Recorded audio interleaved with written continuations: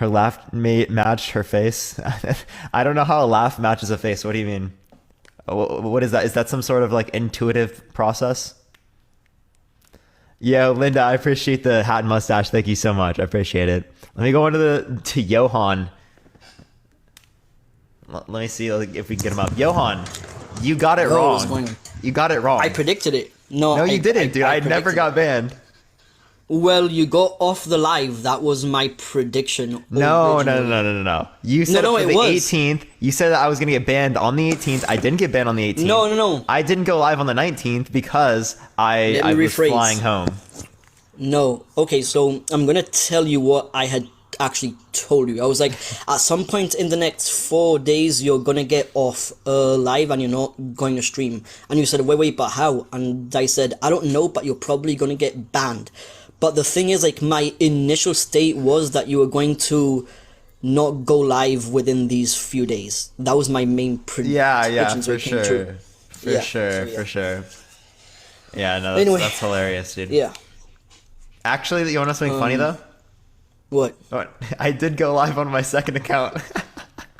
What? No, you didn't. No, you didn't, bro.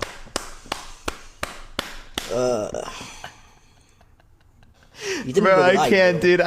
He really thought he had it, chat. He really thought he's like, I got that. I did so good. I can't do it, bro. Okay, Johan, so you think that being gay is immoral? What's going to be the reason? Due to like social and mental health issues that you can run with occupying such a state of mind, like. What?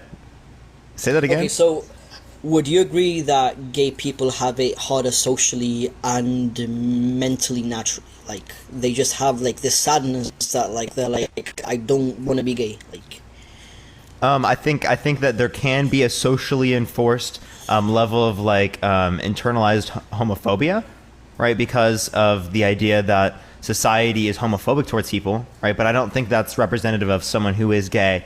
In any sense, that's representative of society doing something wrong. No, but you're not understanding, right? Okay, so let's see we're on the same page here, right? Say that we're both in a scenario where, let's say, like, you're gay, right? And you have a partner, and I have a girl, right? And we both live next to each other, but we never really talk to each other, right? Like, we don't have any contact, anything at all, right? Because now you know the fact that I could birth kids with my girl, right? And you can't birth a kid with your guy, right? And, you know, a new idea has sparked you. And it's an idea that you love, right? But at the same time, you know that it's an idea that you'll never have. And that, to a certain extent, will crush you. Because, like, now you can't use this passion that you've got for men to actually formulate that into a child. Or into a new spread of life. Have you heard of adoption? No, but like, again, no. So we're talking about a scenario here, right? Where we don't even know that we are humans, right? We spawn into a box. There's no society, there's no opinion at all, and it's only us two. We don't know anything, so there's no cultural or society invading here, right? So it's only us two. We haven't heard of anything except the basic stuff of humanity. Then you see that I'm able to procreate with a girl or a female or a woman, right? Okay. Once you know, once you've perceived that, right, you're gonna be stuck thinking over here, oh no, I can't reproduce with a boy. Why did my brain tell me to do that? If something so magical could happen with a straight man, why can't it happen to me? No, bro, like, that's how it works.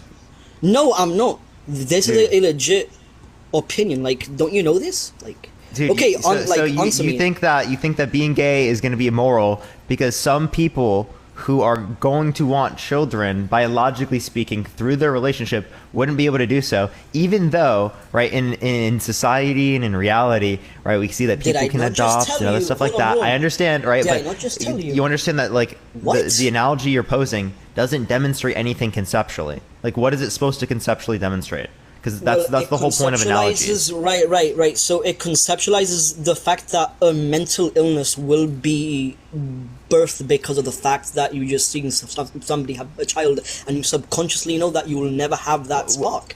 Wait, how do you know that it's mental illness is spawned there?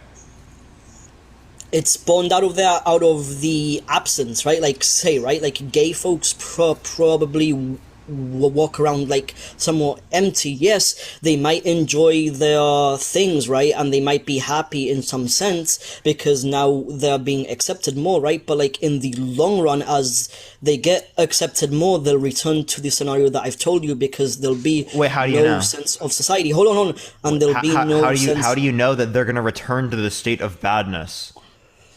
Okay, due to the fact that we are allowing them too much freedom, and this freedom will allow them to like kind of have just like no boundaries in terms of like letting concepts get into their head. Therefore, they'll return into the state of seeing things and perceiving directly, like in that sort of sense. What? And, like, after like Johan, I'm sorry. What do you mean? They have too much freedom. What's wrong with them having freedom to do this?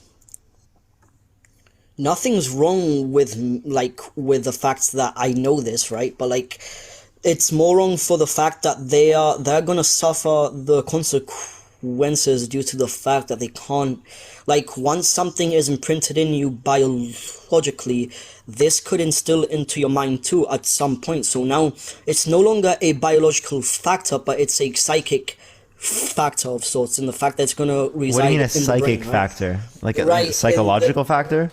Yeah, right, yeah. And so like it'll transfer over, right? So what's going to be the reason why I'm going to believe that there's some sort of psychological impact here, like mental illness? Right. Again, so the reason why this trauma might begin, right? Because once they get their hands on like everything, and they're able to be like very open and very even celebrated because of this, right?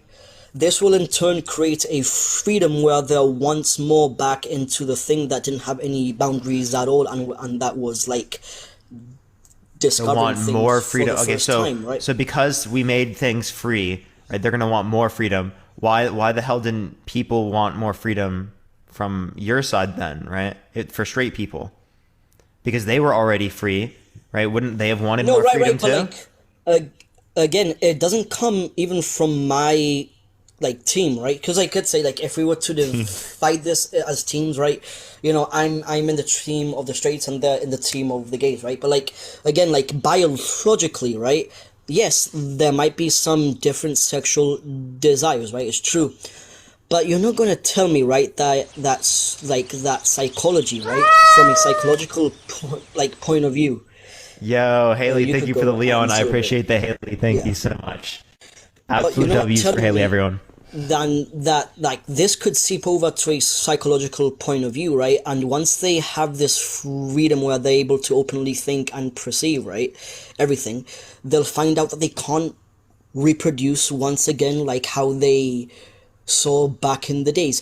You know that back in the days, it wasn't the straight men that were kind of breaking them. Johan, why does not being able themselves. To like?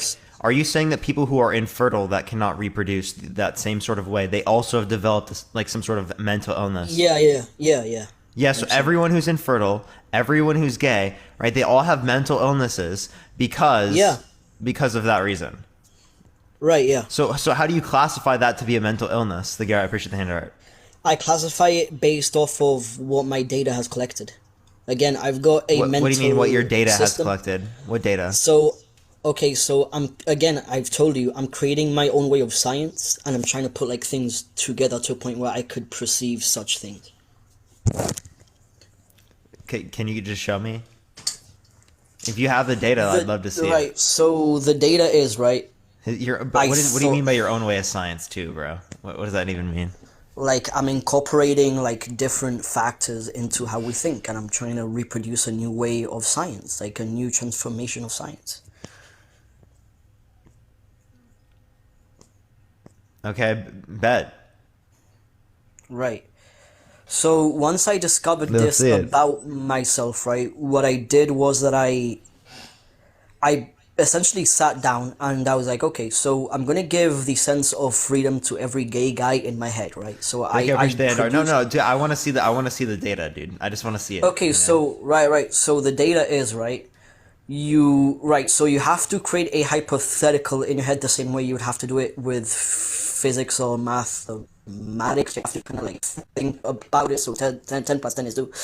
So it would just be like the same exact thing, right? So like again, like we give like, let's say, right, we think about the time when the world didn't have form, right? And what I mean by that is that we didn't know how to categorize things, right? We had these weird things that we were looking forward to, so we couldn't really worry about our sexuality, so we did whatever our senses wanted from us, right? And if you were gay, that meant that you wanted to, fuck a dude, So they enact this at a time where they don't know anything. They don't know what form is what, right?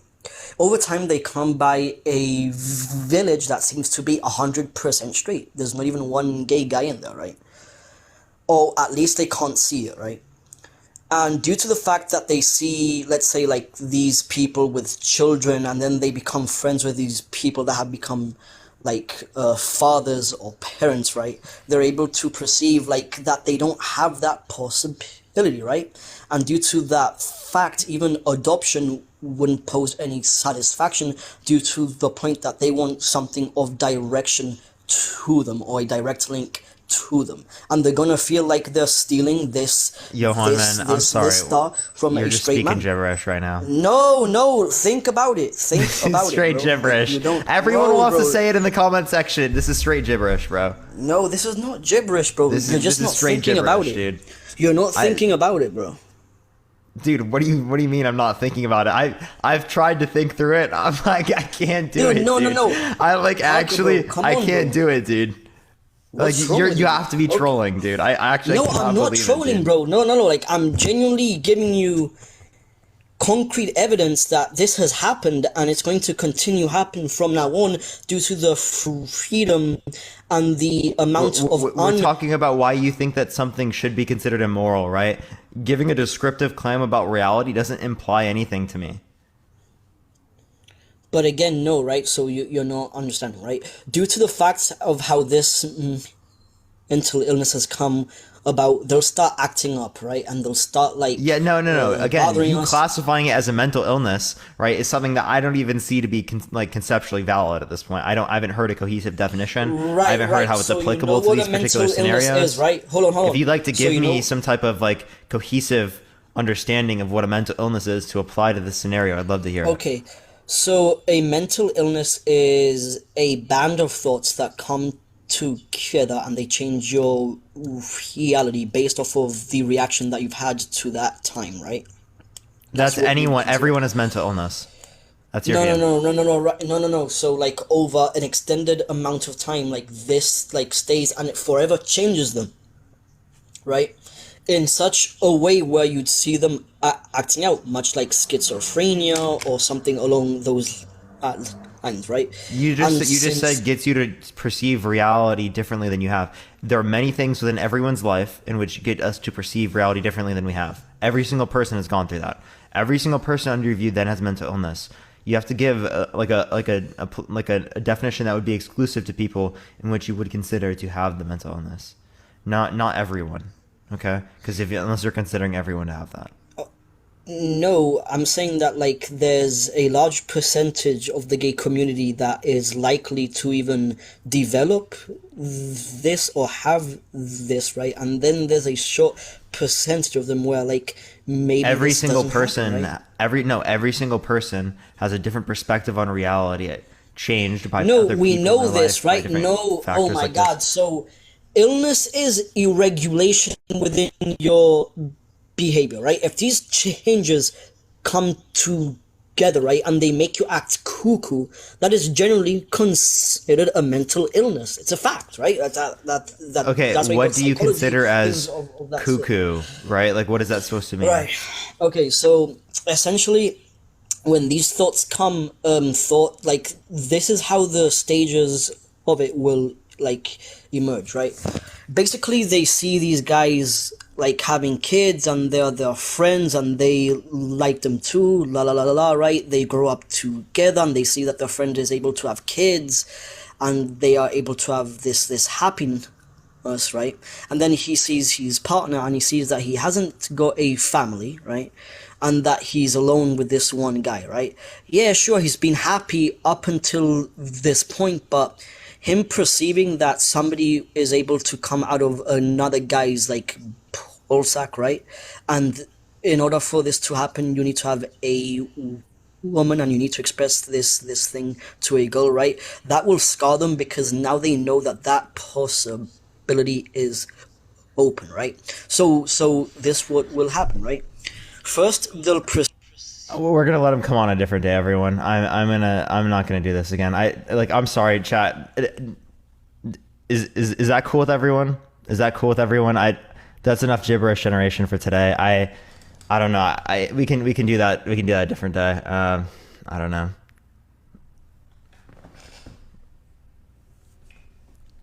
Yeah. Yeah, what's up? Okay. Yeah, what's up? How is this the Kayla that I know? It is Kayla. Wait, I'm trying to turn my camera No on. way. No way. Yes, That's been so long. I haven't seen you in forever. Yeah, I don't know if I can have music in the background, because it does like flag that stuff on TikTok. It's not gonna. Can you hear me though? I'm in the car. Yeah, I do hear you. You know You're not driving, right? You're just in the passenger seat. No, I'm not driving. My man is driving. Yeah. Does anyone remember Kayla in the chat? I remember me. It's been a really long time. It's been months. It's been forever. I haven't seen you on here in forever. But somebody came on my live and was like, "I haven't seen you on Peter's live in forever. You should come." And you still call me Peter. But you know what? I came back with a new perspective, but I'm in the car. So if you want to hear when I get in the house, then I'm gonna rejoin. Yeah, no, I'm down to do that. Just send a guest request back, and I'll make sure to look for you. Okay. Okay, for sure. I'll see you.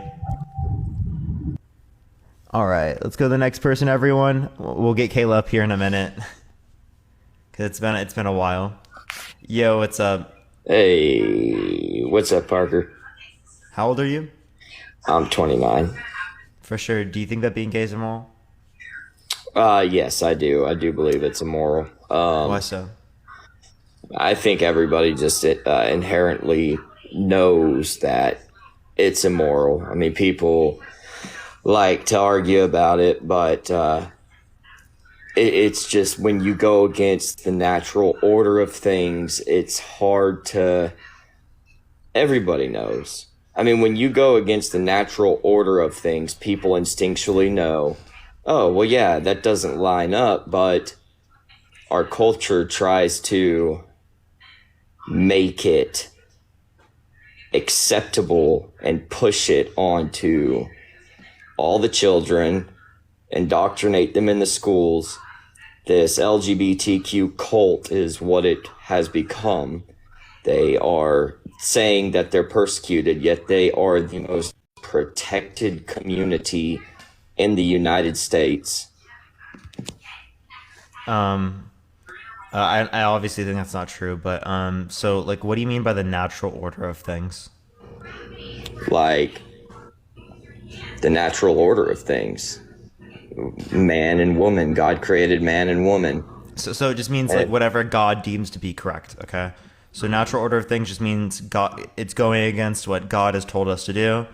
Inherently wrong doesn't necessarily mean that like it's wrong intrinsically, because you would say that, you know, something being wrong, that's dependent upon God saying it's wrong, right? All right, well, look at this. Okay, so I don't know what you mean by inherently wrong there. So and God then says you also are talking about, I want to address all these claims. You also talked about like indoctrination. What's the indoctrination that's going on? Every single thing about the LGBTQ is anti-God. It's hard to say that. That's not true. The rainbow is the sign from Noah are from God, saying that he'll never flood the earth again. It's got 7. Cool guy, I appreciate it. No, that's not Rainbow what I'm has- talking about. So what I'm saying is that someone who is gay, right, as long as they do not engage in gay intercourse, there's nothing that they're doing that's sinful, even considered within the Christian Bible, right? I mean, so if it's you not someone don't- even that's gay under your perspective, right? Under your perspective, it would be the fact that someone is engaging in gay intercourse. Right? But even then, right, there's no basis for the Bible to be accurate in describing, right, what's right and what's wrong. Right? There's no reason for me to accept the Bible has the authority to prescribe that. Well, the Bible is the Word of God. How do you know that? I know that because of my own personal encounters, but I know that because all the amount of archaeological evidence that proves the stories of the Bible. Okay, so we'll talk about personal encounters. One, personal encounters. Do you accept Prophet Muhammad's spiritual experience with the angel Gabriel? Thank you, Nani. I appreciate the galaxy. Thank you so much, Nani. I appreciate it. I think that Muhammad might have been, I think there may have been something to Muhammad, but, Islam didn't even come about until 500 years after Christianity. He's trying to say that, Jesus is mentioned more in the Quran than he is in he's mentioned more in the Quran than he is Muhammad. And they believe that Jesus is still alive. I don't know if that's true, but this isn't really getting to what we're saying here, though, right? Just because Islam came after Christianity doesn't mean it's wrong. As Christianity came after Hinduism, it came after Judaism, right? So that's not going to indicate whether or not it's true or false, as that would be then held to your view. So I'm confused, right? Just because there's a personal encounter doesn't mean you're going to accept all the conditions of that personal encounter. That's why you're not accepting exactly what type of personal encounter it was for Prophet Muhammad. So in the same way that you don't accept that, right, I could do the exact same thing when it relates to other types of spiritual experiences. Because ultimately speaking, to me, what differentiates these two different experiences? That means that one is valid, whereas the other one is invalid. Yeah, I mean, I get what you're saying. You went the long way about it. I mean, I feel like we could have summed that up in one sentence, but it gets kind of confusing when you go on the rants. It's like, okay, well, I get what you're saying, but it's too much. But can you tell me anything I just said? Yeah, you're just saying that just because of my personal experiences doesn't mean that people's experiences with Muhammad aren't real either. There's no, that's not my claim, right? So my claim is that if you don't consider the particular experiences of Muhammad to be truthfully accurate, well, then I can do the exact same thing to your view, as I see no distinction between that type of experience and the experience that you say that you've encountered. Yeah, I get what you're saying. Okay. Mm-hmm. I mean, personal encounters aren't going to prove anything. It's my personal encounter, but... Okay, so let's move to the archaeological evidence then. Right, so what archaeological evidence is there? Sodom and Gomorrah. You can go to... Can that be naturalistically explained? No, it can't, because... Oh, it can. It's you can explain it by meteorites. Thank you, I appreciate the crown. Thank you so much. It can naturally occur on the Earth as well. It would have had to have been a gigantic asteroid, I guess what you're saying, would have caused it, but it's just the thing is there's too many things that line up.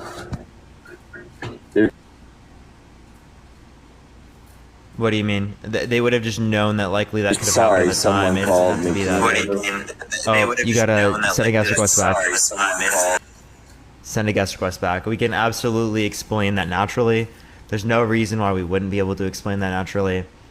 This doesn't mean that there's some type of supernatural evidence justified in the Bible. Yo, Teishi, I appreciate the hand art. Thank you so much. So, this is the thing about it, is you're going to find what you're looking for. If you're trying to find, to disprove God, that's what you're going to find. If you're going to look towards,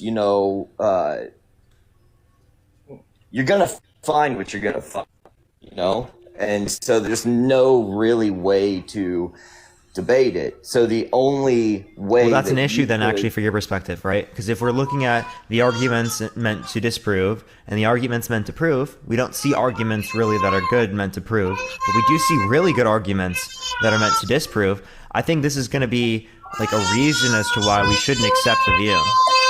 Come here, buddy. Hey. Nani, I appreciate the shiny air balloon. Thank you so much. Do you want to do this later? Sorry. You should deal with your kid. Give me 1 second. He'll stop. No, Chris. Go deal with your kid. You can come back later. Don't worry. What's wrong? He's done. Okay. See ya. Well, you can come back later. Just send a guest request back. Deal with the child. Everyone tap the screen. Let's try to get to 150,000 likes. If you disagree, send a guest request right now. We're going to go on to the next person here in the meantime. KAYLA can't come up today. I was just about to accept her up, but she can't, apparently. Let me go on to the next person, though, everyone. Parker, you don't be having no facts? Well, for what? Andy, I appreciate the hand art. Thank you so much. What's up? How old are you? I'm 19. For sure. Do you think that being gay is immoral? Yeah, I do, because it goes against the natural way of things. What is it? What is the natural way of things? What is that supposed to mean? Men and women should be together, not men and men. Well, okay, so you're just saying like what should be the case, Yeah. okay? Why should that be the case? Because it was made like that. For men and women to procreate, just like how being incest is wrong.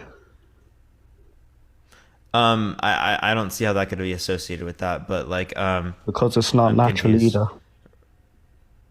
So what by natural you're just saying is it's wrong, okay? Yeah. So okay, you just consider other things wrong. You're saying it's wrong in the same sort of context. What I'm asking is why it's considered wrong, because you're saying that men and women are supposed to be together because of reproduction, right? I can then ask, is it wrong for someone to engage in intercourse with someone who's infertile? No, because that's still natural. It's a man and a woman. But it doesn't end in reproduction, so it's not off the basis of I'm not reproduction talking about anymore. reproduction. It's off the. I'm not you talking were about actually. reproduction. No, I wasn't. I was saying a man and man because it's unnatural, not about reproduction. Yeah. So why is it considered bad under your view? Because it's unnatural. unnatural. The same way why No, incest is unnatural just means bad. So why is it considered bad? For the same reason why incest is bad. No, you're just saying because it's bad. That's a question. Okay, so do you think incest is okay?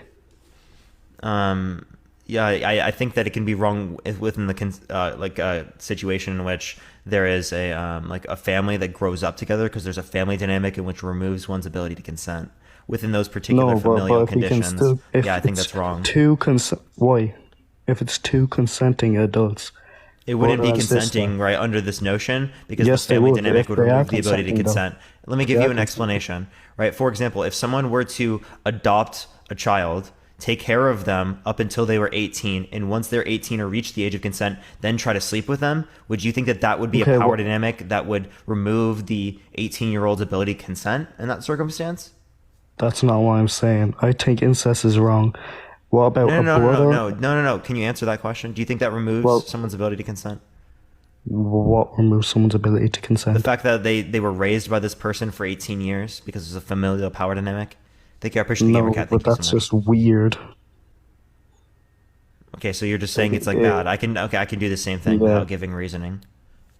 Do you think? appreciate the hand message. No, you need to answer my question. Do you think a brother and sister, if they're both adults and consenting, do you think that's okay? No, because there's a familial power dynamic that removes one's ability. It's not, because it's not a parent. There is no power. I don't think between it a brother necessarily and has to be a sister. parent. I think that same sort of relation exists with siblings. Well, you're wrong. What am I wrong on? Because there's no power dynamic. How is there a power dynamic between siblings? Because they grew up together, because they're constantly around each other. Okay, because of the so- types of expectations that you place upon So family if members. I knew a girl from when I was like 3 years old, and then I get with her earlier or later on in life, is that wrong then? There's no familial power dynamic that exists there. Why? Why not? If I knew her the same amount of time. Oh, if you knew her from 3 to 16. I Or thought you like just meant 3 like to, at 3 years just when old, you're older. you were around each other, and then later on. No, like your whole life. Yeah, if you were together like your whole life in the same household, the same family structure, yes. No, but like not the same household. Like, what's the house? Different household that has different types of expectations and stuff. Yo, Jessica, thank you for the subscription. I appreciate it. Thank you so much, Jessica. It's obviously weird to get with your sister and incest. Yeah, because of this familial. But I'm saying that the reason here is because of this familial power dynamic. What do you mean familiar power dynamic? Familial, like family power dynamic. Oh yeah, yeah.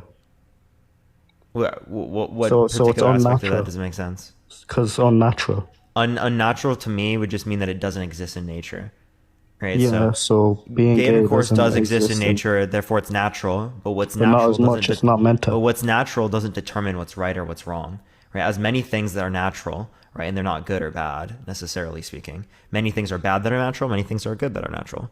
Thank you. I appreciate the meteor shower. Thank you so much, the man. I appreciate it. Thank you so much. Okay. Good point. Bye.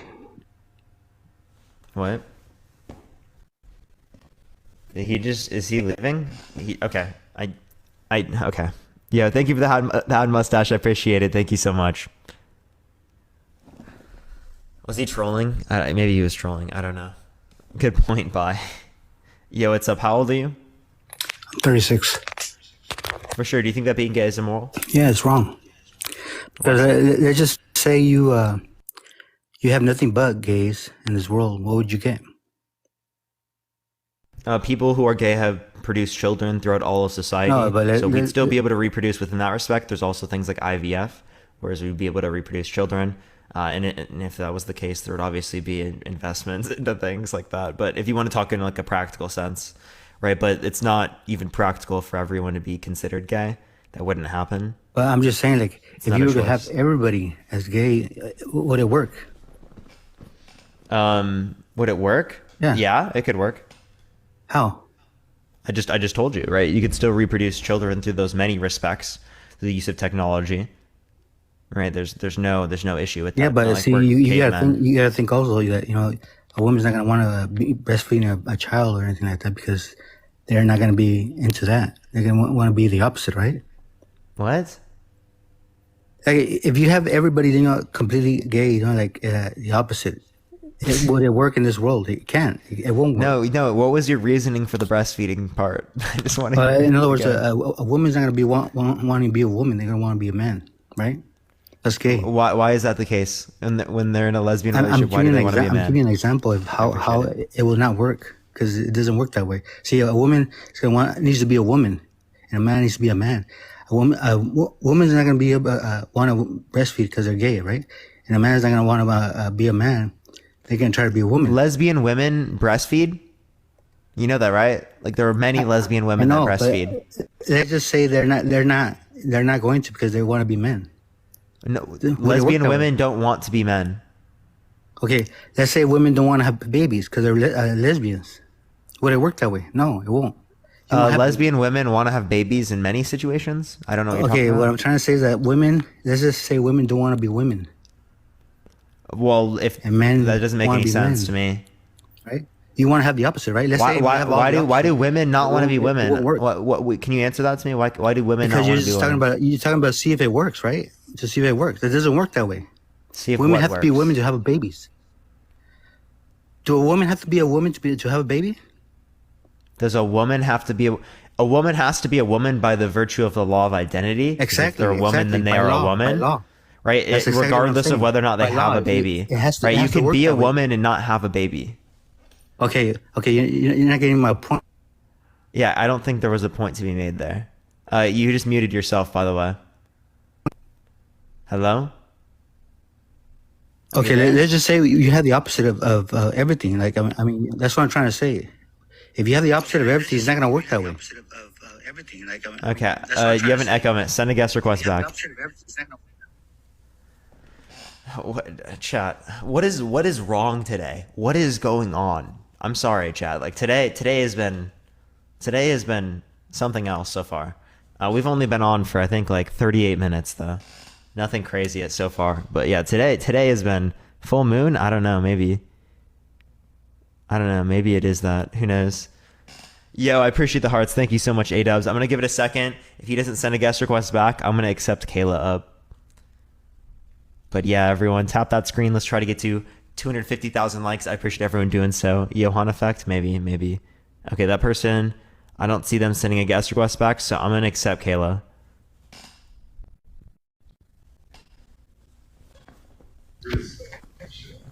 What's up, KAYLA? Peter Parker. What's good? So it's been a while since we've had this type of conversation. You said your beliefs have changed. What's going on? Not necessarily, just the way that I plan on explaining my point of view. Like, obviously, the spiritual aspects doesn't work with you. I realize, like, you're more logical. So, like the guy that just got off and he asked about, do you think that incest is wrong? Do you think that pedophilia is wrong? Yes? You think it's Obviously, immoral, right? yes. Why do Yeah, you think very that much. it's immoral? Because minors cannot consent. Why can't minors consent? Because they don't have the rational capacities to And be with consent older to adults. what? To sex or to intercourse with adults, right? As there's a power dynamic that exists between the mental capacities between an adult and between a child that would remove the child's ability to consent, as we'd see in many other scenarios that exist. Okay, so I'm not arguing that. I'm actually saying it to support my claim. I think that morality and immorality is subjective to who you are as an individual. So the last time we talked about this, I threw the Bible at you, all the scriptures about why I believe that being gay was immoral. And you came with all your logical claims about why you believe that it's not immoral. And what I think is that it is simply subjective to who you are as a person. I don't think it's, because I could say that it's not wrong. And I believe that it is. I could back it up with why I believe it's wrong or why I believe it's not wrong. And you could totally not agree, just the same way we get on here and have these debates. So I think that it's more about who you are and what you believe. I believe that people's limited beliefs, that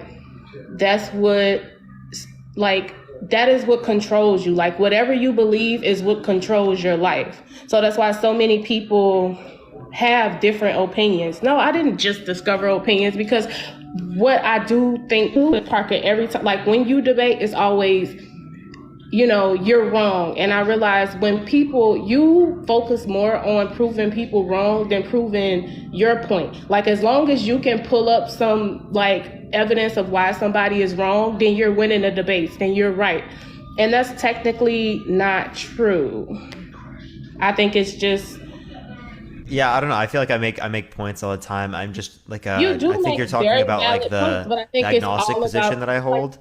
Go ahead. Standard. Thank you so much. There isn't really a position to necessarily hold to there, but I do actually run arguments of simplicity. Thank you, I have the superpower. I appreciate it. Thank you for the hand heart. And those arguments of simplicity are theoretical comparisons between a naturalist view and a theist view. So, I mean, I do posit claims even when it relates to the God arguments.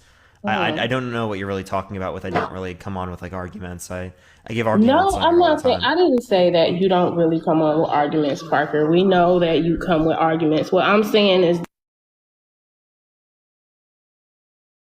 she's my phone is paused. on dead.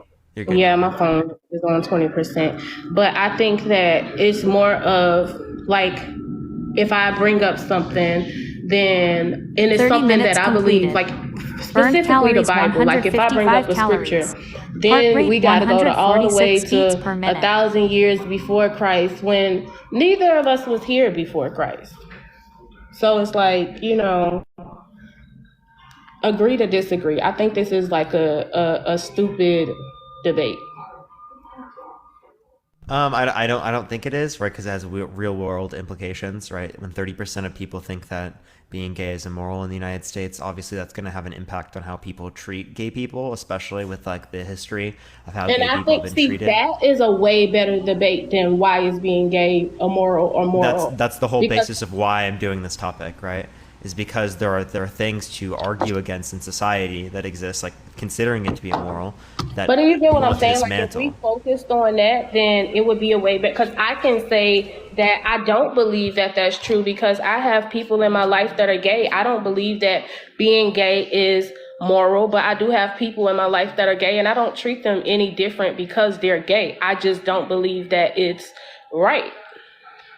Yeah. So the basis of not considering it to be right then leads to these types of bad things happening, right? That we see around the world where gay people are discriminated against, where historically gay people are discriminated against, where we see today where gay people are still discriminated against. The basis of those claims comes from the idea that it would be immoral, or that there would be something wrong with it. Black friends. But what I'm saying, Parker, is that it goes back to what I'm saying. Like, it's all about who you are and what you believe, because everybody that doesn't like believe that being gay is a moral, they're not out here like on a we hate gay people train. Like, we don't really care. Like, some people really don't care. I think whether people care or not depends on who they are and how they're affected by people being gay. Like I just said, so many people like I have a gay best friend. Like, you know, people are gay, like, but that don't mean that we don't accept them just because we don't believe what they believe. Yeah, I'm not saying that every single person who considers it to be immoral is going to do something that involves hatred or violence towards gay people. What I'm saying is it primes people for the hatred and the violence towards gay people. How does it prime people for that? Thank you. I appreciate the subscription. Thank you so much. In the same way that like scapegoating Jewish people near the Holocaust was also meant to make it easier to say that we should be able to treat Jewish people in this bad way, right? It's about the idea of considering them to be a different type of class or bad, distinct from you, is meant to be used towards like discrimination, right? So the argument is that if we attack this idea of considering them different, there's really going to be no basis to distinguish gay people from the rest of everyone else, to be able to say that we should discriminate against gay people, but not discriminate against everyone else. Does that make sense? So if we're going to push this whole, for the people think, why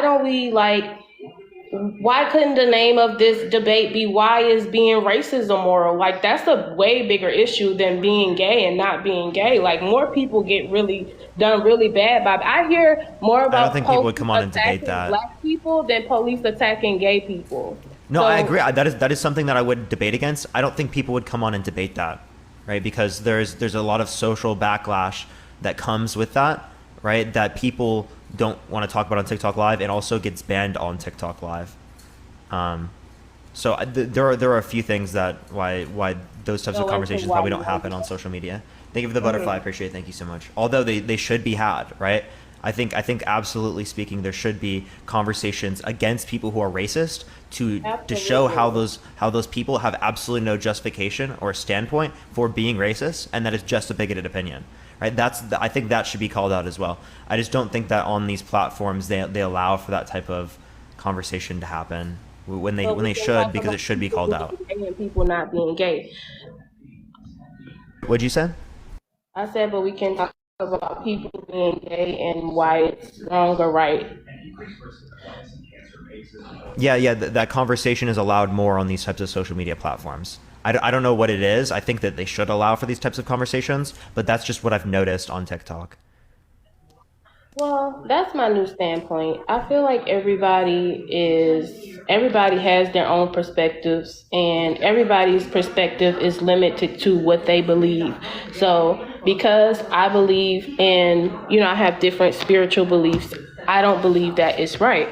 And I've got on here before a million times and expressed that, but that doesn't mean that I will treat people any less than a person.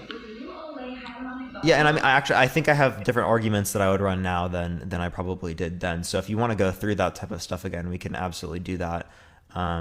Maybe I could have something that would convince you otherwise, but because somebody, what actually made me think about somebody said, so you're just hiding it. No, it's because I really genuinely don't have no ill feelings in my heart towards nobody. And that's why I say, like, it matters a lot who the person is. Like, we can have these conversations all day, but the reality is that everybody is different. Everybody's perspective of life and people is different. So where, you know, it's people that tweak out when they see gay people, and it's people that's just like, oh, just another person, but they're gay.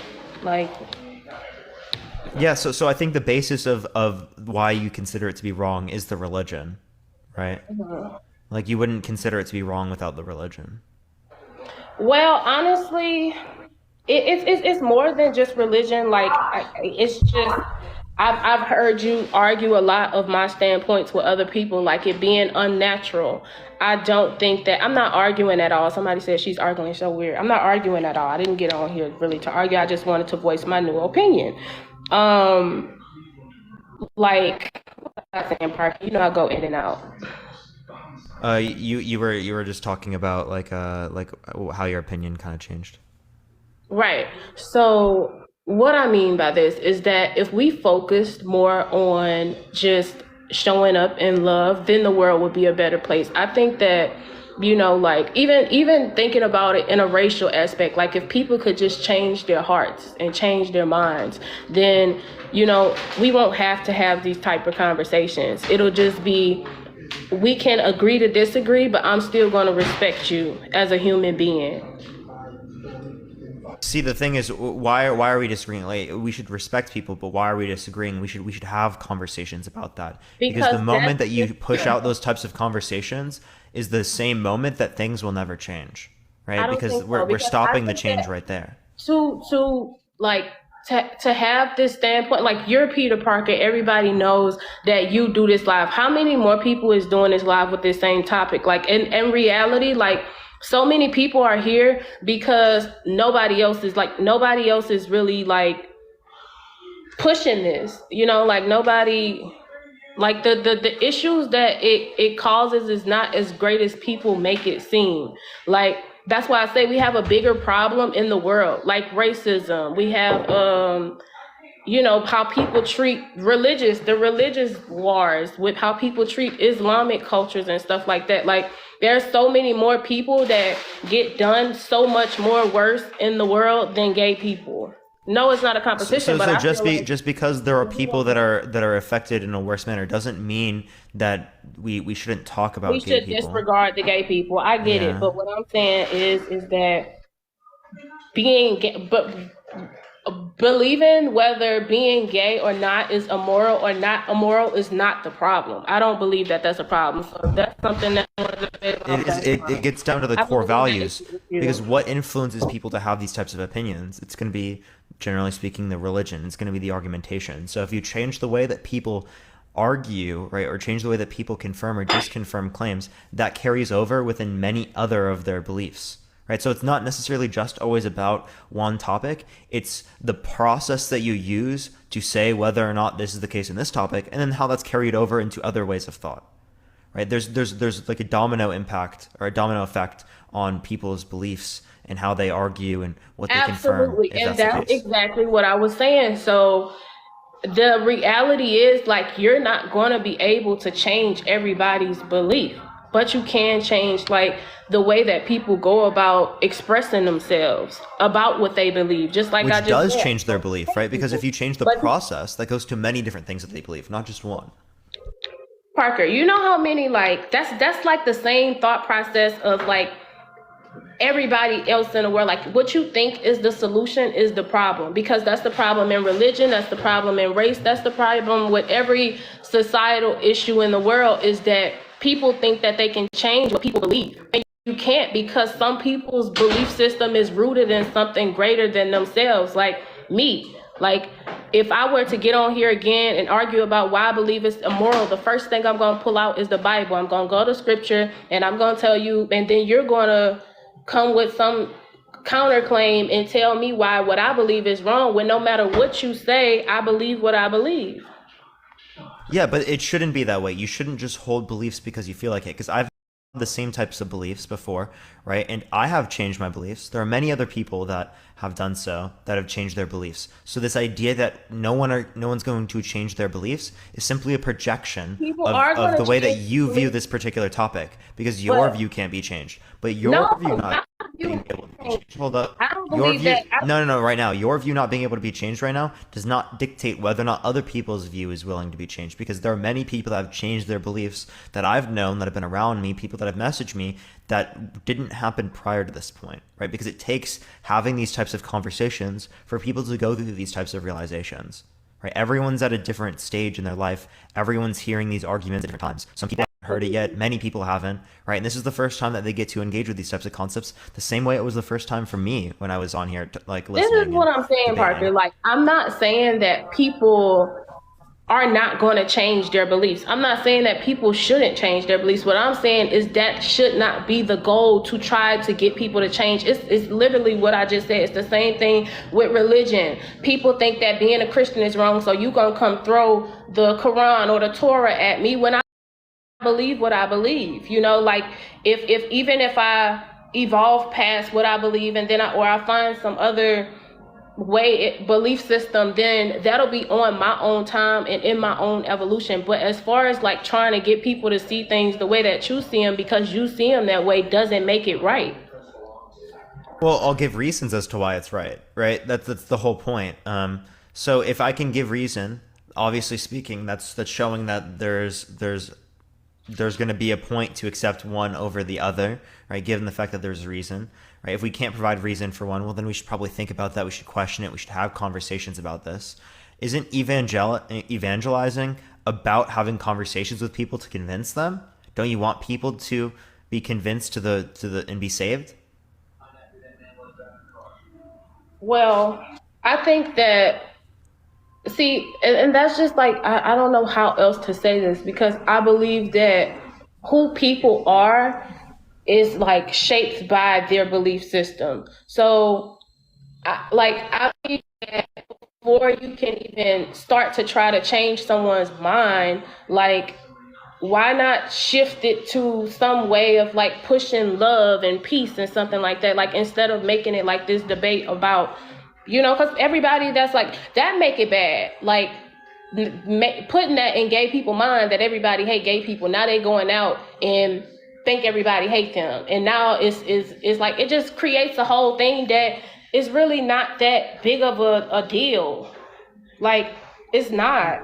No, it's not that everyone hates them, and it is a big deal. It is a big deal for people in society to hold beliefs in which are solely unjustified, as that's also the basis for different types of discrimination to occur. Well, why discrimination relies upon us not being reasonable, not having critical thought processes to be able to stop these different types of beliefs from manifesting in society. Get killed. Like, black people get killed all day by people that are supposed to protect them. Like, do you know how hard it is for a black man to live in America, to walk outside his door and like have to wonder if somebody's gonna like shoot him, or if he get pulled over, if he's gonna die when he put out, like, that's real. And that's a whole nother thing that we agree with is also something that needs to be addressed. No matter where a black man goes in the world, he's a black man. That's not the same for gay people. So what I'm saying is, we have bigger issues. Wait, that doesn't make any sense. No matter where in the world someone goes, they're going to be gay. Yeah, they're going to be gay, but they're not going to be like treated as if they're gay everywhere. Some places love gay people, some places don't, some people don't care. But black people, we're always treated as black people. Wait, but there are places in the world in which people who are black are treated, right, in ways in which aren't considered bad, right?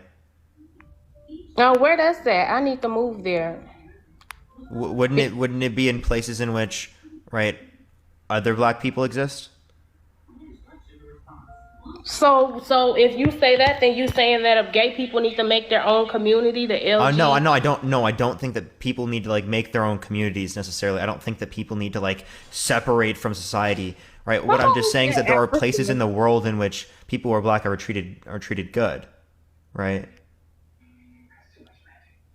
I don't know. There's also gay black people. There are gay black people, but that's not the argument. Like, basically what I'm saying is that I don't think why being gay, being immoral is important. I don't Yeah, understand why. it's gonna get to the basis of your values, right? Like I can give. Do you want me to give you arguments that would relate to why you hold the belief in the first place? Well, we've had these arguments. We actually haven't. Some of these things I haven't gone through with you. Okay, yeah, sure, let's hear it. Yeah, if you want it. Okay. Do you believe that God is perfect? Oh my gosh, we've had this argument before, Peter, and you bring this out every time. Like this is like your golden thing to bring out. No, like no, no. There's a new perspective that I have to argue this one. We've had this No, conversation. no. Probably when I wasn't as good at like expressing it. I don't think I want to go there because I feel like we had this, and I think that I'll give you like one sort of standpoint. It's literally just right. If God is a perfect creator, that's going to entail that there is a perfect creation. Parker, right? can you tell these people that you got your Parker name from Spider-Man? Because when I say my name is Parker. But remember, I called you and I was like, it's Peter Parker. Like I didn't know that you put it on your handle. Oh, Peter Parker get a job. That was other people called me Peter prior to that point. People always do. Okay, that. well they don't get the Spider-Man. joke, so y'all shut up. But my second account name is now Parker Get a Bible. So. Okay, I like that. Okay, we getting somewhere. No, that Jamal came up with that one. That was funny. So I had to make it my. Oh, how is he? Is he on here? He hasn't been on very much, but he's been doing fine recently. I heard. I've never heard his views about this. With him being like, you told me, have you been to the Bible he's study with him? Yeah, no, I haven't yet. He hasn't messaged me. Oh, that was months ago. That was the beginning of the year, Parker. I know, and he still doesn't want to do Bible study. So it's crazy. He does, because he feels like you're going to argue everything that he says. Like honestly, I believe that like, especially like when you're a spiritual person, like everything is not carnally, like everything is not logically. Like in the Bible, it says, faith is the substance of things hoped for, the evidence of things not seen. So that means that faith is the evidence. Like even if like, wait, substance of things hoped for. So if I just hope that God exists, am I saved because I have faith? Because I don't have to believe to have hope. The things hoped for and the evidence of things not seen. If you're gonna say it, say the whole thing. And it's very true. It's just like if you go outside and you think about a yellow car, you're gonna start seeing yellow cars everywhere. It's just like TikTok when you start to scroll and it starts to learn your algorithm. So if I believe in whatever I believe in, it manifests in my life. That's basically what that scripture means. Like No. You said the substance of things hoped for. So if I just hope that Christianity is true, right? Even though I'm atheist, right? I'm saved because I have faith. You know what? You say it like really like bad, but if you're going to say it like that, then yeah, because the idea is that once you plant that seed in your mind that, hey, I believe in, you have to genuinely but want to believe in it. I believe that God is real. Then God is going to start giving you like evidence of him being real. Just like the analogy I just made with the car. Like once it's in your mind, like the physical aspects of everything has to yield to that. So until you are like in that spiritual place though, you won't be able to understand that. Like, and that's the same thing I explained to you last time. Like everything is logic. It gotta be in a book. It gotta be this, it gotta be that. And then even when it's in a book, it's not the book that you want to read. So it's like, it's just, Wait, so where do we get the belief part, right? If I'm saved while being an atheist, there's no reason to be Christian. Well, that's a whole nother conversation. Or are you saying that atheism and Christianity is somehow compatible? Peter, because if it's just what I hope for, that I don't have to believe it, you know? No, because you have to have faith in it to believe it. In order to believe in the future, but to like manifest. Okay, so you just faith is just having the hope though, and I'm saved by faith, right? No, it's not having a hope. It's the substance of the hope. So it's the bulk of the hope. It's the thing that makes the thing real. You won't understand it because you don't live your life by faith, but I do. So like I don't know. Like. Well, I'm just questioning the idea of is there actually something that you have to believe here, right? Because if I don't have to believe, then I can be saved.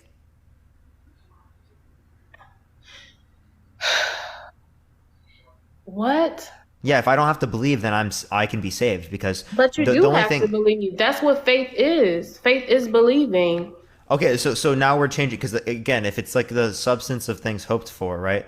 That just gets relation to hope, not necessarily. Thank you, I appreciate the butterflies. And Thank you so see, much. It that's doesn't necessarily something relate else to that you belief. do. Like now you are changing everything up. Like the fact that it says faith is the substance of things hoped for. Like how do you not make that means it's what you believe. That's literally what it means. Like I if you can't process it that way, then I don't know. I don't know. I interpret that to mean that like it's gonna be relating to like things that you hope for. So how do you live your life? Like how do you like you just go day by day, like you don't have any like aspirations or anything? Oh, I have aspirations. Or I have many aspirations. They just don't necessarily relate to a god. Okay.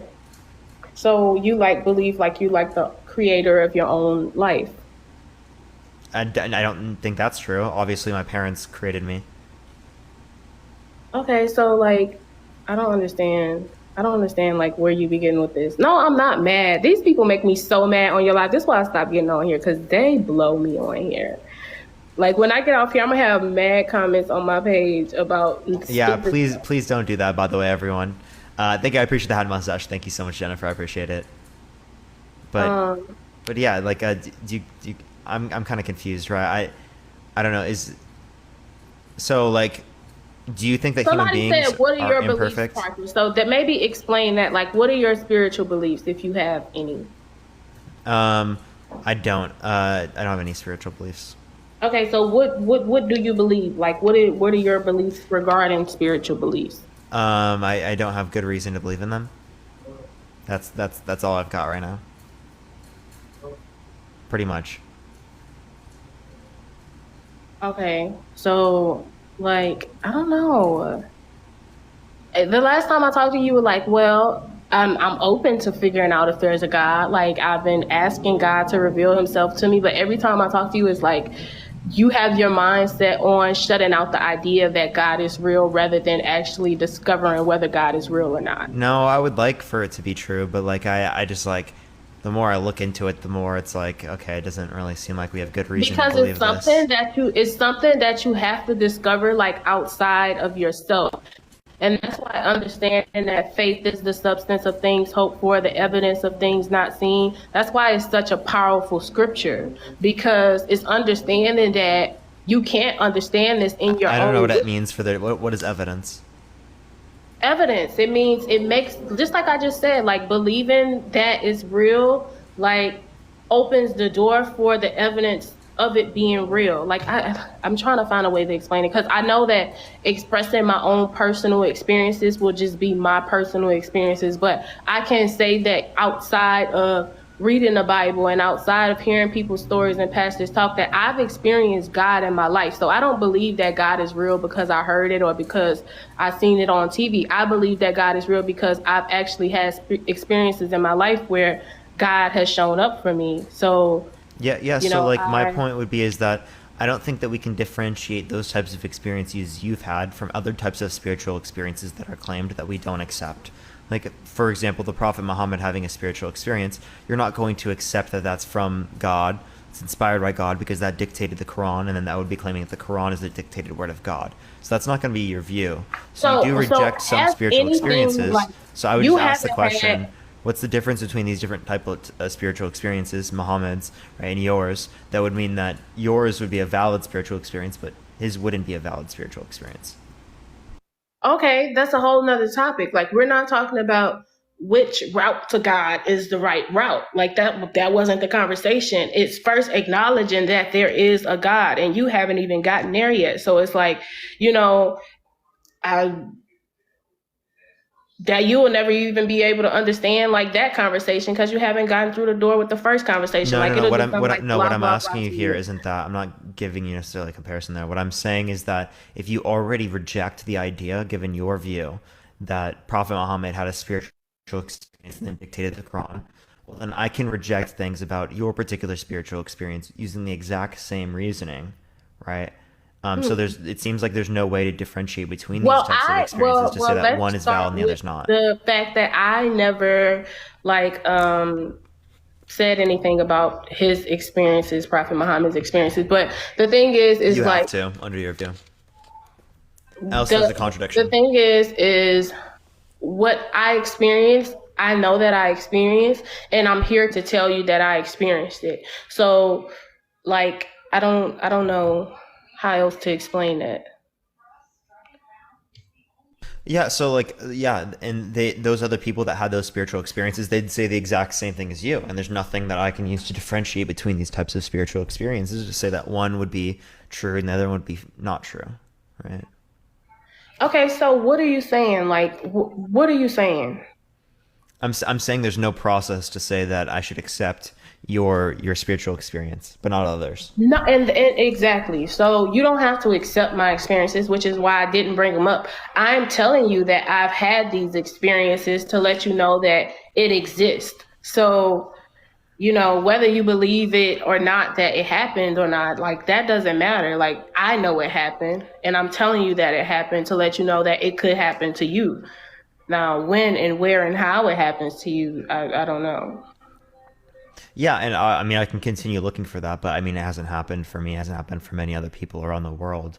So my point would be is that if there is a God giving evidence to people through these different types of spiritual experiences, and that's the thing, like, why, if they came down to the earth, and people around the world, like, first of all, like your mind is not even open to this happening to you, like to like God being revealed in your life, because it's not like, I don't know if you waiting for like some grand thing to happen, like something, and then you'll be like, oh, God is real. But it's the really small things, like, you know, okay, there was this accident, like, okay, so this is an accident, something that happened, like a plane accident, and that's not a small thing.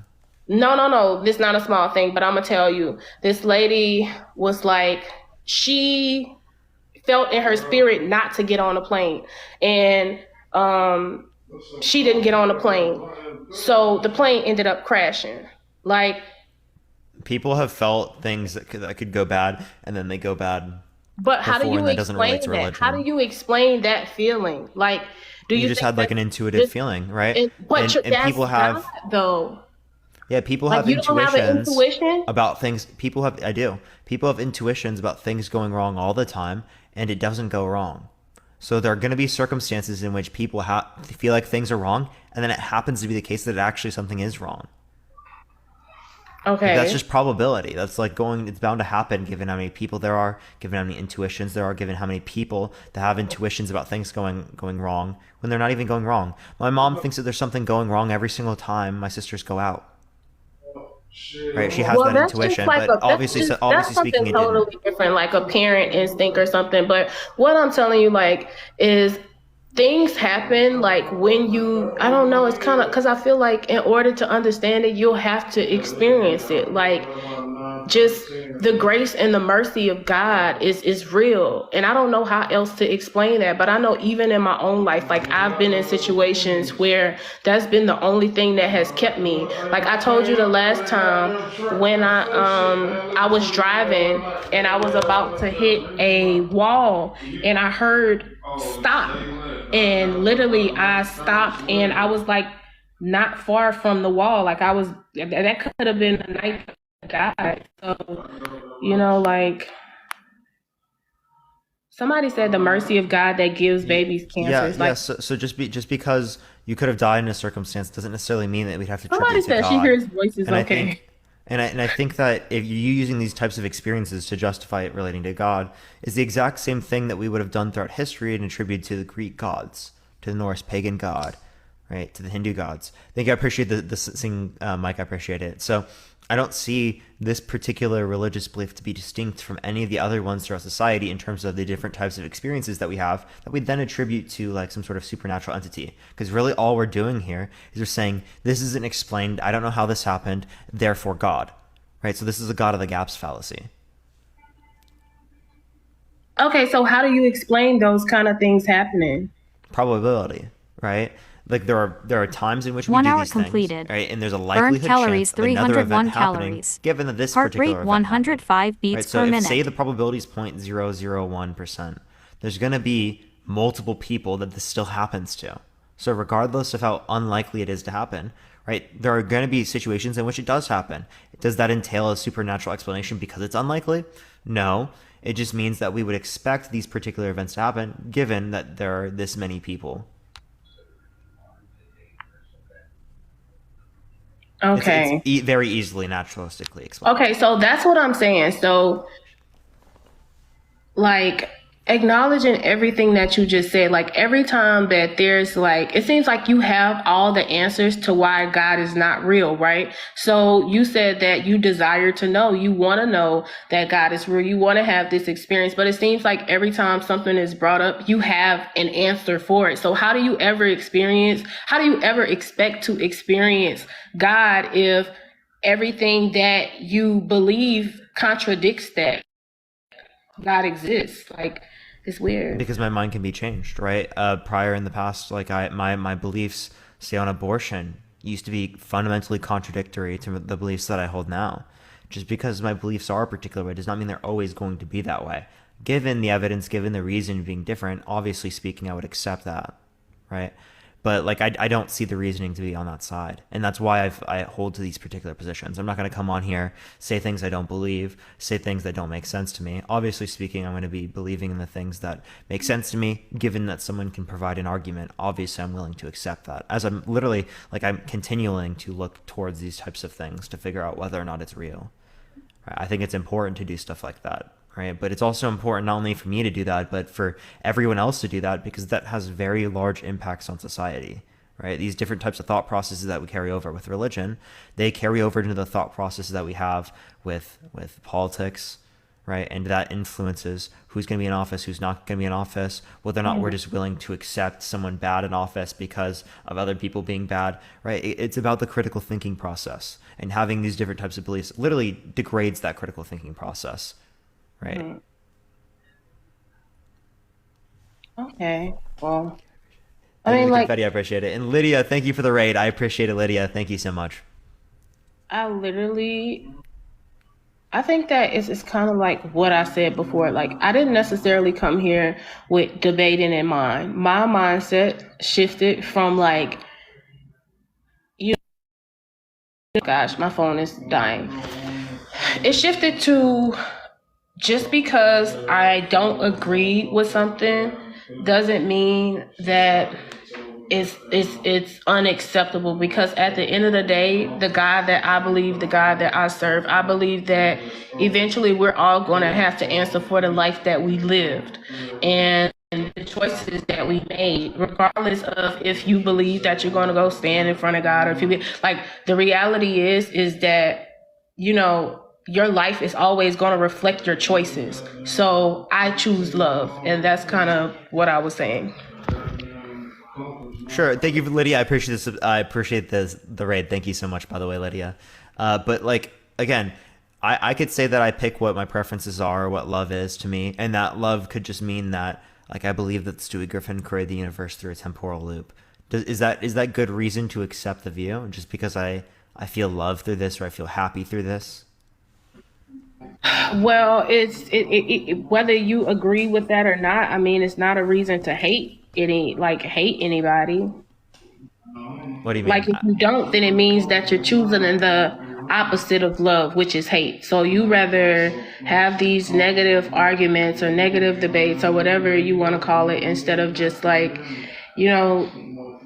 saying, well, this is what it is. This is what life is. Everybody has different perspectives. If you think that you are going to change the world, good luck. Because it's, for one, you're one person with one perspective and your own experiences, and everybody else is so different. We all have our own lives that we live that has shaped us into the people that we are and the things that we believe. So I'd rather try to push a different message rather than trying to destruct what's already being made into something that's really nothing. I'm rambling, but I know what I'm trying to say. Didn't they say the same thing to almost everyone throughout history? What? Right. Every single person that had any type of influence on society, the same thing was said to that person. right? And this kind Somebody of thought said process. push your own vision. I actually do push my own message. My podcast is Girl with a Purpose, and we reached 10K So listeners. you do think that you can change things with your podcast, else you would see no purpose from that podcast.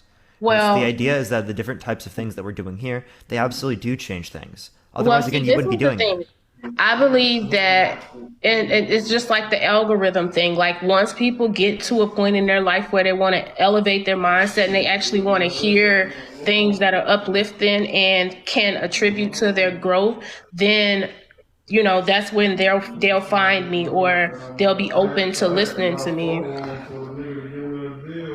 Yeah. So, but like the thing is that you also have to show that exact same process, right? You have to also be willing to be open and listening to the other side.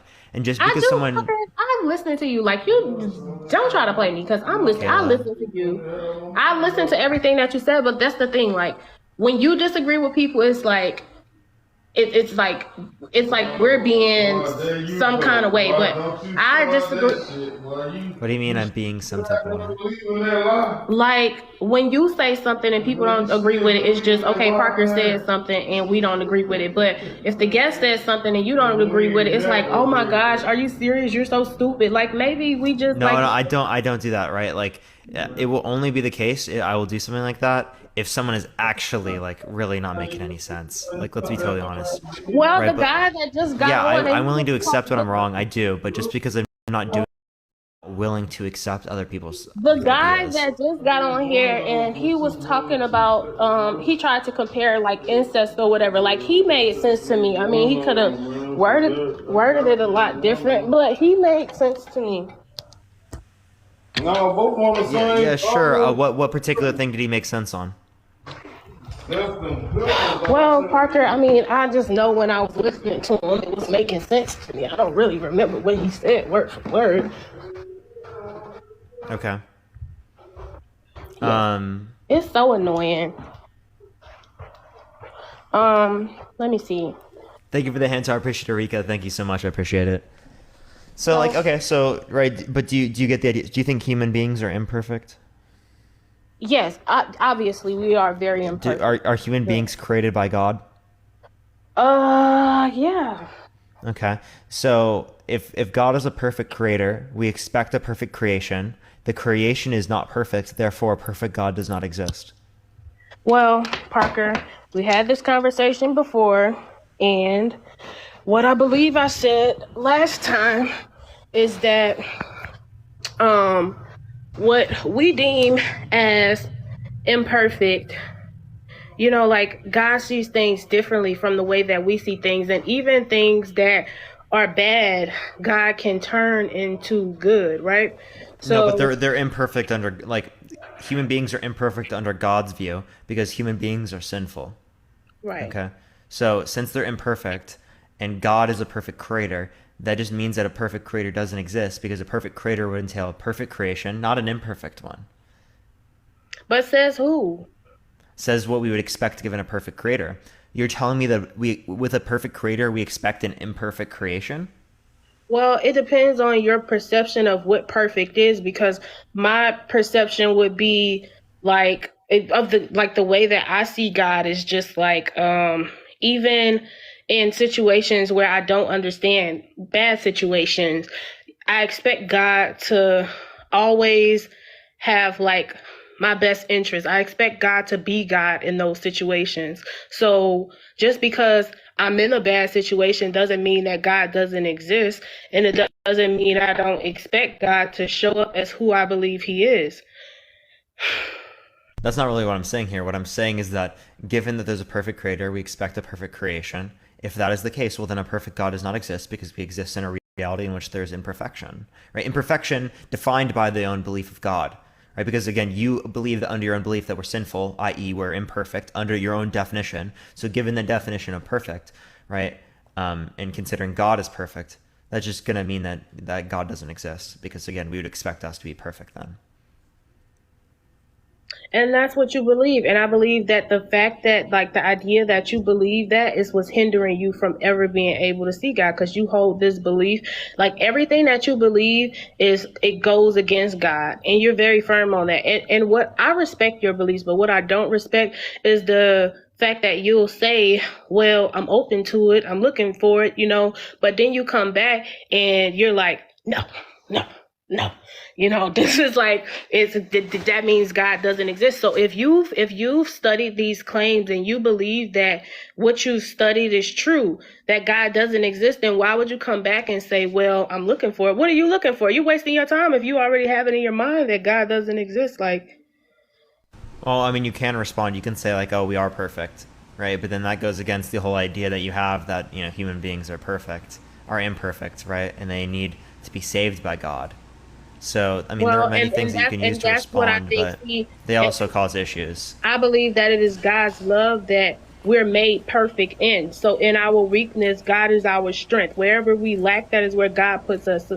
That is where God picks us up. So I don't think that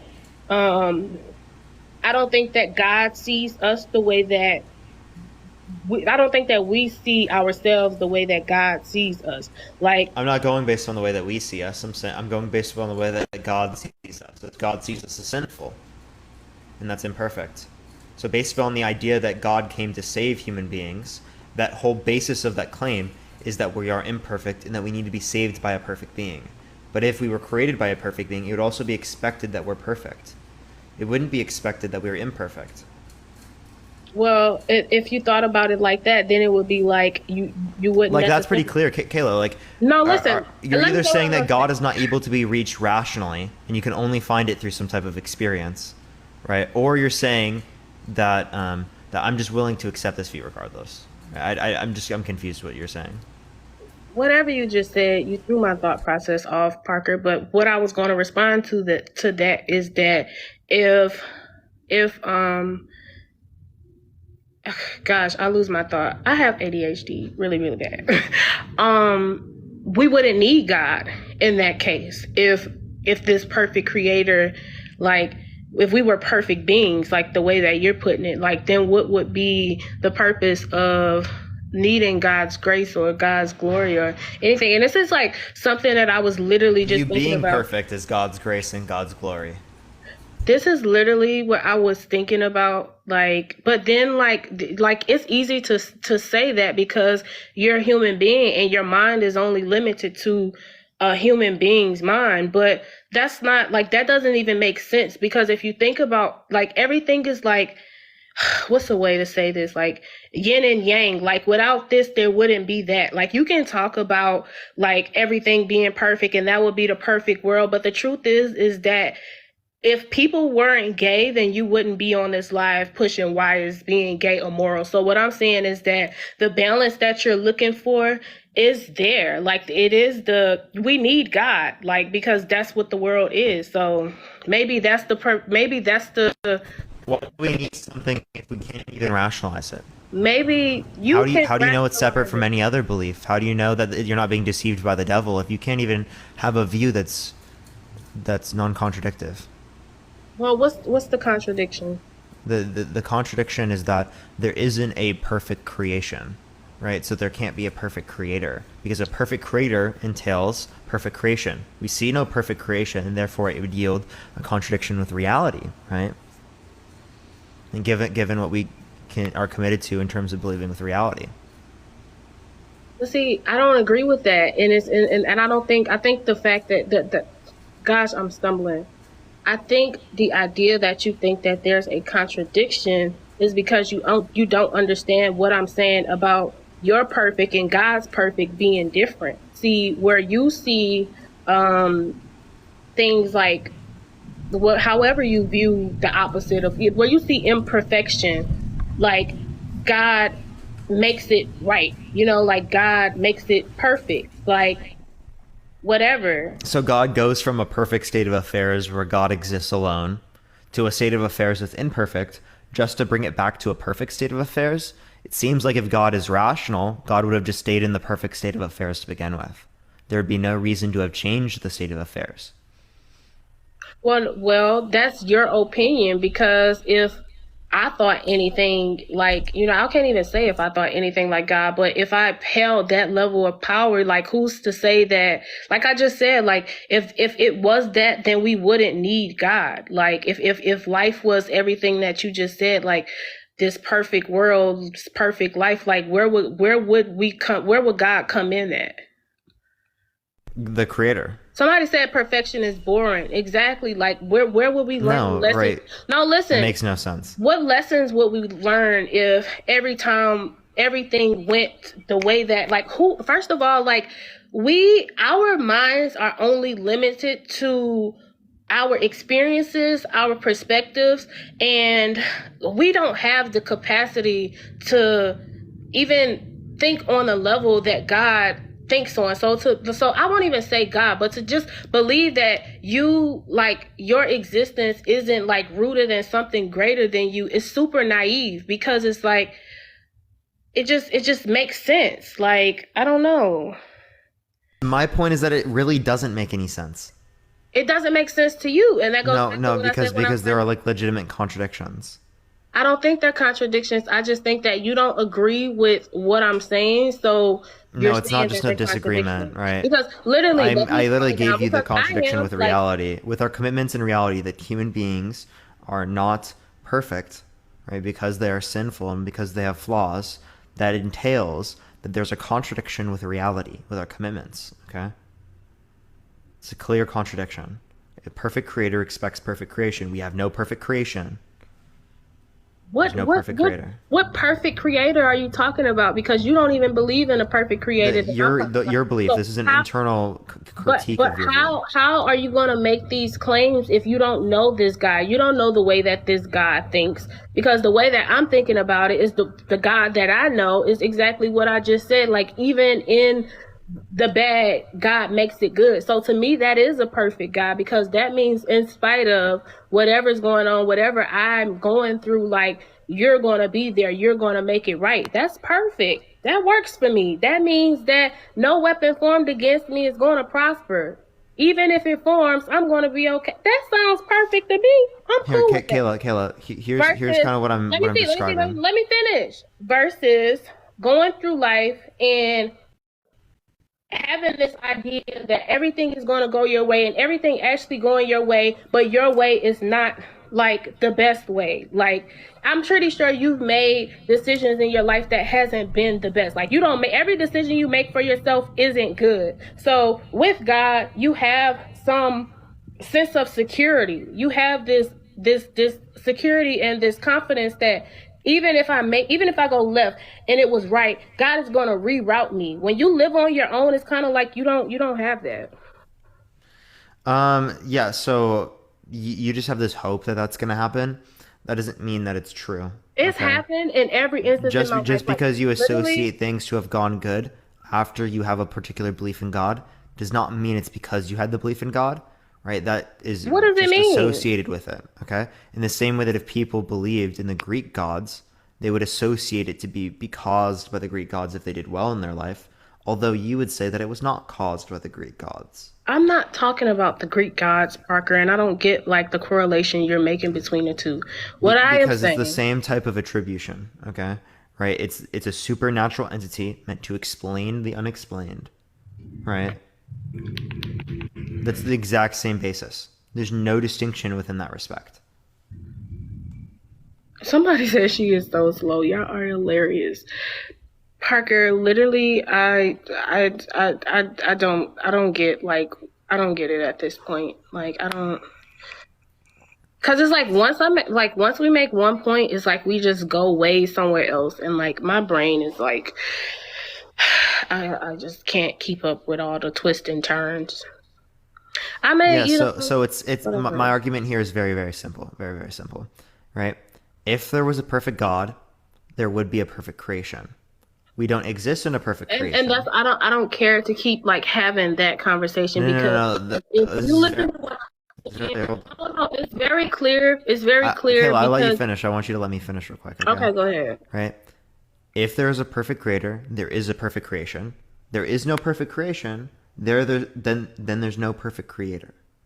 Okay? Because if there was a perfect creator, there would be a perfect creation.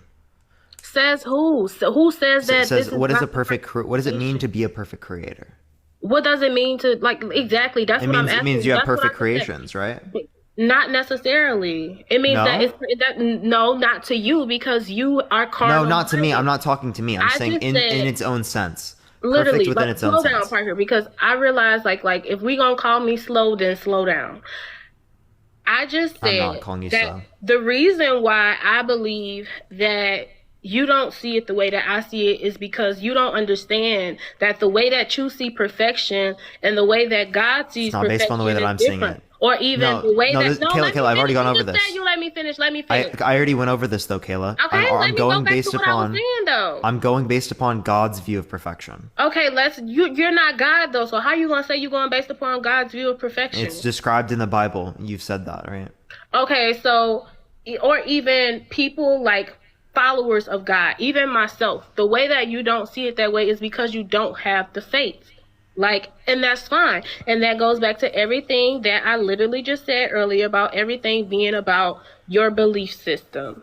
So y'all can call me slow or whatever, but I feel like the people that like get it, they get it. Like, it's literally like I've given like examples and everything. Like, I don't understand.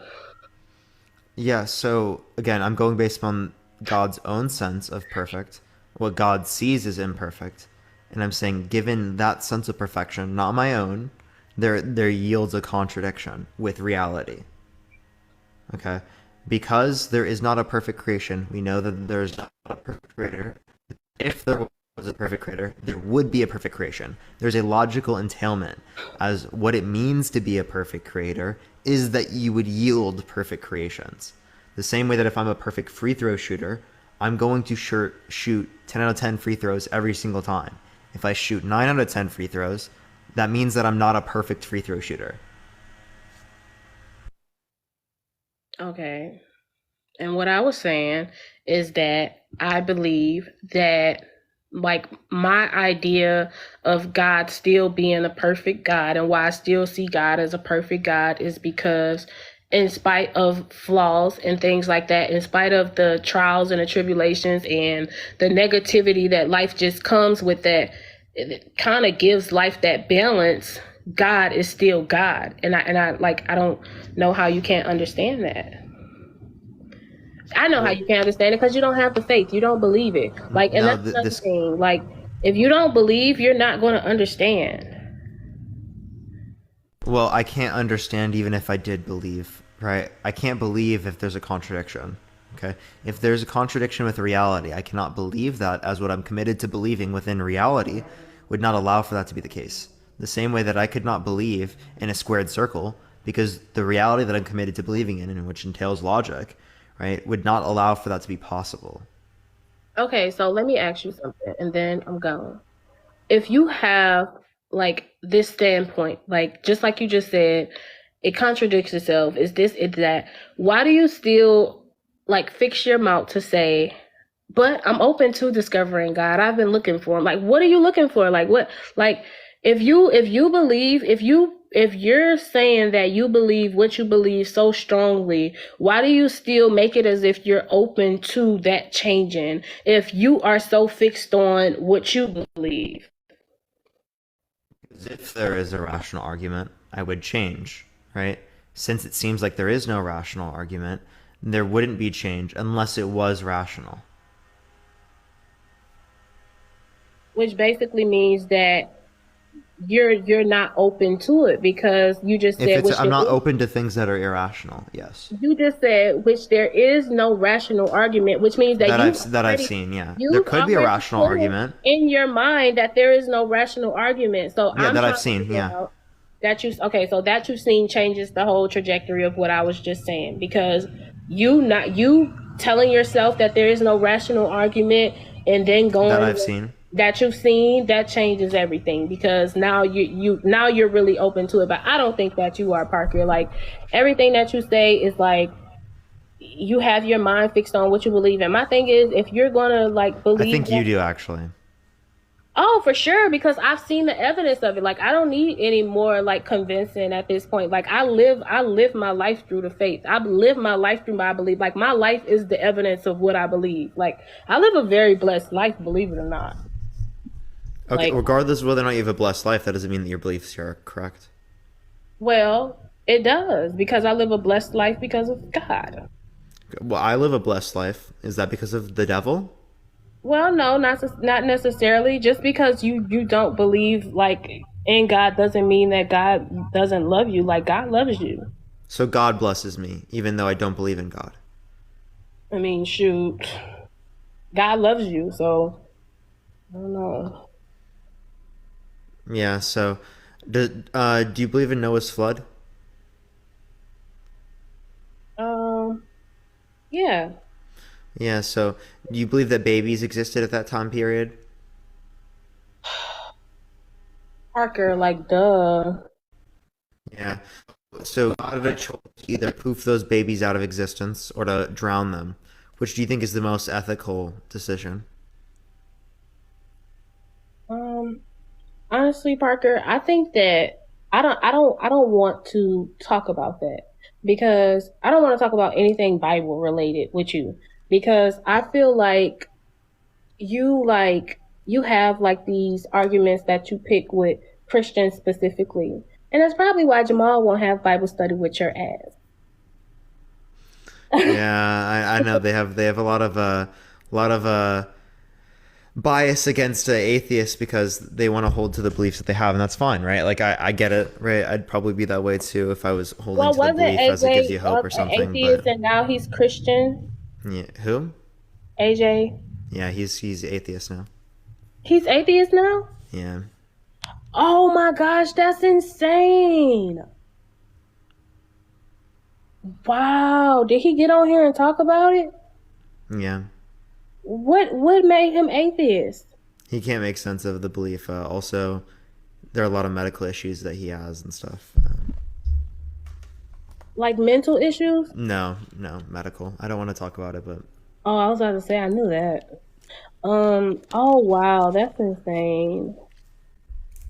Wow.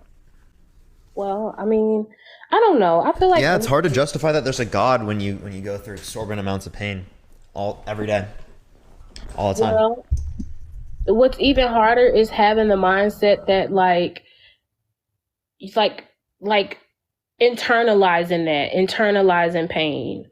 Like, I think that I can't take God out of the equation, because God is the reason I think the way that I think. Like, my whole belief system is like rooted in God, but it's also like a mirror for the worst situations. I find a reason to smile. Like, I find a reason to like think the best about it. Well, yeah, but different people go through different levels of pain. Like, I mean, I could probably say something like that in my life because I haven't gone through pain or bad things in my life that, are not like extremely easy to overcome. Like, my life has been very easy comparative to most people. So, Well, like, it's hard for my me to be life able to has sit been there very hard. and So say that you're the same thing can be absolutely right. said for all these other people. Absolutely. But I've lived the opposite kind of life. Like, I lived a very hard life. So when I say that, I mean it. Like, I've been through a lot, like in every aspect. So to even still be here and just in fullness and, just in health and just alive, like, it's a blessing.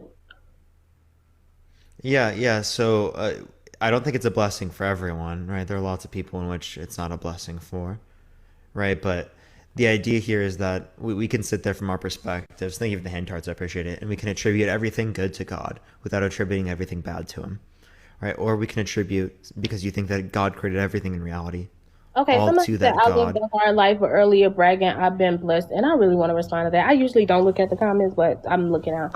And what I mean by that is the blessings come from like the turnaround in my life. So like growing up it was like hard, but now that my mindset has changed and I can see God in everything, I can see how even in the worst situations, like God has always been there with me. Like even in Hurricane Katrina, like I was like 7 or 8 when that hurricane happened. We slept like on a on a bridge, like it just was really, really bad. So a lot of things that I experienced in life is just what you said. Like a lot of people wouldn't have been able to handle that. But it's not the what happened to me, it's the how I'm still here. Like how, like I said, God's grace and mercy has kept me.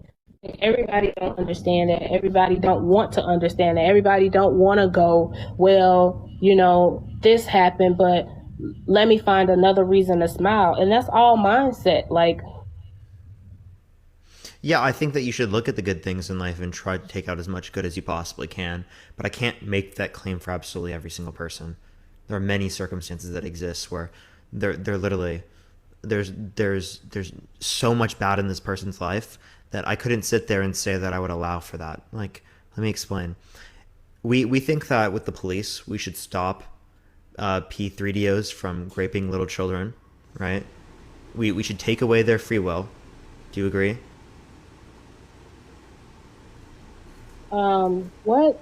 Yeah, we should take away if they're engaging in an act and cops see that, they should stop that event from happening. I mean, what act, Parker? Just say what you're trying to say. Like, P3DO raping a child. Oh yeah, for sure. Yeah, we should stop that event. Yeah, so if you have the ability to stop this and they do not stop this event, we would say it's immoral for them to not stop it. Yeah, for sure. Okay, so if it's immoral for them to not stop it, right, then why in this sense would it not be immoral, right, for God, knowing that this is happening, not stopping it, for that to also be immoral? I think that, like, a lot of things in life, like, there are, like, no real answers to, but it goes back to what I said earlier about even in the bad, like, God turns everything around. Like, nothing goes swept under the rug with God. Even if, you know, that vengeance is not, like, released in that moment. Like, even if people don't experience their payback in that setting, like, God is always gonna, like, deliver. So, like, and even, like, let's not even say, let's talk about Did God deliver for the babies that were drowned in Noah's flood? Right, he could have poofed them out of existence, but instead decided to drown them. Do you think that was the most ethical decision? I don't know what the most ethical decision was for God. Like, whatever God does is justified by, like, God being God. So the justified action, instead of poofing those babies into heaven, was to drown them.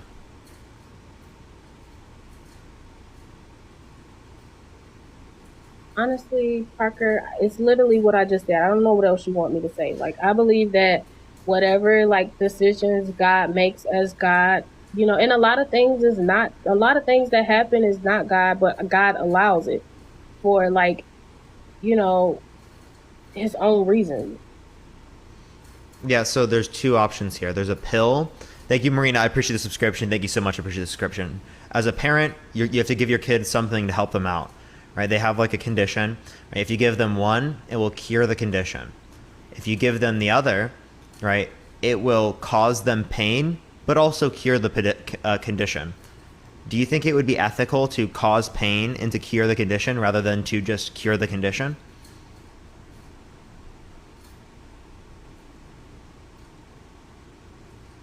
I think we can say the same thing for a pharmaceutical company. I think that just like they have, like, cures to cancer, and they have a lot of illnesses that can be healed through holistic health and natural ways, but instead they release, like, medicines and things. No, let's answer the question, right? Well, no, that's exactly what you do. You switching until people so that we can. That's not true. Get what you're saying, so I'm gonna do the same thing. That's obviously not true.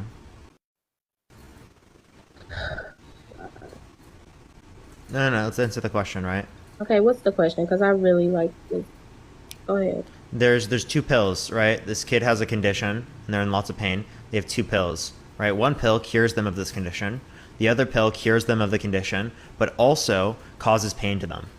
Which, would it be immoral to give them the pill that causes pain in this scenario, or would, like, do you think so?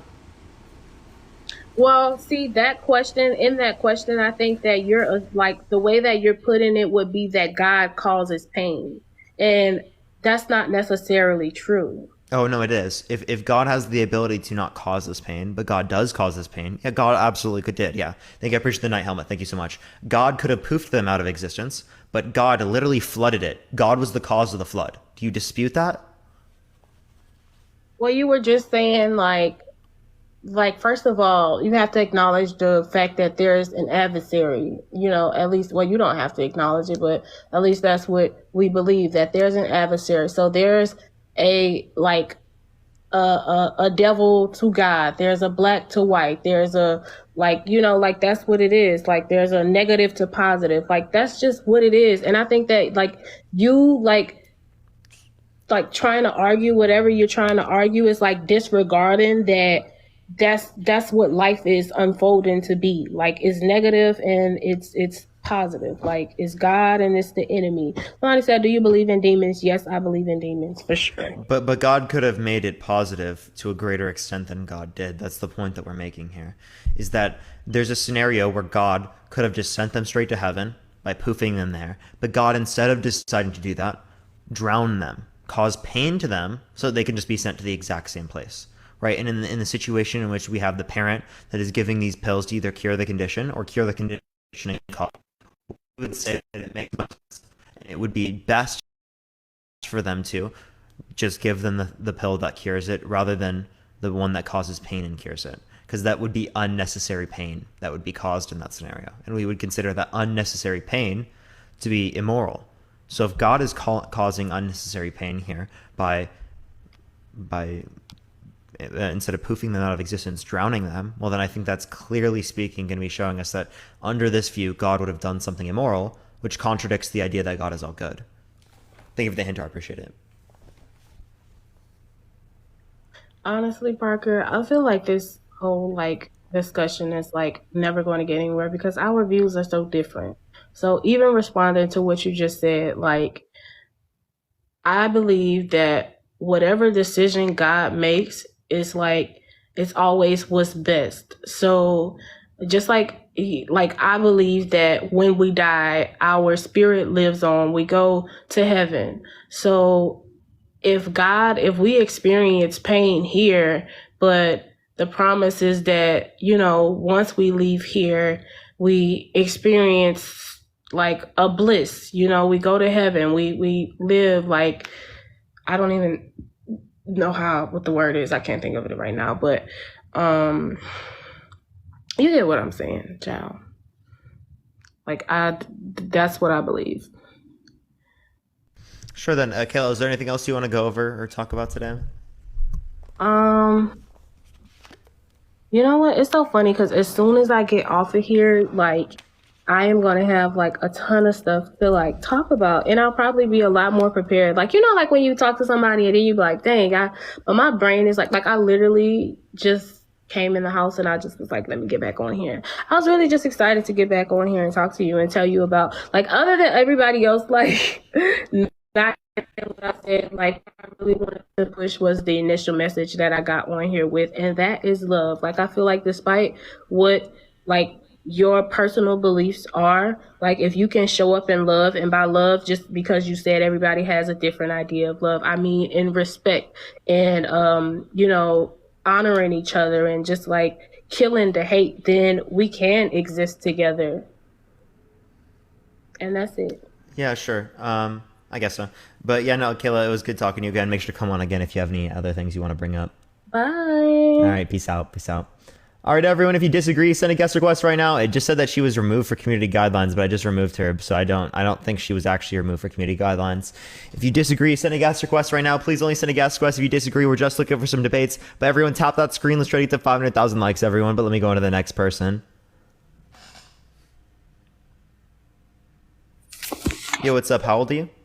21. For sure. Do you think that being gay is immoral? Sorry, I was coughing. Say that one more time. Do you think that being gay is immoral? I think that it depends, like, on your belief system. Like, if you believe in God, like, if you believe in the Bible, like, then, yeah, to your religion, it would be immoral. It states it in the Bible. But Do you hold that religion? Yeah, I do. Okay, so what tells us that religion is accurate in describing what's right and what's wrong? Well, if you believe in it, I mean, 1 Corinthians 6:9 says not to practice homosexuality. So, I mean, it just... Yeah, I'm asking what's the justification for this belief? What do you mean? Like, if there's a God or like... Yeah. What would be the reason to believe in this? If you believe in God and you believe in the Bible is why. I mean, I guess... I think that's just restating the claim that you believe in. I'm asking why I believe. I believe it because I do believe in God. Like, I don't know what you mean. Like, you believe it because you believe it? Okay, if I said that I believe God doesn't exist because I believe God doesn't exist, does that justify me believing that God doesn't exist? Well, no. Like, if you don't believe in God, then honestly, there's not like any law against it, so I wouldn't say it's immoral that way. Wait, so if there was a law against something, it considers it to be immoral? I mean, that's up to you. I think things being immoral is more of a like what you think. Like, I think it's more of your own claim. Like, if you believe something's immoral, then to you it is. Like, I don't think you can prove that something's immoral. Maybe like murder. Like, no one's gonna agree that murder is like not immoral. But no, because the definition is that it's unjustified. So like the idea, the idea is that you should probably have a good reason. If your reason is grounded in the Bible, right, that's going to be based upon something that it exists objectively, right? God exists independent of our stances. So if I have the stance that God doesn't exist, that doesn't mean God doesn't exist. If I have the stance that God exists, that doesn't mean God exists, right? It's going to be true independent of those stances. So again, what would be the reason why we should accept the idea that this God created the universe? Well, I see it as, what's around me. Like, I couldn't believe that there isn't a God with how everything is formed and so perfect. Like, I don't get it. Like, I want to hear more of an argument of why you don't believe so I can do the same thing, right? God's desires are perfect to bring about this reality rather than a reality with just shoes or just slime or a reality with just marbles, okay? So God's desires have to be perfect and finely tuned in the same way that the conditions of the universe would be perfect or finely tuned to bring about this particular reality rather than others. Yeah. And I believe that the world was perfect, but there was obviously like sin. Well, this is, again, if you believe what I believe. I know you're not, I assume you're atheist, or is that correct?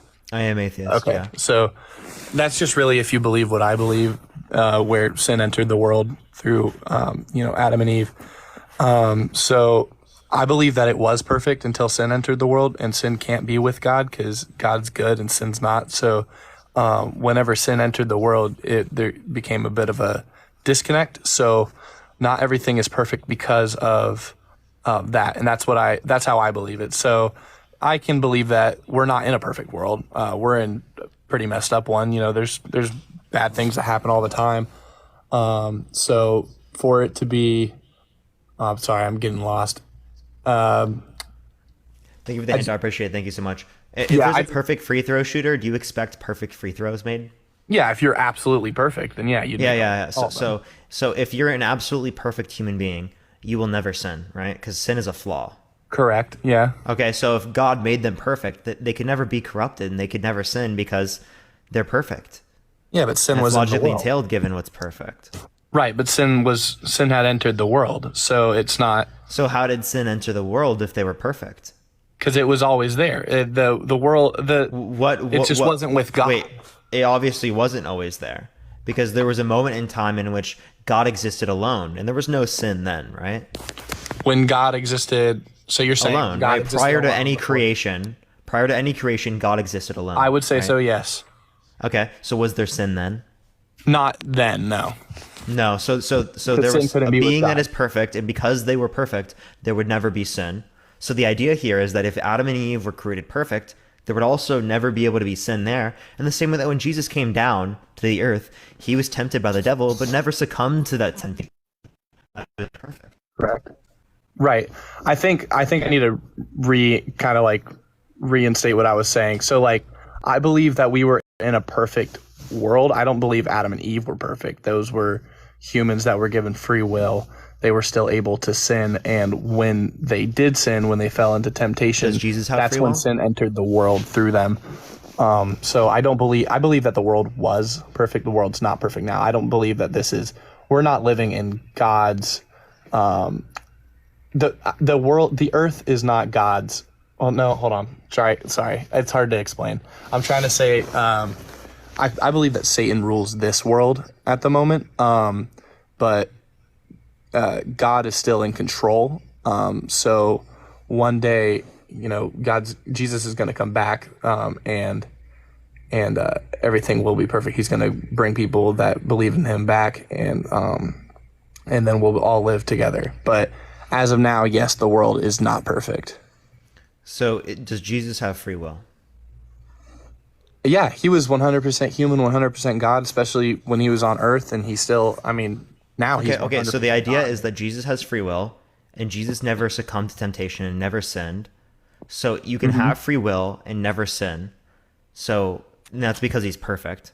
So Right, because he's 100% God. So too. why couldn't God have made Adam and Eve perfect with free will? Because then they would have never sinned. They would have never turned away from God. He could, but they weren't God. That was Adam and Eve. They don't have to be God to do that. They could have just been made perfect. Actually, Well- it would be entailed for them to be perfect, right? Given that God is a perfect creator. But they were human. They're what we are.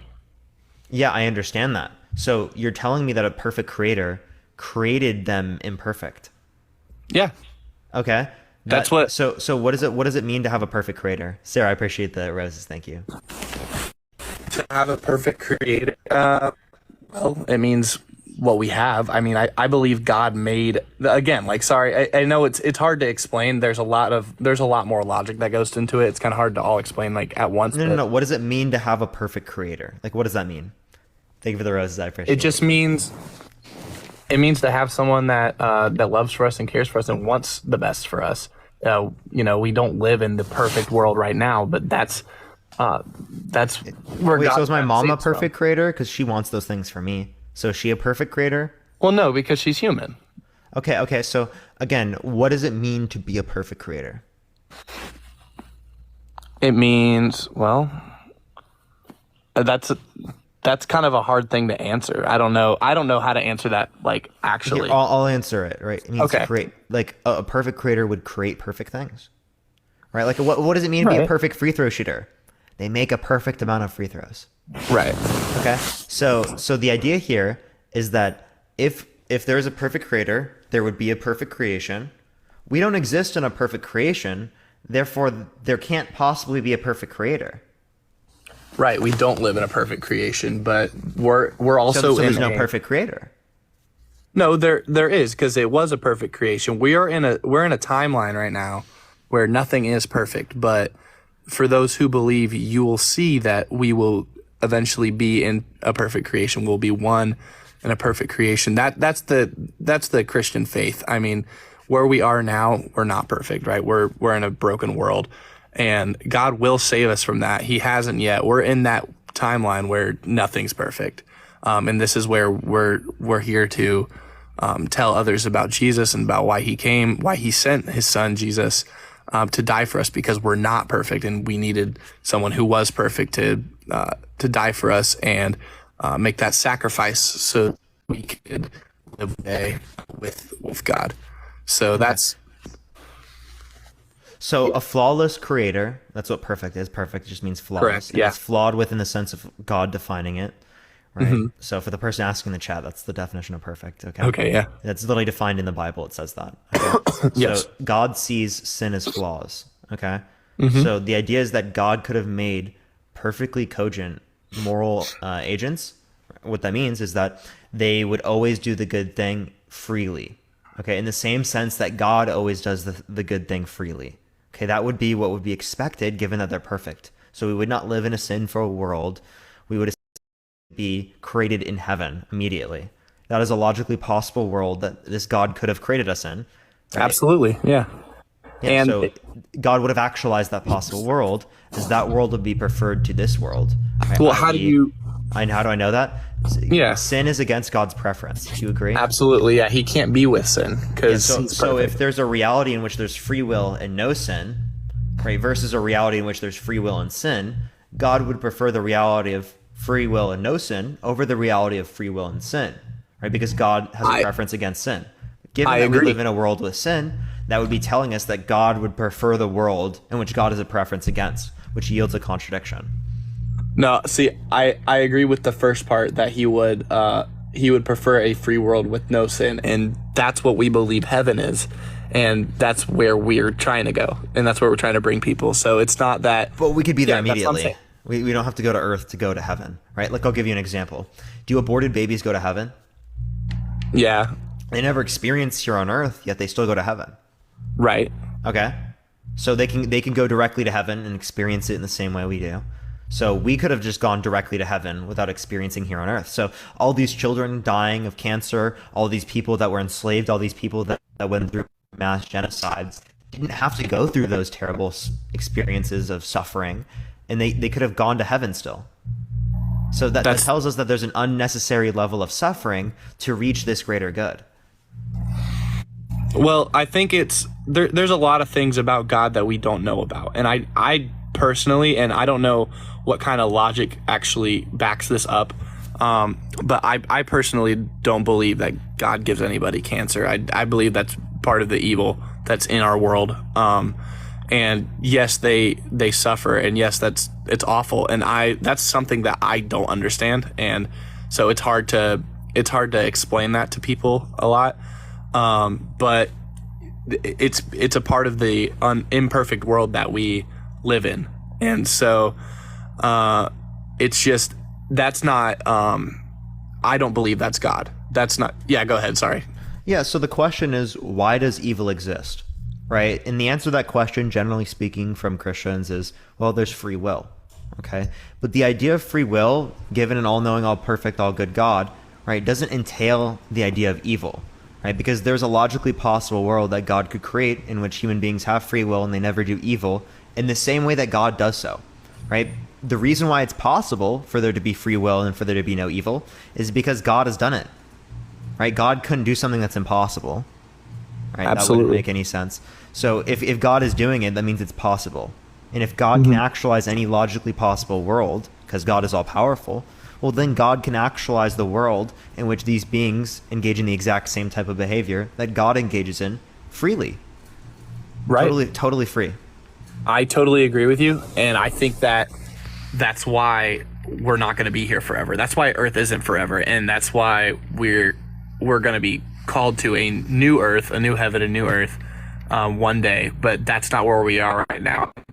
Sin, and to answer your question from earlier, the reason sin exists is because someone went against God, and that was Satan. Satan was one of God's angels, and he turned from him and denied him, wanted to be better than him, and that's how sin entered the world, because he sinned, and it was blatantly against God, and God said that, and God knew that if you deny me, if you turn away from me, then that's sin, and that's what happened.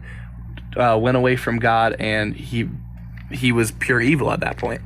That's the world we live in. We live in Satan's world, and but one day, one faithful day, we'll all be with God again. So that's what I believe. I know that it's not always logical, and there's not always things that you can use to back up every single thing. And I know that's more what you're looking for.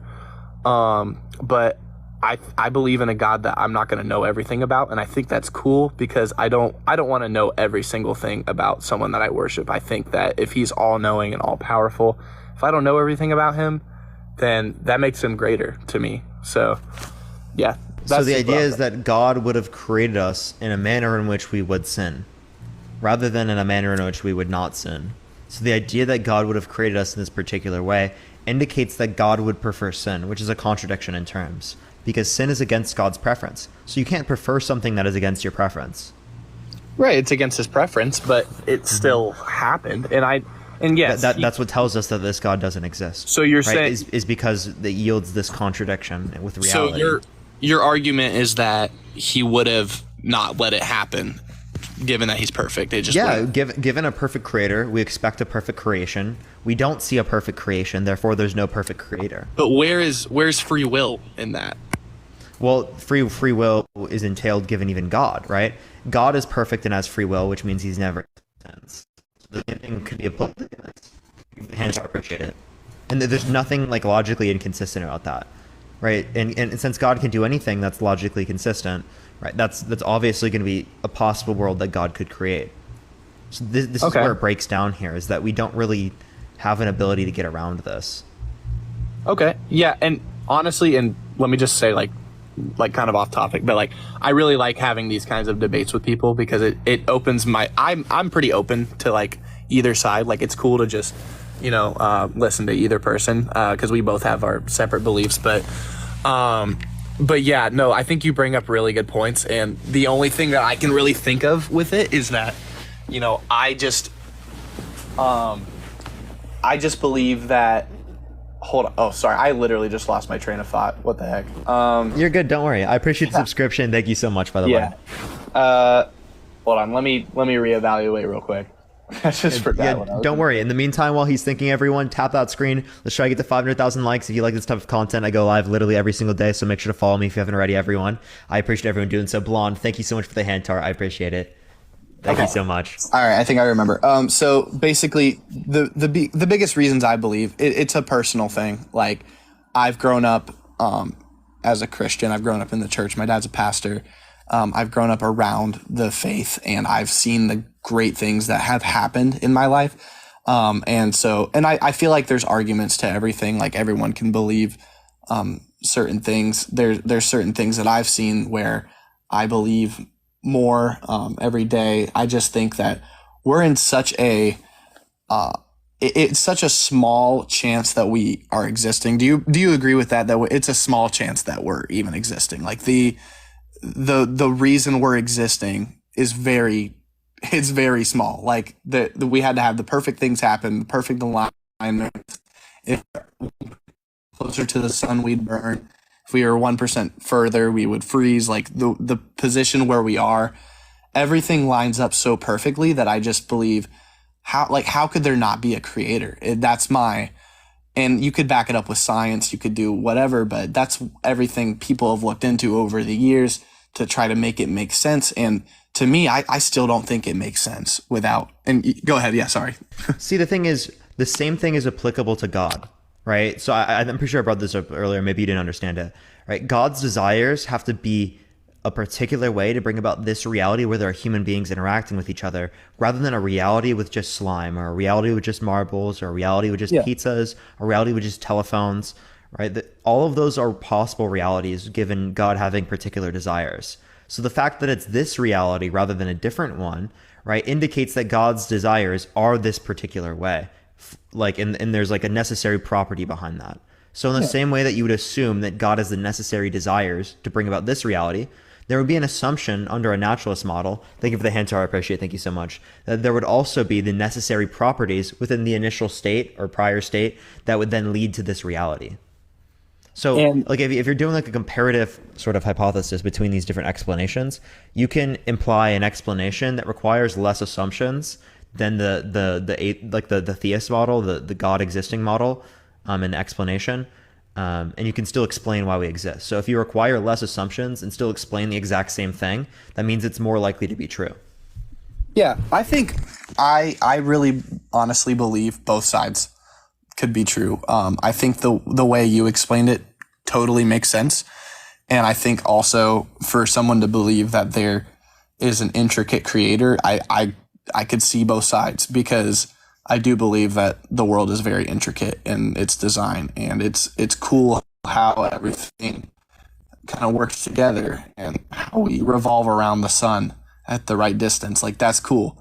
And how we spin, like, we're the only, to my knowledge at least, you could prove me wrong on this, like, I feel like we're the only planet, one of the only planets that like humans could live on, with how the kind of stuff that is grown, like the way we have plants and food and all that kind of stuff. So I do believe it's to our known, to like our known knowledge, like we're we're a very small percentage of the universe, and we have all these cool things. So I don't know. I believe there's an intricate creator, and that's just my belief there. So, Yeah, but I don't see any good reason to believe that. I just brought up like a probability argument of like, oh, it's less likely to be true, therefore there would be reason to not accept this hypothesis or this explanation. I've also brought up contradictions with when it relates to the view, right? So I mean, if we brought up multiple issues, probability and even possibility based arguments for why we shouldn't accept the view. Thank you for the hands. I appreciate it. What are you looking for to either confirm or disconfirm your claim that God exists? So I mean, the way I believe in God is from what's around me, like just what I see and what I've experienced. And also, I mean, I believe in the Bible. I believe in, Old and New Testament, but New Testament more of like things that you can find, like old scrolls and stuff of prophets, and that, like, I believe that Jesus existed. I imagine you believe that Jesus was a real person. I believe Jesus existed and was crucified. But again, the idea here is that when it relates to the Bible, right, there's not really good evidence justifying the crucifixion, the resurrection. The resurrection, yeah. There actually is good reason to say that Jesus wouldn't even have been put in a tomb in the first place. It's most likely that the cross decomposed. How the Romans treat crucifixion. Right, but do you believe that he was stabbed in the side by the Roman soldiers while he was hanging?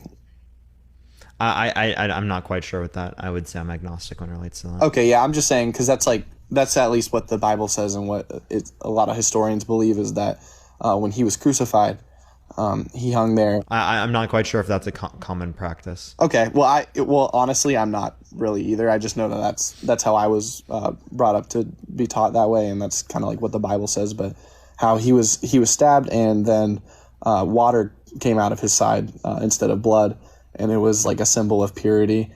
And then they put him in the tomb. But I also haven't heard any kind of I'd have to look into it, but I haven't heard about any kind of claim of like him not being put in the tomb. But many historians will claim that because it was most likely that they would have been left on the cross to decompose, as that's what happened with most circumstances in relation to crucifixion. Plus, lots of historians are agnostic or either reject the claim of Joseph Arimathea, who was like supposedly the person that bought this tomb and granted access to it. So there's pretty good reason to reject those things across the board. Yeah, you should look into it. It's pretty. Yeah, I will. Interesting. Yeah. I'll definitely. Anything else you want to go over, man? Yeah. I was gonna ask you.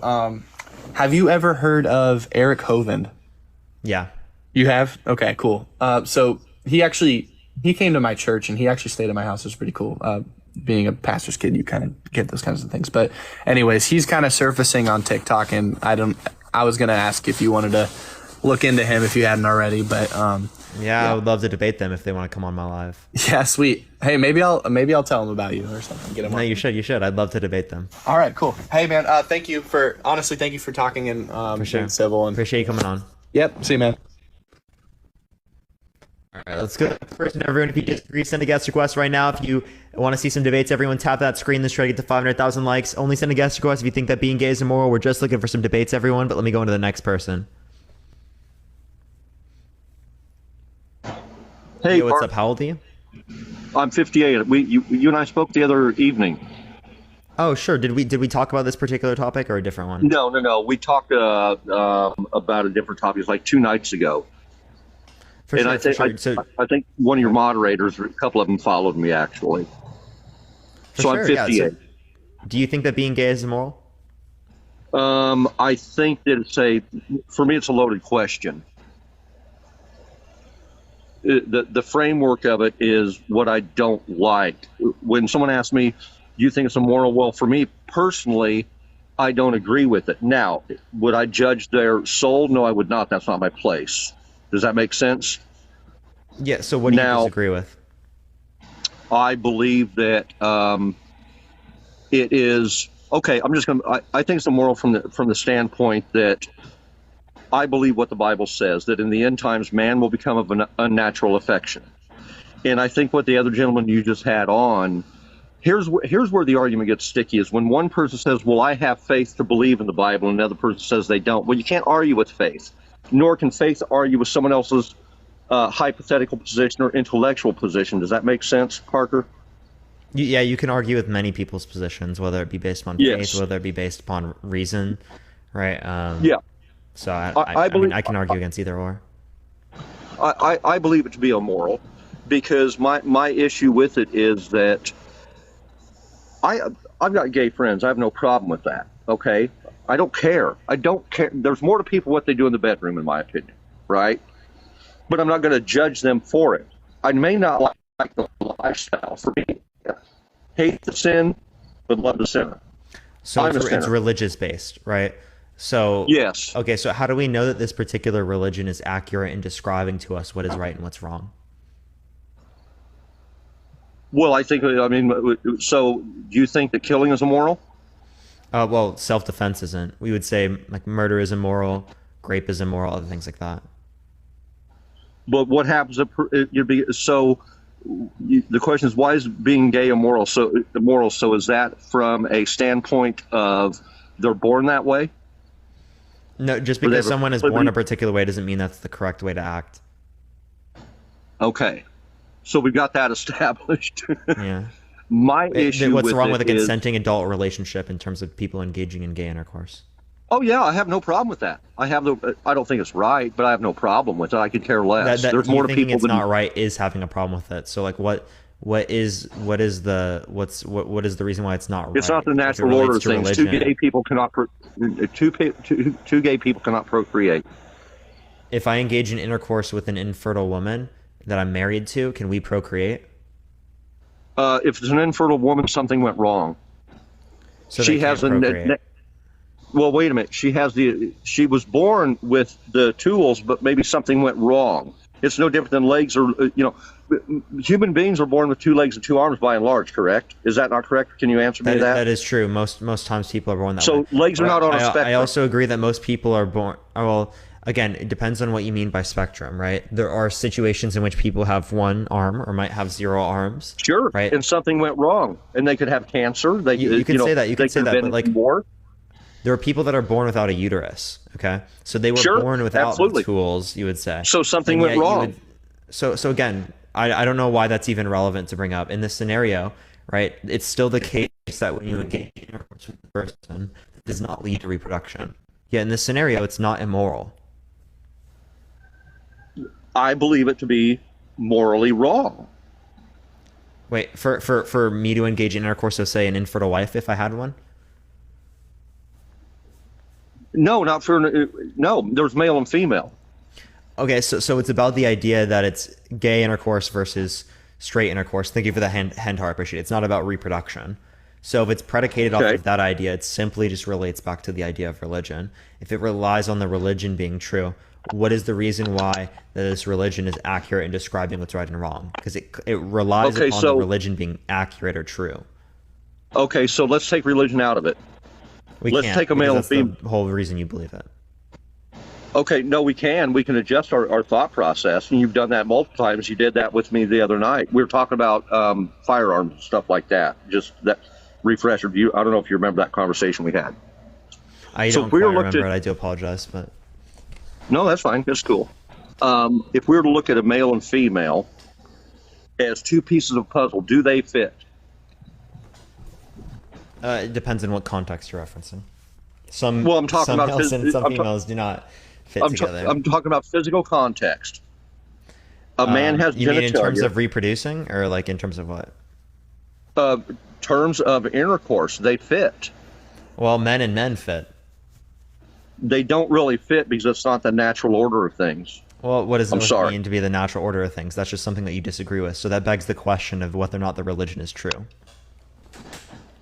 Parker, I'm sorry, the volume's really low for some reason. I can't hardly hear you.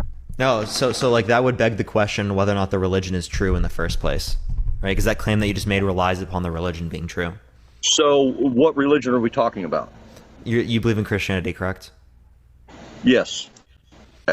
So Christianity being true would be required for this claim that being gay is immoral, right? So until we have a reason to say that Christianity is true, we wouldn't accept the idea that being gay is immoral.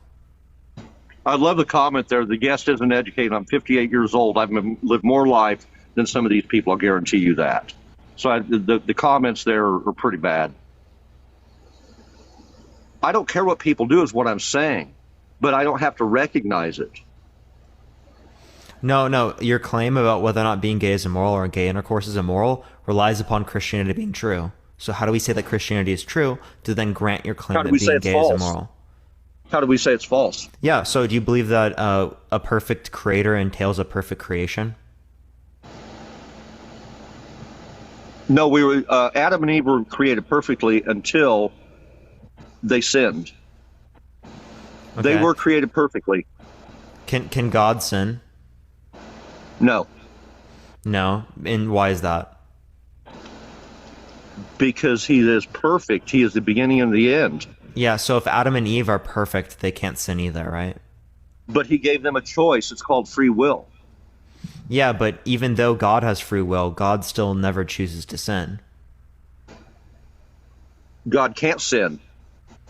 So in the same way that God can't sin and still has free will, human beings could then be in a situation where they cannot sin and they still have free will. Oh, yeah. No, I think we sin no matter what because we were born into sin of sin. Now, here's a difference, I guess, for me. I believe what the Bible says, and that's called faith. Now, once I bring that up, I know that I'm going to believe what I believe and you're going to believe what you believe, right? So as you stated to the gentleman earlier, that's where the impasse is. Yeah, so if it's predicated off of the idea of faith, there's nothing that differentiates any of you. I can accept the idea that when I die, I'm going to be a Pokemon master and win all the gym badges and beat the Elite Four.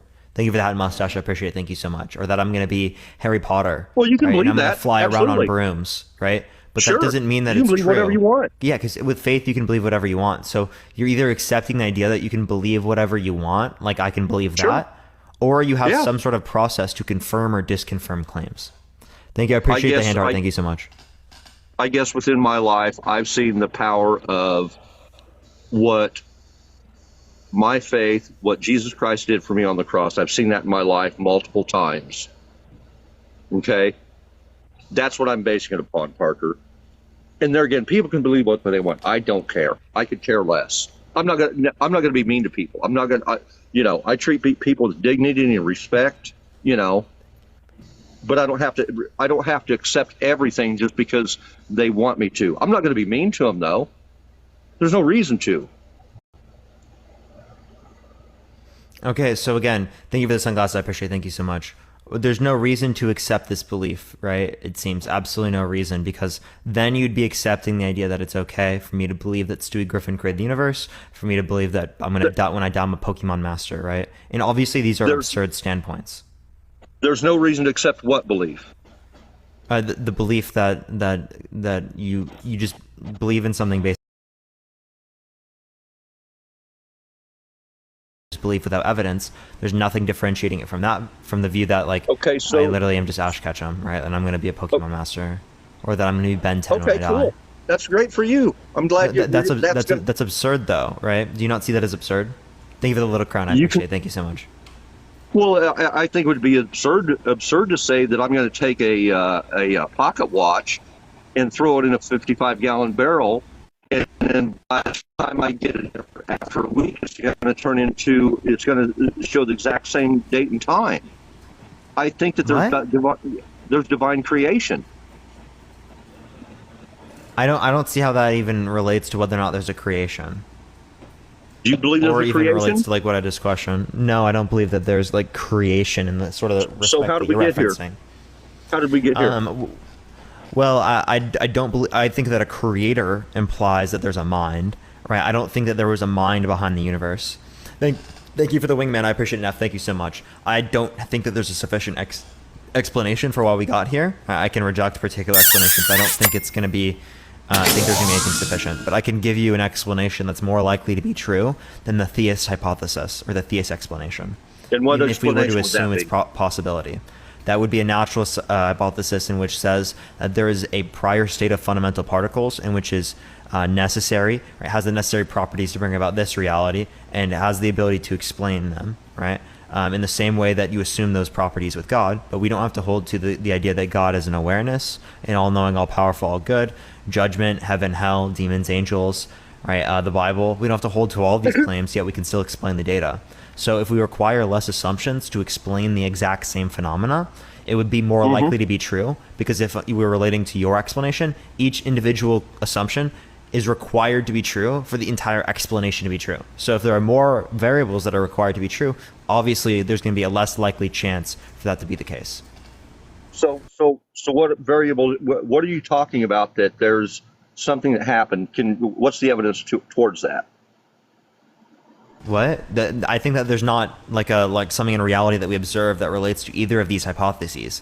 I'm judging these hypotheses off the theoretical virtue of simplicity, which is not about like it's easier to understand. It's saying that it requires less assumptions to explain the exact same data set. Give me the hot air balloon. I appreciate it. Thank you so much, honey. So you're talking in circles though right now. I want to know what data set you're using to suggest that you believe that things aligned in such a manner that we're just here.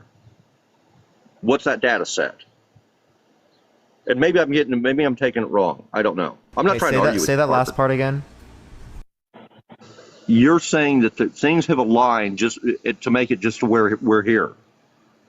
Yeah, so we have these assumptions. We have the assumption that God has the necessary desires to bring us to this state, and we assume that this fundamental particle, like prior state, has the necessary properties to bring us to this. I don't have a particular particle, right? It's just a description. Again, we operate on the assumptions that they have the necessary properties to bring about this reality, the same way God has the necessary desires. So for each desire that would be required for God to explain this particular reality, we'd also imply a particular property within the fundamental particles. So there's no distinction on that basis in terms of the amount of assumptions, right? Just based upon us assuming the necessary properties to explain our existence. So you're looking at it from a assumption standpoint. From an assumption point to where what I believe is only an assumption, correct? Well, and what you believe is an assumption. Yeah, both of these are assumptions. I'm saying that one requires less assumptions than the other and still explains the exact same data set or what's happening in reality or why we exist. And so your assumption is more simplistic, correct? Yeah, within the idea that it requires less assumptions to explain the data set, not in terms of easier to understand or how we colloquially understand simplicity. Well, I can understand that, and that's fine. But then I go back to what I believe and my faith. And I think you told me the other night when we spoke that you were raised in a Christian background, for the most part, I believe. So I guess what I'm wondering is, did you become critical of the Christian belief or anything like that? Yeah, I'm critical of the Christian belief, yeah. Can I ask you why, maybe, if you don't mind? I don't want to pry these here. Arguments of simplicity, the problem of evil, problem of unnecessary suffering. Right? I can't make sense of God's infallibility or God's sense of perfectness. Like there are many issues. Resurrection doesn't have good evidence. One of the things you just brought up was suffering, right? Problem of evil. Now, yes, and that was that's years ago. That's one of the things that I had a problem with. And there again, here I'm going to go off on the Bible, and I hate doing that because then from my perspective, it's almost, I'm speaking from an authoritarian point of view, and I don't mean to do that.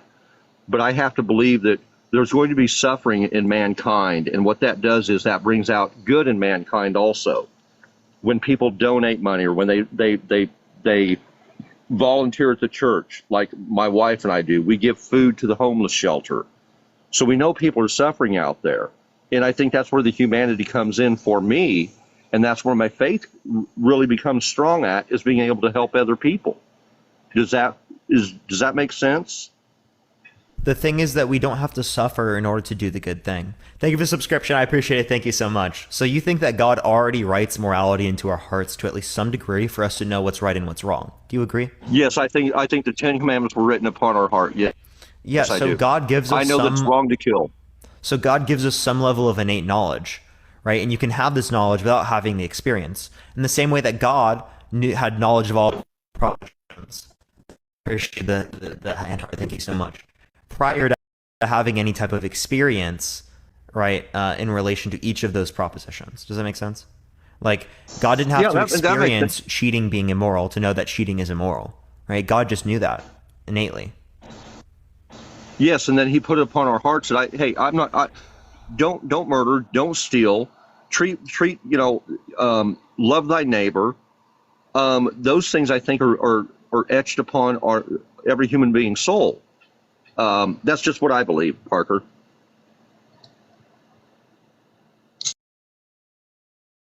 But the idea is that then means that you don't have to have experiential knowledge when it relates to morality. You can have knowledge about morality that's not experiential. Well, there again, I go back to what the big biblical aspect from what I believe is that a man will become of unnatural affection. And if we take the religion aspect out of it, men and women fit together. Men and men don't. Women and women don't. They're two pieces of a puzzle that fit together. Now, I'm not going to judge those people. That is not my place. What makes you think that they fit together? The assumption of your belief. Well, I got to be careful what I say because I've messed up on your program before. I'm saying the physical nature of a man and a woman fit together. What makes you think that they fit together? That's just a preference that you have, right? And the preference that you have about them, because they fitting together is predicated off of your religion. Because if everything went right, they can procreate and populate. Okay, right. That doesn't necessarily mean that. Thank you for the ally. I appreciate it. Thank you so much. I appreciate it. So, because in the circumstances in which it does go wrong, right, and they cannot procreate, it's still not immoral. So it's not predicated off of the idea that they can't procreate. It's predicated off of the idea that you believe in this particular religion, and the religion claims that engaging in gay intercourse is wrong. Okay, so can I ask you a question, please? Mm-hmm. So, what is your position on someone that is a MAPS? Oh, like a P3DO? I think it's disgusting. Okay, so why is that? Because minors can't consent. Okay, like, but yet sexual intercourse with adults. Okay, so in as little as 75 years ago, 14-year-olds were allowed to get married in this country. And I think that's right. Wrong. Yep, that's wrong. Okay, why did they do that? Do you know? Because of like patriarchal social norms that married little girls to adults off the basis of purity. Actually, it was a financial aspect that there could be, because we didn't have the mobile society we have today, right? So back then, what happened was, if you had you have two families in a rural area, 50 miles apart. One guy had these sons, one guy had daughters, or a couple daughters, both mixed. The daughters would become a liability. Now, I'm not saying I agree with this, okay? I'm not saying that. So mankind has changed. Back then, it was, hey, I got a 14, 15-year-old daughter. I don't want to keep feeding her, but this guy down here, he has some good sons, so now I can make a community. Right? And I don't know why this is relevant. I don't think it's right. Well, what I'm saying is you're saying that these things are one aspect is okay, but another one isn't. I think it's disgusting too. However, the responsibility factor of a 14-year-old, 75 or 100 is far greater than what it is today. Male and female alike. So I gave reason as to why I considered one to be wrong and not the other. Oh, I think it's wrong too. Consent with not consent. What's if that 14-year-old identifies as a 20-year-old? Male or female? That's not how it works. Because why time not? is based upon like an objective standard, right? Things that are not true dependent upon a stance, but they're true. Okay, so stance. what's if that's their objective standard? That they don't decide the objective standard, because the objective standard, right, is true independent of a stance. So it's going to So be true at what independent age of is whether or not they say accountability? it's true. What age do you believe accountability is? Can I ask you that? Accountability for actions? Accountability for actions and decision making. What age? It would be dependent upon different types of actions. So I don't have like one age. Are you saying age of consent for intercourse? Yes. Yeah, age of consent for intercourse would be 18 plus at least. I think it would make sense. Okay, to say what about 21 age of even. consent for sex changes? What's your position there? So you don't change your sex, right? But you talk about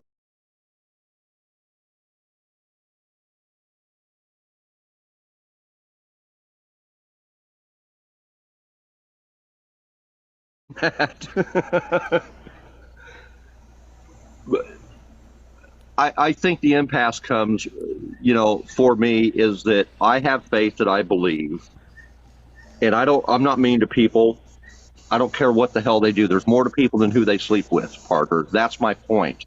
I'm not going to judge them. I'm going to treat them with dignity and respect. And that's it. I mean, that's who I am. okay, I don't know what your point is though.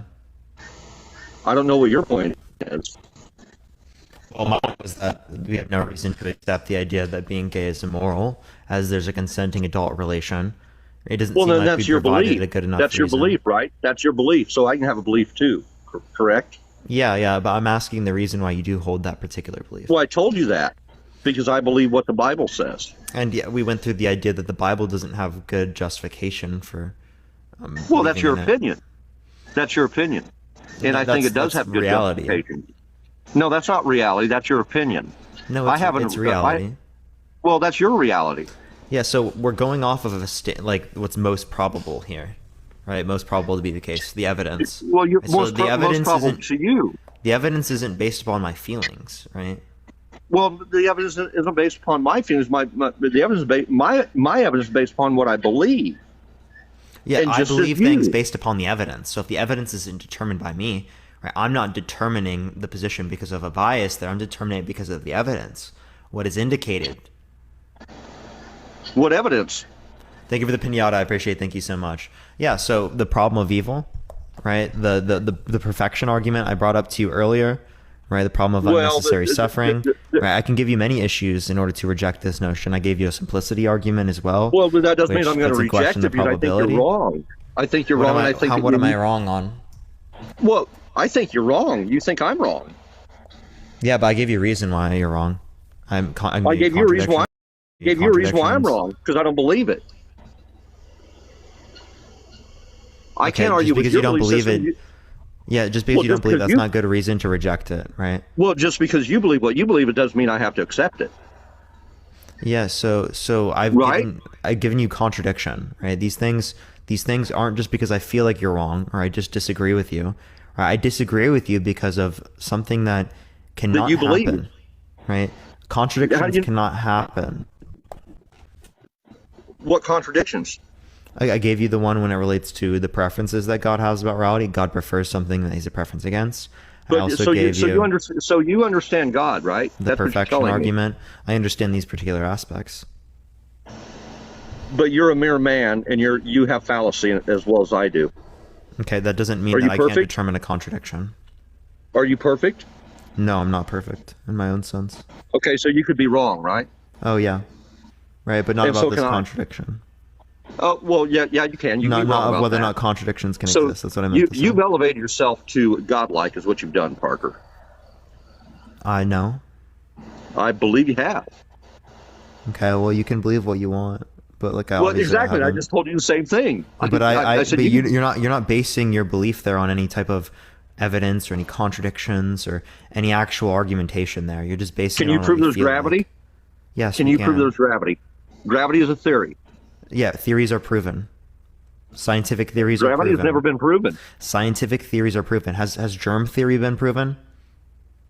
Has gravity been proven? Has It's germ? still- do you believe It's in still germs? registered as a theory. Do you believe in germs? It's still absolutely. Yeah. Do you think it's been proven that they exist? Sure. Germ theory.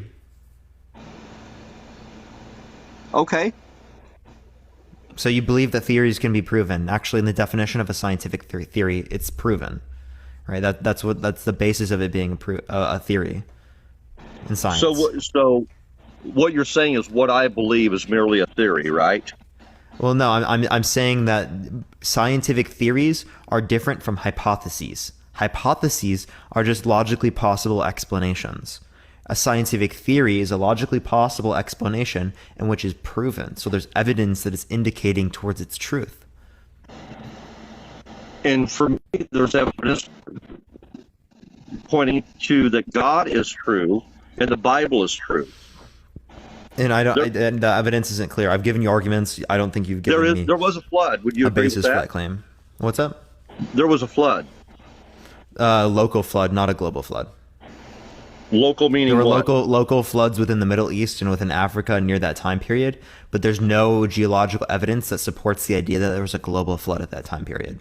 So do you remember why the rainbow was set in the sky? Was that relating to like God's claim about like wanting to be in a relationship with us or something? No. He flooded the earth. Now, what aspect of the earth, I don't know, but that he put the rainbow up there to signify that he would never do it again. Okay. So I mean, I don't think that means anything, right? So do you think that there were some infants that died within that flood? Sure. Okay. So God had a choice to either to drown them or to poof them out of existence. Which one do you think is the most ethical position? To either drown them or to poof them out of existence? Well, far be it for me to judge the ethics of you or God or anyone else. You can't judge that? Oh, no, I'm not going to touch that. It's not my place. To me, it's very clear. To me, it's like, whoa, obviously well, sure, speaking... because you're self-appointed. Yeah, obviously speaking, you should just... You have a self-appointed righteousness within science is what you're doing. If you don't see it, you don't believe it, Parker. No, that's... So, I mean, I can never see a bachelor and still know that every single bachelor is going to be unmarried. That's just using the definition or what's logically entailed. So I can have knowledge without experience. Well, you know what? We're going to have to agree to disagree. I mean, I enjoy the conversation with you, though, Parker. I really do. Yes. But in this situation, I think it's very clear there that the most ethical decision is going to be to poof them out of existence rather than to drown them. Okay? If we can't make that claim given your view, right, and it seems like God drowned them rather than poofing them out of existence. So God created you. Was it wrong to create you? That the most ethical position would be to have drowned them rather than so you're the arbiter of ethics, right? Is that what you're telling me? I'm saying that we have pretty clear intuitions when it relates to this, that we don't like unnecessary suffering, right? Okay, so you're the arbiter of ethics. There's clearly unnecessary suffering there. Therefore, most people are going to see this to be immoral, right? And even under the belief that you would reference, if you have any basis for what's good and what's bad, you would have to have that notion as well. Okay, so right? You'd only be able to say that suffering is justified given a purpose, right, or given a greater good. World War II, and we were fighting Hitler, and we took Hitler out, and we saved France. Was that ethical? Yeah, well, sure. Okay, so when I don't know why that's related to the. Well, when Japan attacked Pearl Harbor, we dropped the atom bombs. Was that ethical? I don't think we needed the atom bombs to end that war. They were already giving us like a treaty if they were able to keep Hirohito in like a position. Okay. We literally let him stay in the same position and also bombed them. So there's actually pretty good reason to believe that we didn't need those bombs in the first place. According to you, because you're the arbiter of ethics. According to military experts. And what experts are those? I can find those if you want. I don't remember. It's been a long time since I've looked at that. Well, these I'm pretty sure were claims from like the general at the time. I forget the general's name. I don't know if it was MacArthur. But these are like Truman. He actually ordered the dropping of the atomic bombs. That was the president. Yeah. Yes. Yeah. Damn bees. Sorry. Yeah. So like, what's your point here? My point is, I just wanted to talk to you because I enjoy talking to you. I mean, I guess that's wrong. I won't come on here anymore. I'm sorry. No, you're good. You can come on. It's good to have a conversation. Thank you. Appreciate you coming on, though. Thank you, Parker. All right, everyone, if you disagree, send a guest request right now. If you want to see some debates, everyone tap that screen. Let's try to get to 500,000 likes. It'll help send out to more people. I appreciate everyone doing so. We're going to go on to the next person. If you think that being gay is immoral, make sure to send a guest request right now. We probably have another like 3 hours and 15 minutes left on the live. I probably want to go like 6 hours here today. We're about halfway through the live, everyone. Yo, what's up? How old are you? I'm 18. Yeah, do you think that being gay is immoral? Alright, so I'm not homophobic. Okay? I'm just gonna make that clear. But do you think that being gay is immoral? Yes. Why so? So it doesn't work. Like it wasn't meant to work in the anatomy of humans. If you take a battery, put it in a remote, but you put it in backwards, is it gonna work? No. There's a plus and a plus on two. There's a male's a plus, female's a minus. You know what I'm talking about, sexual intercourse. It's meant to go together, just like how you put a charger in an outlet. It's meant to work. You can't put two positive chargers on two positive and think it's gonna I work. appreciate the hand art. Thank you so much. It's just not gonna I work. think it works for gay people all the time. Well, yeah, Thank you for the but hand it's not art. I what appreciate it's it. But it's not, you can't get pregnant off that. That's not how it was supposed to happen. Yeah, so thank you, was Copeland. I appreciate the subscription. Thank you so much. If I engage in intercourse with a woman that is infertile, right, that's not going to lead to reproduction either. But sex was made for reproduction. It wasn't made for pleasure. Yeah, and we engaged in sex there, and you didn't consider it to be immoral, even though it didn't lead to reproduction. It's not even the fact that it's immoral. It's the fact that it's not work. It's not. What do you mean it's not supposed to work? This is like this is going to be like a random preference that you're asserting. Thank you for the hand art. I appreciate it. Thank you so much. Kelsey, thank you. I appreciate the subscription. Thank you. Men and female were made for each other, like to have sexual intercourse. Like that's what it was made. And when humans were made, it wasn't meant for two men or two women, because there's a part for each, and it's supposed to work like that. Yeah. So just because there is a particular function, naturally speaking, doesn't mean it ought to be used that way. There can be particular functions in which indicate within people that they have attraction towards minors. Does that mean they should act upon that biological inclination? No, that's immoral too. So yeah, that's the idea. Just because there is a natural inclination towards something, does that mean that natural inclination is justified? Well, yeah, pedophilia. That's not. I mean, Yeah, I guess if you're talking about it like that, then yeah. But still, I mean, like, it's still immoral to do that. It's not like, I'm talking about adult on adult intercourse or relationship sexually. That's how it's supposed to work. I mean, yeah, if a 40-year-old is trying to go have sex with a 8-year-old, yeah, that's immoral. And I think everyone would agree with that. Yeah, so like I'm confused what your point is here, right? Just because something is a particular way does not mean it ought to be that way. I feel like that's how the world's supposed to work. So why is the world supposed to work that way? Because things were made for a reason and they're supposed to be used in that way. Okay, so made for a reason, so God. Well, it stems from that, but even if you don't believe in God, it's still the anatomy of a human. Yeah, so just because there is a particular natural function of things does not mean it's supposed to be used that way. As we looked at many natural functions, they're not supposed to be used that way under your view. So again, it's very clear that it's predicated off of your religion. If it's predicated off of your religion, right, what's going to be the reason as to why we accept this religion to then justify or validate courses of moral?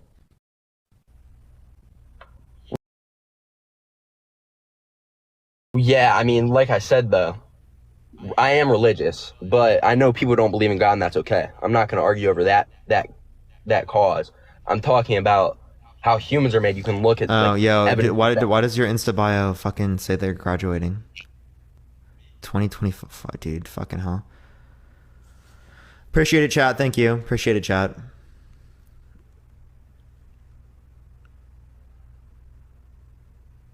Appreciate it, chat.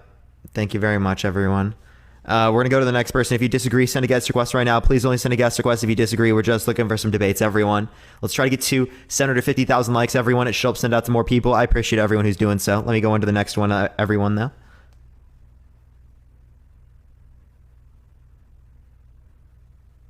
All right, request here. Of course, request, everyone. Again, if you disagree, send a guest request right now. Tap that screen. Let's try to get to 750,000 likes, everyone. Again, if you tap that screen, it'll help get it out to more people. By the way, if you want to support me, subscribing, gifting is like one of the best ways to be able to do so. I appreciate everyone who does do that. It does help me come on here every single day. I appreciate everyone. Also, by the way, I am recording and I'm going to be posting my debates. It's been a minute since I've done that. Oh, by the way, this is a little close to my mic. I apologize for that. It's probably like popping in your ears right now. So, Yo, what's up? How old are you? 26. Yeah, do you think that being gay is immoral? Yep. Why so? Because, you know, if you're not kissing your homies good night every night, you know, it's pretty immoral. No, we're going to go on to the next person. Only send a guest request if you disagree. We're just looking for some debates, everyone. Yo, what's up? How old are you? 48. For sure. Do you think that being gay is immoral? I do. Why so? Biblical reasons. The main one would be, you know, God literally purged Sodom and Gomorrah as judgment for basically sexual sin. Not for gay intercourse though, right? It was on the basis of gang rape and actually the production of Nephilims, right? Like fallen angels engaging in intercourse with humans, right? So that's actually the reason why Sodom and Gomorrah, under the biblical view, was destroyed, right? Also, if you're just going to relate to the Bible, what tells us the Bible is accurate in describing to us what is right and what's wrong? Well, I believe because the Bible is backed up by secular history as well as doing quite a bit of study. You know, a lot of people I've heard say the Bible is a fairy tale, but when you actually search what there is, there's a bunch of these stuff like the Moabite stone, which is dated to around 840 BCE, is literally in the museum in Paris right now. And this is from the Moabites' writings and literature from the 19th century, and it literally shows it was discovered in the 19th century in modern day Jordan, but they've actually done the inscriptions and the writing from the Moabite language. And it refers to the victories of King Mesha and Moab against the Israelite kingdom and mentions the God Yahweh in it. And so it's been one piece. There's quite a few other ones.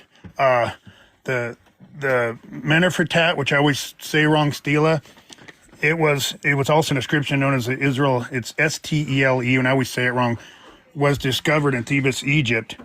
And it dates back actually to the reign of Pharaoh, and it is Menefret, who ruled during the late 13th century BC. So, and this is literally in the Egyptian museum in Cairo. So these are the Egyptian, you know, we do hieroglyphs, those kind of things. And it contains references to Israel in relation to the military campaign, making it one of the earliest known references to the people. There's also some Chinese writings on when Christ was on the thing. So it's pretty much worldwide along with you know, Bible history, Bible prophecy, and really studying into it. I kind of looked at the whole thing of it because the Bible's still the #1 best-selling book and most given away book on the planet, and always has been. And they don't allow it to be on the bestseller list anymore because no other book or literature would take that spot above the Bible. And I believe that's because of God's providence and that he wanted everybody to have access to it. So it is kind of like, you know, in the car you have, what? Do I take these keys? Or? Yeah, you can hold those keys. Sorry about that. Yeah, so just because something is used by a lot of people does not mean it's correct. As we could say the same thing that relates to other times in history, that before the Bible existed, there was a book that was best-selling. At that moment, that book would have been considered correct under your view, correct? Well, there is no book that's best-selling. It is the oldest literature known. In the beginning, God created heavens and earth. That's obviously not true. What are the Hindu scriptures? And where's your verification for them? I've looked at some of them. Yeah, Hinduism has been around for like 6,000 years, I'm pretty sure. And what do the Hindus say about Jesus Christ? I'm not quite sure. They actually say he is the light and enlightened, and that he is a path to follow. And so that brings me to another point, the five top religions in the world, which is Buddhism, Hinduism. Can you show me where Hinduism makes that claim? Yeah, I can actually. I'll pull it up for you. I can actually give you the study on it too here. Sure. In the meantime, everyone, tap that screen. Let's try to get to 750,000 likes. I appreciate everyone doing so. Again, everyone, we're going to be on for another like 3 hours or so. Yo, Sarah, thank you so much for the hand tower. I appreciate it. Thank you so much. Okay, it says Hindus, and this is just anybody can kind of look at this. It's results. This is out of let's see who did start. Check. Give you his case study too. Is Brill, which is Brill.com. Hindus have given Jesus a place among the teachers and gods of their own religion, seeing in his life something of wisdom and mysticism that is so central to Hinduism. Christians in India also make use of the concepts provided by Hinduism when they wish to express the meaning of Christ. Buddhists actually say, and my reason for this is the top 5 religions of the world literally are Buddhism, Hinduism, Christianity, Judaism, and the Quran, Islam. So where does the each Hindus, one of these, where in Hinduism does it say that Jesus is light? So this is, I'll go back to this. Hindu gives, let's see. I'm trying to say this is Jesus the Guru, which is, what's the writing here? We'll find it here. The Brill, Jesus the Guru, the image of Christ in Hinduism.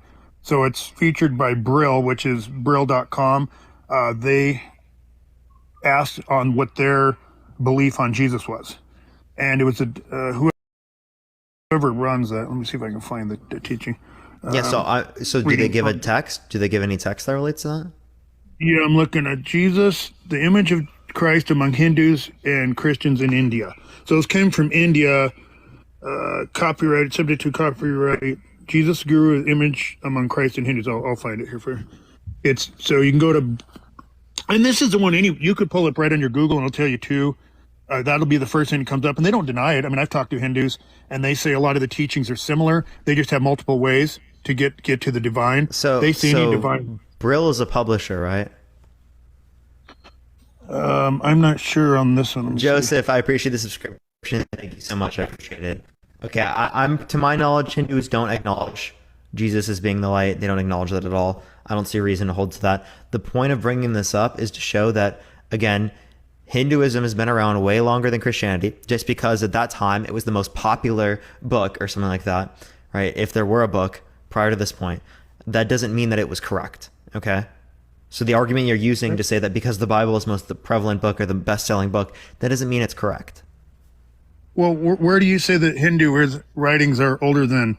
Where's your case study or your information saying it's not older than the Bible? We have manuscripts and transcripts. We have 25,000 transcripts backing up the Bible, and that have been written over and over and over again. So obviously, when one wears out, you have older ones that were discarded. So you can look up Hinduism age, and on history.com, it dates back more than 4,000 years. Okay, so the Bible would date back before then, but the oldest manuscripts are within that. Thank you so much. Wait. Where does the Bible date back further than that? So what you're saying, when did you say just that the book of Job was written? Or we can Google that together. Here we are. Let me go back. So there are claims also from telfordgov.uk that goes back 5,000 years for Hinduism. If we relate to Torah age, right, that's going to relate to 315 BCE, 450 BCE, which is like a little over 2,200, 2,300 years ago. Yeah, it'd be, we're at 2023, so you'd be at 25, almost 26. Yeah, so that's nowhere near the 4,000 or 5,000 projections of Hinduism. Where's the manuscripts of Hinduism? Where can we look at these? I want to research and see where they have a manuscript. I thought you said you knew particular ones that indicated that it was you had particular ones that indicated that it what's it called? That they said that he was the light or something. So you've read them, right? I've just looked into it a bit, but what I'm saying is you're stating the claim that Hinduism is older, and I would like to square it up with the Bible manuscripts that we have. Yeah, so you can look up history. Look up Hinduism age, right? It will give you on history.com, right, a claim for that. I also gave you another one from telford.gov.uk, right, that also relates back to 5,000 years. Well, I will look up the manuscripts on them because the thing is so you're saying because somebody on history.com said it, what's their backing and how many manuscripts and what are they backing the writing up on? So I will definitely check out that. Yeah, so I'm just saying, like you I said, can check that. I can give that this. to you if you'd like. I'm giving you the place where it claims I can pull it up. No, that's okay. But my point being still that is a top religion. The top 5 religions, though, what do they say about Jesus? We'll go on to Buddhism. So literally, Buddhism. So this is actually, hold up, before we go into this, most scholars believe Hinduism started somewhere between 2300 BC and 1500 BC in the Indus Valley near modern-day Pakistan. But many Hindus argue that their faith is timeless and has always existed. That's outside of the context of what most scholars believe. So we're talking about scholars there. Okay, so what I'm telling you, what did they say about Jesus? That's what I'm saying. What do Hindus say about Jesus? Google right there and just see what it says for you. It says nothing. That's what I've seen from other people who are Hindus. That's what I've also seen from other people that I know. They've messaged me that, right? They say that there's nothing that is claimed about Jesus. Okay, that's not what I found, but we'll debate on that point and do some more research. So let's move on to the next 4. Buddhism. Buddhists have drawn analogies between Jesus and Buddhism. E.g., and I'll give you dates. In 2001, we were the Dalai trying to address Lama stated that Jesus Christ also lived previous lives and added, go ahead. Oh, sorry. And added that, so you see, he reached a higher state, even as they call him a bodhisattva, which I don't pronounce very well, or an enlightened person through Buddhist practice or something like that. And that's the Dalai Lama in 2001 said that. And my point being that all 5 religions, even so, Islam states that Jesus was the Messiah even and was a prophet, a head prophet. They just don't believe in his divinity. Wait, what does Messiah mean in that context? Which is understandable. Thank you for the Panther pause. I appreciate it. What does the Messiah mean in that context? Like just from great Islam's point of view? Yeah. Yes, great prophet. The great prophet, so, actually. So if he's a prophet, that doesn't mean that he's God. Yeah. So they disagree on that. Again, I'm asking for this. Just because the book is popular does not mean that it's correct. So what is going to be the justification as to why I would see Christianity to be accurate in describing what's right and what's wrong about morality? I'm giving you, and even in scientific theory, it's literally a repeatable process getting the same outcome. So if we're to examine anything such as the Word of God, what I am stating out of the millions and billions of people that lived, where we arrive to today with belief in either mysticism, in a higher power, a Godhead, or a creator, the 5 top religions on the planet all speak good of Jesus and elevate him to a place of preeminence. And I'm breaking each one of these down. I don't think that's true, but even if it was true, that doesn't indicate that it's correct. I don't care. If the 5 religions did make a claim that was similar, I don't think that's true. And definitely not Judaism. I appreciate the rose. Thank you so much. Where Judaism, no, they obviously disagreed with him claiming to be the Son of God, being God. That's where they called it blasphemy. But what did they say? Where do you get your power from? They confessed and admitted and saw and witnessed his miracles. And the blind men even come to him and visited him, and they wanted to know, how did this happen, and tried to accuse him. And he said, I do not know how this happened. I know I was blind, and now I see. And his parents, they tried to go after his parents to try to get him to discount it. And they said, he's of age, ask himself, because they were scared of the repercussions from the Sadducees and the Pharisees. So what I'm saying is all still scientific method. You're saying just because everybody agrees that this one man has preeminence should be discounted according to your theory. But my problem is that even in scientific method, as I've been studying this, you only need a peer review of 2 people in the same field initially. Now others can review it afterwards, but anything writing in a journal, when you come up with a new idea or find something new, then you must have a peer review, which the peer review is only done by 2 people that are at the top in that section of study that agree together. They research a paper and they agree whether to accept it or discount it or make corrections to it from their understanding and their research. And the main problem with this is that most of them, I don't think this is the peer review process. Again, this is getting away from the point that I thought was relevant that we were referencing. Okay, what is the point that makes it accurate in describing what's right and what's wrong about morality? right? We're trying to say, what is the truth maker of Christianity here? What means that it's true? I believe it means that it's true because God in this word that he's backed up and made available for the whole world, which it's available for the whole world right now as we talk, that what makes it true is that he tells you, and it's actually a manual, just like you have the car manual. It tells you how you got here, what you're supposed to do, why you are here, and what happens after you're no longer here, and the consequences you make while you're here. It's really plain, and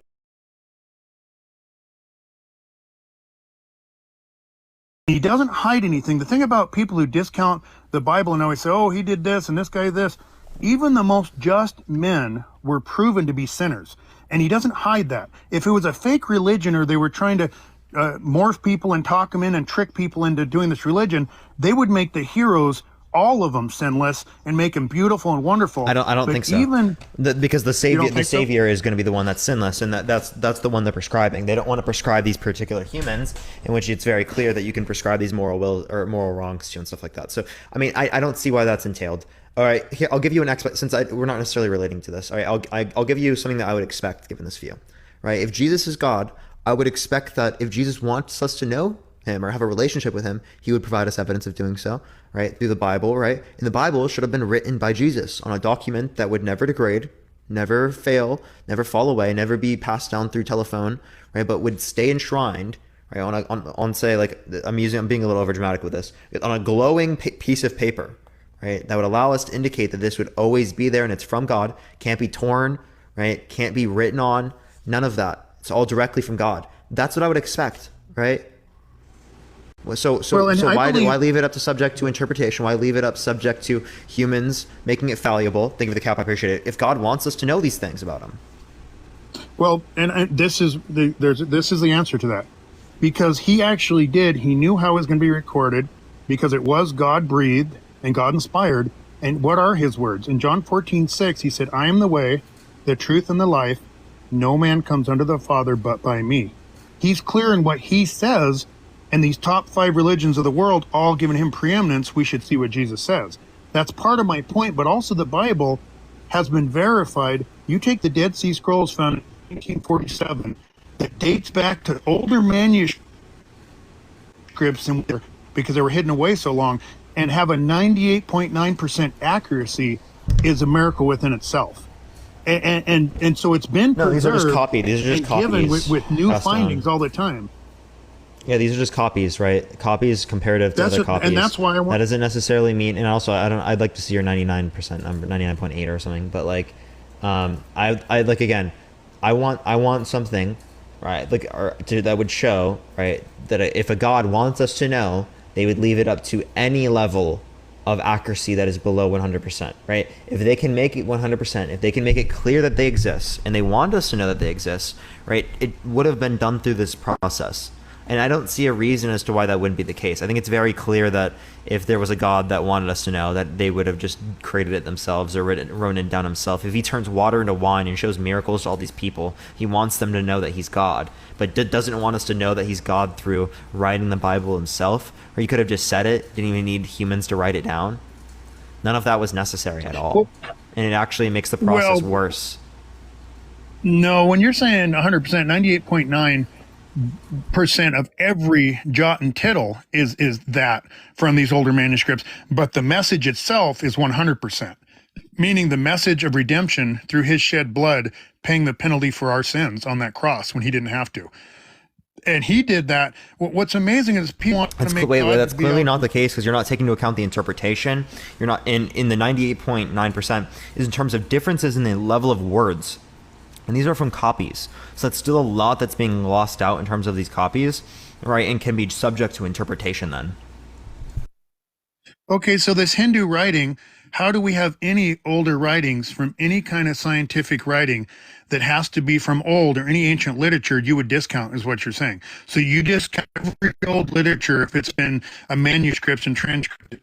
Is that what you're stating? No. It depends on the probability of the claims that they make.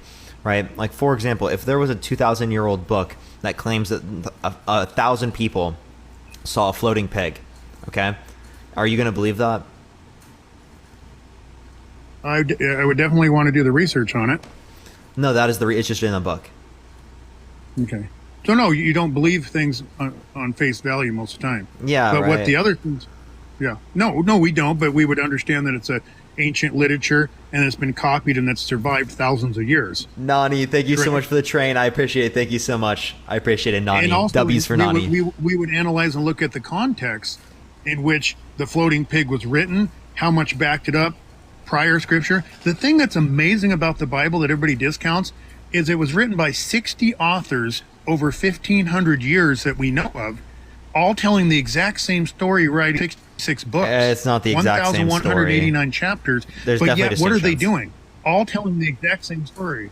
No, there's definitely distinctions within the stories. That's very clear that there's distinctions. What story do you think? And that's why you had, Matthew and Mark, when they're talking about the experience of, is it Matthew? So it's Mark and I'm pretty sure it's Luke actually.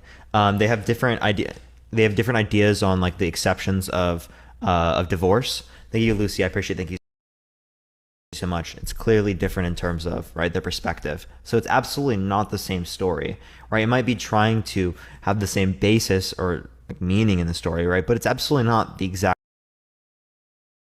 same. It's not logically identical, and that's definitely true. And you agree with that when you say that it's 98.9%.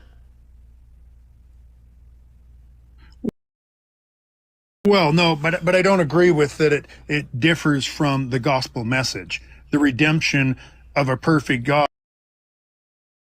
The reason why he literally had to send his son is because he wanted relationship with us, but he cannot be justice without a penalty being paid for wrong, or he's no longer justice. He loses his holiness.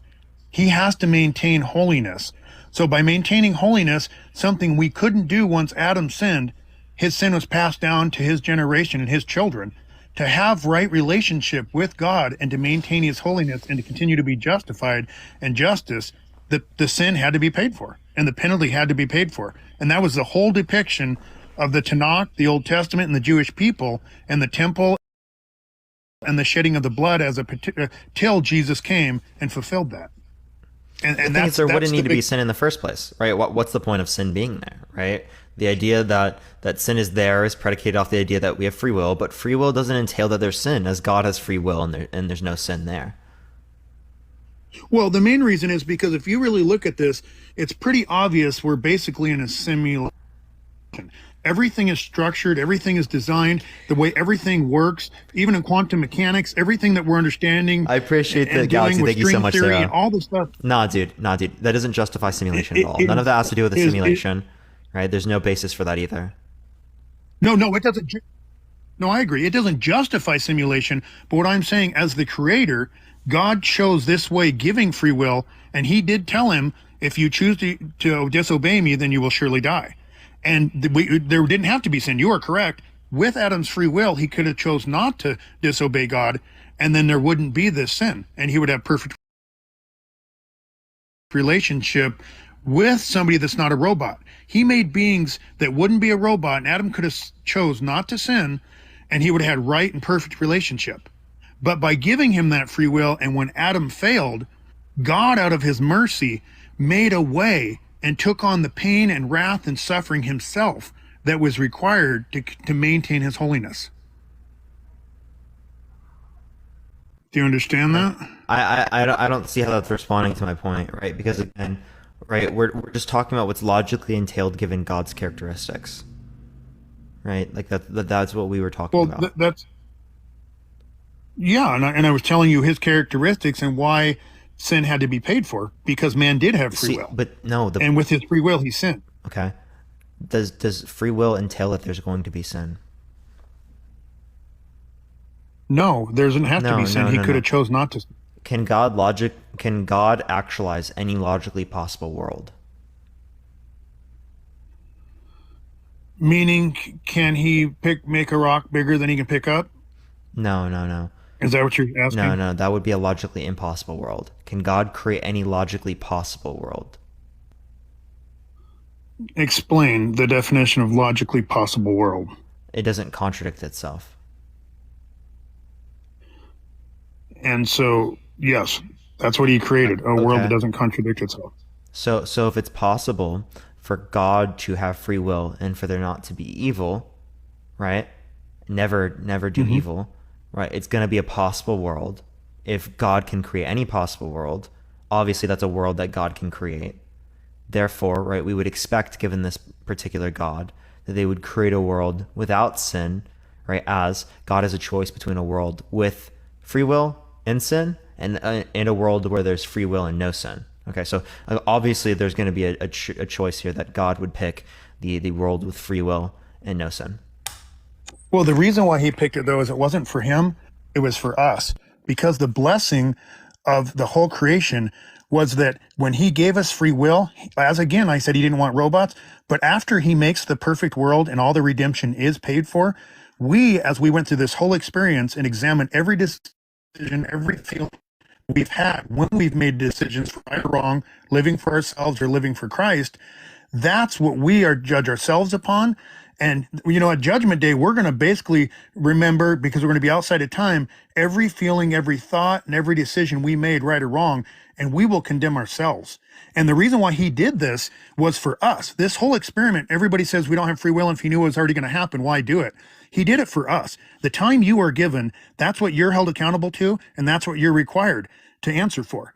So every day and every second you have a decision, every thought, every feeling, every reaction that you make, that's what you're judged by. So at the end of it, think of those like me who know that I've sinned and come short of the glory of God, but yet he's forgiven me.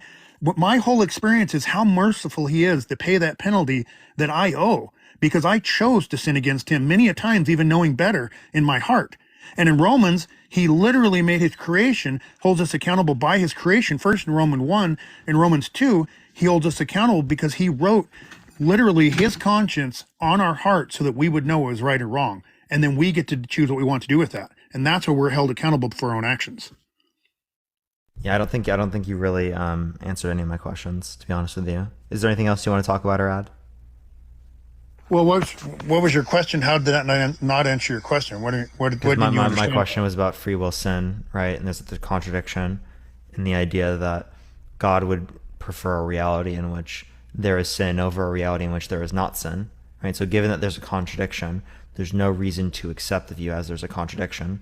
And then you didn't respond to any of that. And you just kind of talked about like we need to be held accountable for our actions. Sure, right? But like they would have never engaged in those actions if God fulfilled the expectation given his own characteristics. Can you break it down what you're trying to say to a little bit more layman's words? You're trying to be smart and use words that are upside down and backwards that most people don't actually understand. And so when you're saying I'm not really answering your basic, I'm using very basic words. Like I'm trying to break it down as far as I possibly can. Is there anything that you can tell me about what I've just said that is trying to be smart? I'm literally trying to say this in the easiest possible way I can. I'm not trying to make this difficult. If I was trying to make this difficult, I could use significantly harder language for you to understand. Right? Okay, perfect. So ask one section of the question, just how you did, not how you kind of jump back and forth through two or three things. Just answer your first section of the question. God has free will and doesn't sin. Correct. Okay. It's possible for a being to have free will and never sin. Correct. And I told you that's true. Yep. God can actualize any possible world. That's where I'm losing it. God can actualize any possible world. Is God all-knowing and all-powerful? Well, to what extent? Is God all-knowing and all-powerful? Thank you for the corgi. I appreciate it. Thank you so much, Sarah. He is, but he also has to abide by his holiness and his justification, meaning you're saying he's all-powerful. Can he do anything? This is where he has to abide.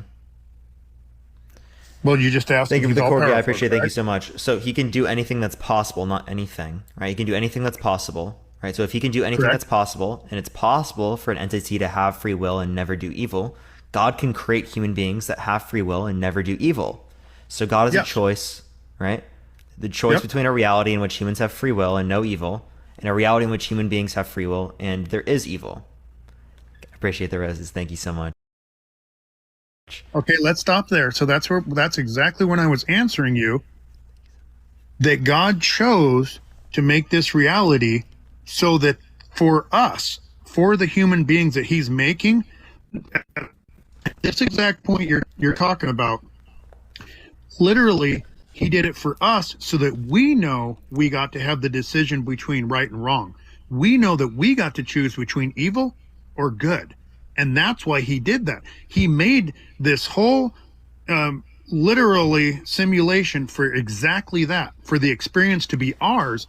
And he chose not for there to be evil, but to let us have that decision. If we wanted to be evil and disobey him, then he allows you to. If we wanted to be good and right, then he allows you to, and he will give you the strength to do it. So I'm not sure what you didn't understand about that. That's why I'm breaking down and answering you at each stage. Yeah, God's giving you this choice, but God can make you in this way in which you have the choice and you always do the good thing. So there's a choice between there being only good and a choice between there being sin. So obviously speaking, if God is preferring a particular reality, God is going to prefer the reality in which there is not sin over the reality in which there's sin.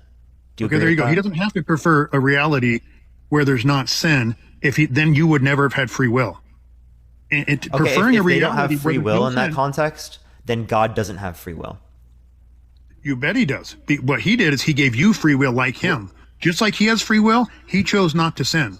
So he gave you the same ability as he made you in his image. And so he gave you the ability to choose between right or wrong. And you can choose right or wrong just like God did. And God chose right. And Adam could have chose right. But he didn't. He chose wrong. Do you understand now? Yes, right, but what you're not understanding is you're not understanding me, okay? So if God can create this possible... What you're not understanding is you're not understanding me. Thomas, okay? Send a guest request back, bro. If God can create this possible... Send a guest request back, Thomas. Yo, I appreciate all the roses. Thank you so much, Sarah. Appreciate the roses. Appreciate the roses. Hope we're having a good day. Tap that screen. Let's try to get to 1 million likes, everyone. It should send out to more people. I appreciate everyone doing so. AJ is live right now. I wanted to rate him at some point, but I don't know if I'm gonna be able to rate him because I'm gonna be live for another 2.5 hours. Everyone, Sarah, I appreciate the hand art. Thank you so much. I don't think he's there. He is. There's Thomas. Thank you. I appreciate the paper crane. Thank you so much. Your mom, I appreciate that mustache. Thank you. Sorry about that. I had a call. Yeah, for sure. So, where were we at? We were saying that if God God can do anything that's possible, right? It's possible for a being to have free will and to never do evil. God can create beings that have free will and never do evil. So if God created them in that way, they would have never done bad things. They would never ate the apple. They would have never sinned, right? Because they were created perfect, right? Well, AJ, we'll stop there. And I answered that by telling you that was the gift. He made man in his image. So God chose not to do evil and gave man that same decision. Adam could have chose not to do evil and disobey, and then he would have maintained his righteousness. But by giving man, this is where he truly did give us free will. So Adam did have the free will to stay righteous and not sin against the Creator and have perfect relationship with him. So with your saying with his preferred world, he went outside the bounds of that to let man stand on their own girth and their own decision making. And once he chose wrong, then he was going to lose relationship with God because he's holy. And he's so holy and justified to maintain his justice. The wrong Adam chose to do in the free will that God gave him had to be paid for him to be back in right relationship with God the Father, who is perfect and holy. Do you understand? Yeah, you're just saying that they choose to do evil, but that's a fundamental misunderstanding of the critique that I'm saying. Because if this is the case, they are never going to do that evil. They are never going to sin. The whole point was, just like God gave them the gift to decide to do evil or not to. So I'm answering. And in this sense, exactly they also have that decision, Thomas. They also have that decision within this sense. What do you mean they also have that decision? They chose. They didn't have to. In both situations, they have free will. They have that decision. So in one sense, they have free will and there is evil. In the other one, they have free will and there's also evil. So in both senses, they have the choice. It's just in one that they never choose to do the bad thing. Thank you. I appreciate the superpower. Thank you so much. But then they wouldn't have known that if God just preferredly did that. He allowed them to have free will in the constraints of what he made with the dimension of time and understanding, so that as they lived it out, if they chose evil, then they would see the repercussions of that decision. And through that, God then, because he loved them so much that even though they were evil and failed and disobeyed, that he made a way for them to be back in right relationship. And he is going to restore it. Like you said, if his preferred reality is to have no sin, that is what he's going to bring back into perfect perfection.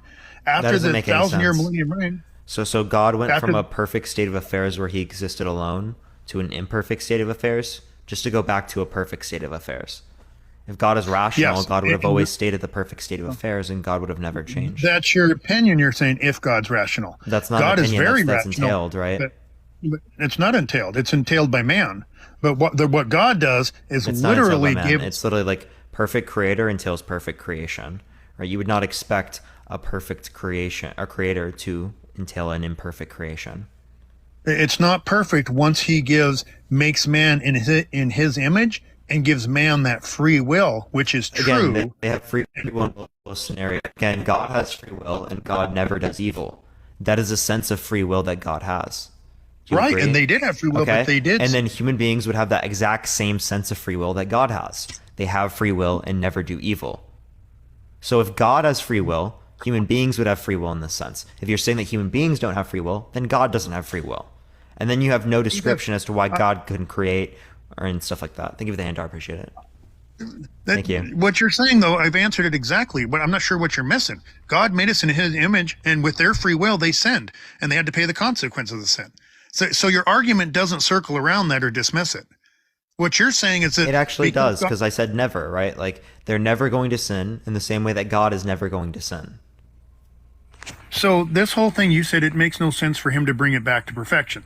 It started with perfection, and then within this perfect perfection where they were, they got given the decision to do right or wrong. Once they decided to do wrong, his creation was no longer perfect. So to make it back to perfect, the wrong they did needed to be corrected, justified, and corrected to bring it back around to perfect. And the reason why he allowed this was for us as entities that did make the wrong decision and failed and went to evil. He literally did it for us, for our experience. So each one of our lives, when we're born, grow up as a child, and every experience and every decision we make, right or wrong, at the end of your life, God will not be mocked. Every deed will be judged. And so we will be able to look at our whole life and examine every decision we make, and we'll be our own judge. And I wouldn't even want to be my own judge, because I know the decisions I've made that are wrong, the decisions I've struggled with, and that I regret, and that I feel bad for, and would have done things different, have certain regrets. And if I were to look at my whole life, even now at 48 years old, there's tons of things that would just make me ill and sick that I did when I was younger, that I did in my 20s, and all these things, even when I was trying to do what's right.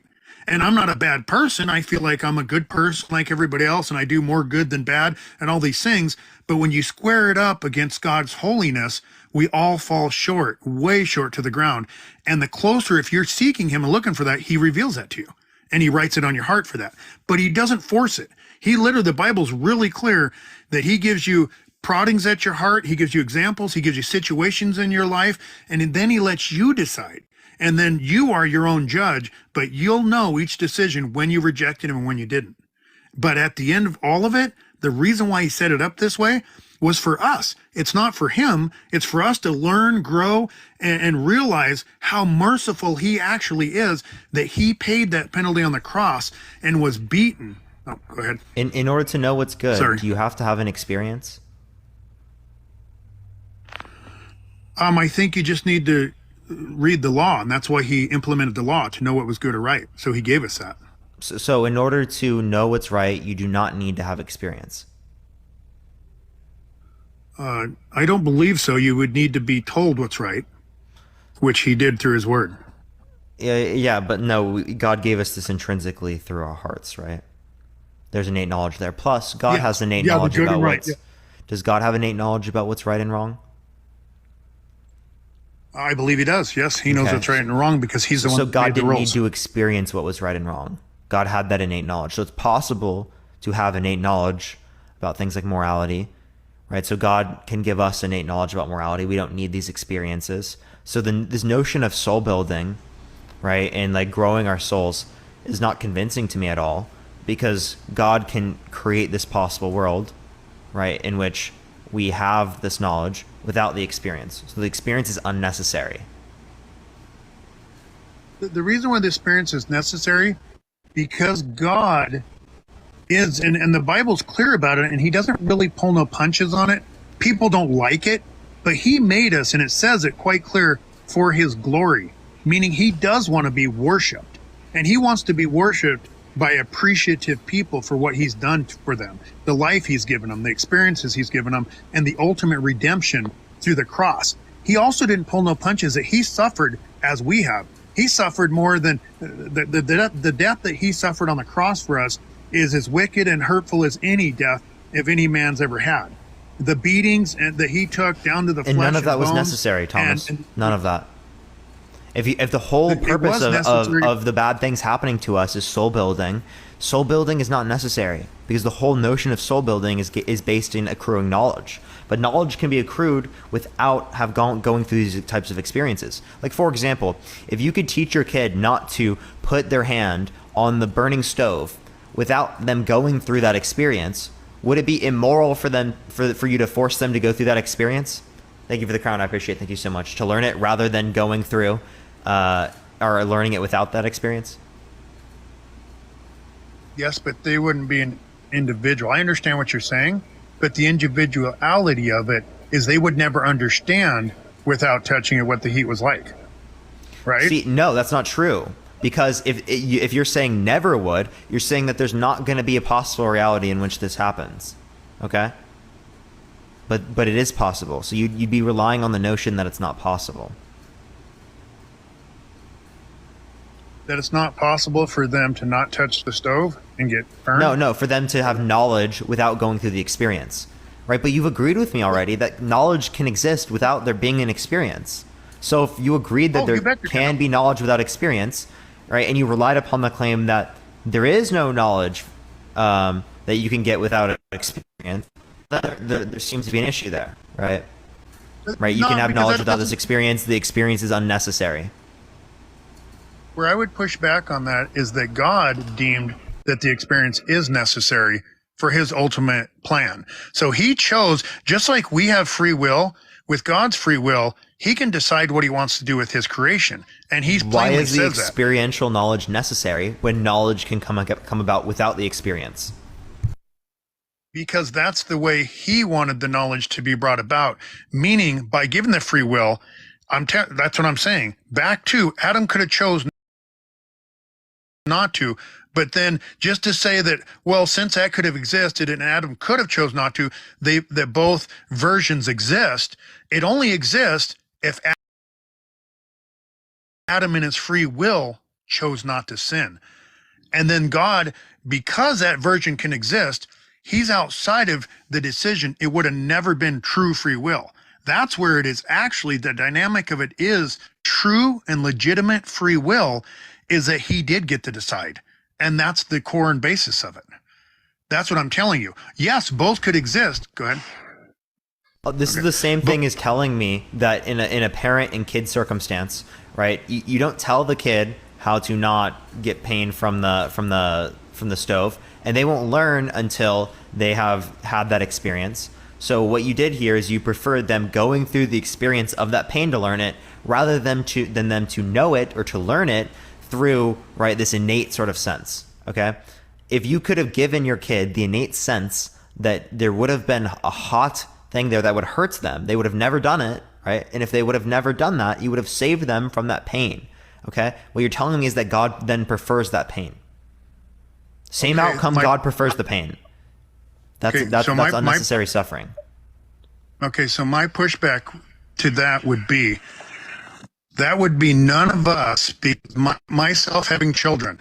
I know when I chose to have children and tried and prayed for a child so that I could enjoy their company, love them, and raise them, I know by creating that children with my sperm and my wife's egg that I'm going to bring a child into this world and they are going to have pain. I know they're going to have pain at birth. I know they're going to fall and stub and skin their knee. I know they're going to have emotional pain the first time they date. I know that eventually in their life, even if it's a good life, they're going to have pain and death, and that there could be all kinds of pain even before death. I know bringing them into this world that they could have disease. They could be born deformed. Thomas, here's could the have, distinction. You can't stop those things from happening. That's unavoidable for me and you, right? But the thing is it is avoidable for God. Okay? And if you are in a parental circumstance and this type of pain was avoidable for your child, I know damn well every single time you would avoid that pain for your kid, right? I would, my parents would, every single person in this chat would do that, okay? That's like so clear to all of us. We would avoid that pain immediately. So you're telling me that this all good God on a pedestal, so good out of everyone, we all need to look up and worship to this God, is going to pick the pain over no pain? Right? Same situation happens, same thing, right? We have the knowledge in both circumstances, but God deserves or decides to pick the pain over the no pain. What I'm saying is he didn't pick the pain. Adam did by disobeying. And just like our children, even knowing all of this pain, I choose to bring a child into this world, even though I know they're going to suffer in pain.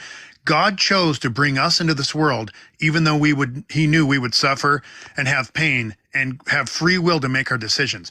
But back to your first argument. What did I say? Unavoidable. So do you want to address the notion of avoidable and unavoidable pain?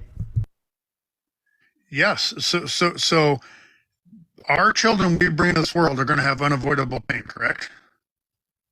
Yeah, but the idea is that it's avoidable for God. Okay? So if it's avoidable for God, right, then there would be some type of responsibility there. Like the same way that like if I were to like let's talk about this scenario. This might be understanding. Right? If I see a child drowning in a pool and I don't go save them, did I do something immoral if I could have saved them? I would believe so. Okay. Well, there are kids that drown all the time, and God watched that happen. God could have saved them. It wouldn't take away their free will to save them, would it? So to your argument, God saw us drowning in sin, so he come to save. No, not drowning in sin. God saw them drowning, could have saved them, and God decided not to save them. It's immoral for me to have done it. Is it immoral for God to have done that? Then they're exactly there again. He would have took away the free will and the dynamics set up, because the parent who put the pool out there and filled it up with water, he could have stopped him at that point and didn't allow the pool to be there and no water to be there. So for him to intercede in each section of it, then you no longer have free will. So therefore, he gave us within the dynamics, just like this, just like my child, there's certain pains that they will experience, just like when I ground my child because he was disobedient, and so I take away his Xbox, he cries and throws a fit, and he has great emotional pain because his friends are all playing this big Fortnite one, and he was supposed to be, and he's the top guy.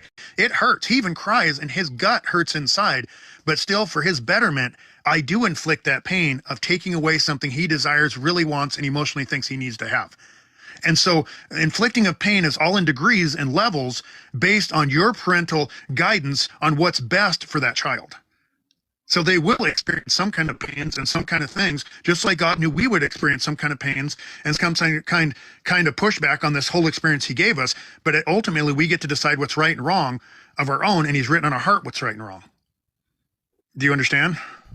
No. I think that you're not understanding me, because again, right, the idea here that you're not understanding, I think that you're not engaging with, is that if this is avoidable and God could have made it in a manner in which they did not go through this type of idea, obviously then it would be better for that type of thing to happen. Right? And I'd also dispute the idea that you would reference in terms of like the pool scenario as to why that would remove free will. Are you saying that there's not a single circumstance throughout all of human history that God has saved anyone drowning? I believe, and it's quite clear, he says he has compassion on who he wants to. And he does that in his free will. So he doesn't pull no punches about it and he doesn't worry about what man thinks about that point of it. Even when Job complained, who was the right answer the question. Has he saved any human being? He's intervened. I believe yes. I believe yes. So if he's intervened, he's got rid of free will. So you didn't care about when he got rid of free will then. Thank you for the confetti. I appreciate it. So if it's okay for him to get rid of free will then, why is it not okay for him to get rid of free will when all the other kids drowned? It is when he decides, because he's the creator and he decides when. Just like you decided So whether really, you want to serve the whole basis isn't free will. It's just whenever God wants to step in. Thank you for the answer. I appreciate it. And God doesn't want to step in when that kid is raped or that genocide happens, right? Or these people are enslaved. Thank you for the hat mustache. I appreciate it. God only wants to step in when God feels like it. That is correct. And his perfect plan is, you don't agree with it, I understand that, but he would call you a mocker. So he understands a naysayer, a mocker, and he gives you that free will to do that because you judge him with the knowledge you have. You decide whether he's a good God or not, and you judge and say he should save every. But there's no reason you have this, because God steps in free will in many other circumstances, but doesn't step in free will when it relates to this circumstance. That's a fucking issue, right? God's not going to step in for the P3DOs raping the children. God's not going to step in for the human sex trafficking. God's not going to step in for all the disease that, you know, kills everyone, for the hurricanes, for the tornadoes, right? For the earthquakes. God's not going to step in for any of those, but God's going to step in every once in a while when God feels like it. So it's not about the free will thing anymore. There is no reason. It's just God's picking and choosing. God's cherry picking who he wants to save and who he doesn't want to save. And God doesn't want to save some children from these terrible acts of suffering when God could. Well, that's immoral to me, and that's immoral to you. If there was a person in that same circumstance where they could either they could save them, but they did not decide to save them, you would say it's immoral. But as soon as it's God doing it, then it's good. Rules for thee, but not for me. No, because we are all appointed to die. Death is appointed to man. So because it happens at different times, that is still the end game. So whatever time he gives you is a gift. And in his perspective, we're all going to die. So should he save every 95-year-old man that's having a hard time breathing and is passing away and that's on oxygen? You would save the 95-year-old man. Yeah, why are they having a hard time breathing? Why did God make us in a way in which we degrade our bodies? Why our bodies degrade, we get disease, we get illness. Yeah, you know why that happened? You're going to say sin, but sin isn't necessary. That's the whole point I'm making, is that the whole conditions for why sin exists is solely dependent upon God determining this, as it's possible for God to have created a reality in which there is not sin, right? Regardless whether you want to address free will now, God's already gotten rid of free will under your view, right? You said that God has intervened in the free will of many others, but God's not going to intervene in the Holocaust. No, because God also, when he does intervene, if you read the Bible and his word, he tells you why he intervenes. He intervenes so that his redemption will take place for all the world. He intervenes in certain lives because prayers of a righteous man availeth much. That means someone that has submitted to him and is praying for somebody else. That it says the spiritual world, you can affect by being righteous, by praying, by denying sin, and he will answer prayer, and he will heal disease, and he will do certain things, and that's a gift to the spirits. He does healings, and he does those things out of obedience of a sinner, that he intervenes in certain situations, and we don't always know exactly why, but most of the time there's a reason or a process by why he does it for his ultimate plan. But it's still ultimately for redemption. But back to the reason why all this, he would not have had free will. If he could have made a world, like you said, preferably without sin, a preferred world without sin, then he wouldn't have made a free will Adam. Adam could not have sinned and we would have had the perfect world. Great. But Adam did sin with his. You just cut out, but here's my point. Here, actually, I can make this point as clear as possible. If there was a moment in time in which God interceded on free will and stopped a person from invoking their free will, why didn't God do that? On free will. With the, you can send a guest request back, Thomas. Why didn't God do that with the very first sin? Because the very first sin did not happen, right? Well, then none of the other sins would have happened, right? None of those other people would have been put in that position. So if there's a moment in which God interceded, why? Why not that moment? Let me see if they send a request back.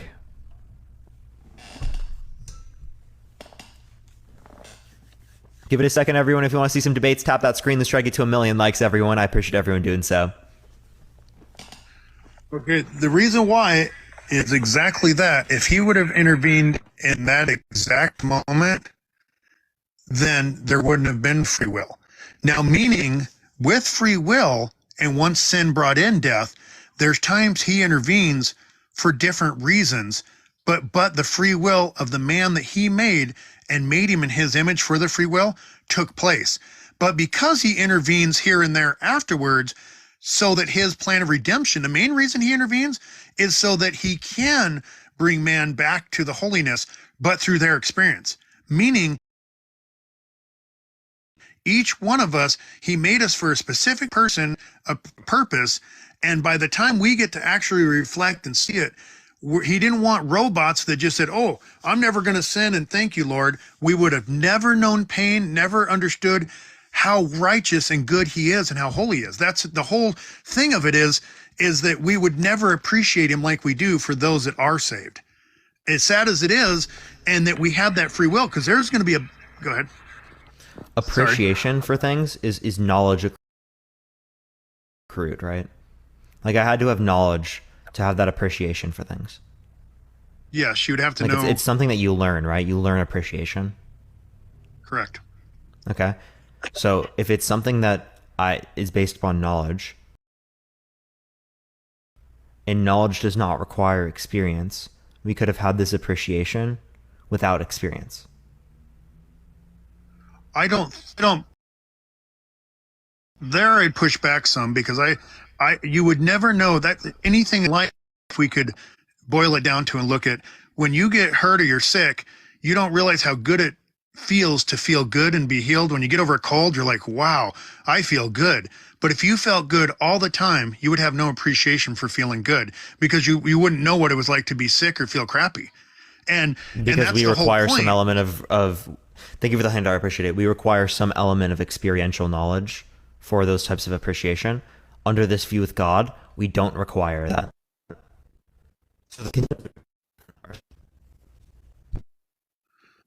I wouldn't see how the conditions would be that different, other than because each one of us, all the things wouldn't, if you were excited all the time, then being excited or being happy wouldn't matter. Like I said, if everybody was happy, you wouldn't know what it was like to be not happy. Then what would it be? The existence and the experience wouldn't be genuine. The reason why he gave us this whole thing is like you're saying, he could just give everybody a happy pill and never sin, and made these perfect beings that never understood the redemption of what sin was and how bad things were and how good he made them by paying for the redemption for the penalty of our sin. And who would, even us, who would want that? If you could have a kid, like you were saying, as a parent, that never, we'd all love to have a kid that never understood loss or never understood the bad things, was never hurt. But what about those kids? You know, the most spoiled kids on the planet are usually the most miserable. The ones that parents give them everything they ever wanted, make sure they're pampered, make sure they don't ever have to work, they never have hardship, they make sure to give them everything the best. Most, you can do the studies on it, they are very unhappy children. They're unappreciative, they have no respect for anybody. I've actually addressed this many times, right? Like, we require some element of experiential knowledge. Under this view, we don't require experiential knowledge when it relates to like Under what appreciation. view? Your view, because God has this type of knowledge about things without having any type of experience about it. Or are you saying that God also learned this from experience? I'm saying that God is higher than us, and what he set up with us and our understanding was he, in making us in his image, he gave us the decision for right and wrong. And Adam, obviously, first, we had to pay for his sin too, because that's the way God designed it, as sad as that is. But even now, we still get to choose right or wrong, because he's written it on our hearts. So once you're of the age of accountability, you get to decide what is right and wrong. And we all do that every single day. I mean, all of us do it every day. You're not answering my question at all. I'm talking about the knowledge aspect, experiential knowledge, or I can just have innate knowledge. I'm saying we can have innate knowledge. We never have to go through the experience. So that's what you're saying. You're just saying innate knowledge. So conditions are different. That's clearly different, right? So your question is, so if we could just have knowledge without experience, is what you're trying to say. So you're saying God should have just give us the knowledge that this would be bad and just put it in and himself. You should appreciate this, right? Yeah. That you should, but that's exactly it. Then we're not individual beings that make our own decisions, and we would be just a robot. God writing morality into our hearts doesn't make us individual beings then. It does. What he does, he writes what's right or wrong, so you feel it and know. But with you knowing it, just because you know it, doesn't mean with that free will. But not you can everyone choose knows not it. to. That's the issue, right? I don't know it. Under Well, your I view, think you do. I mean- my senses are not reliable because I have different senses from the biblical standard. I disagree with the Well, Ten but- Commandments. I don't hold a principlist view when it relates to all of those types of claims.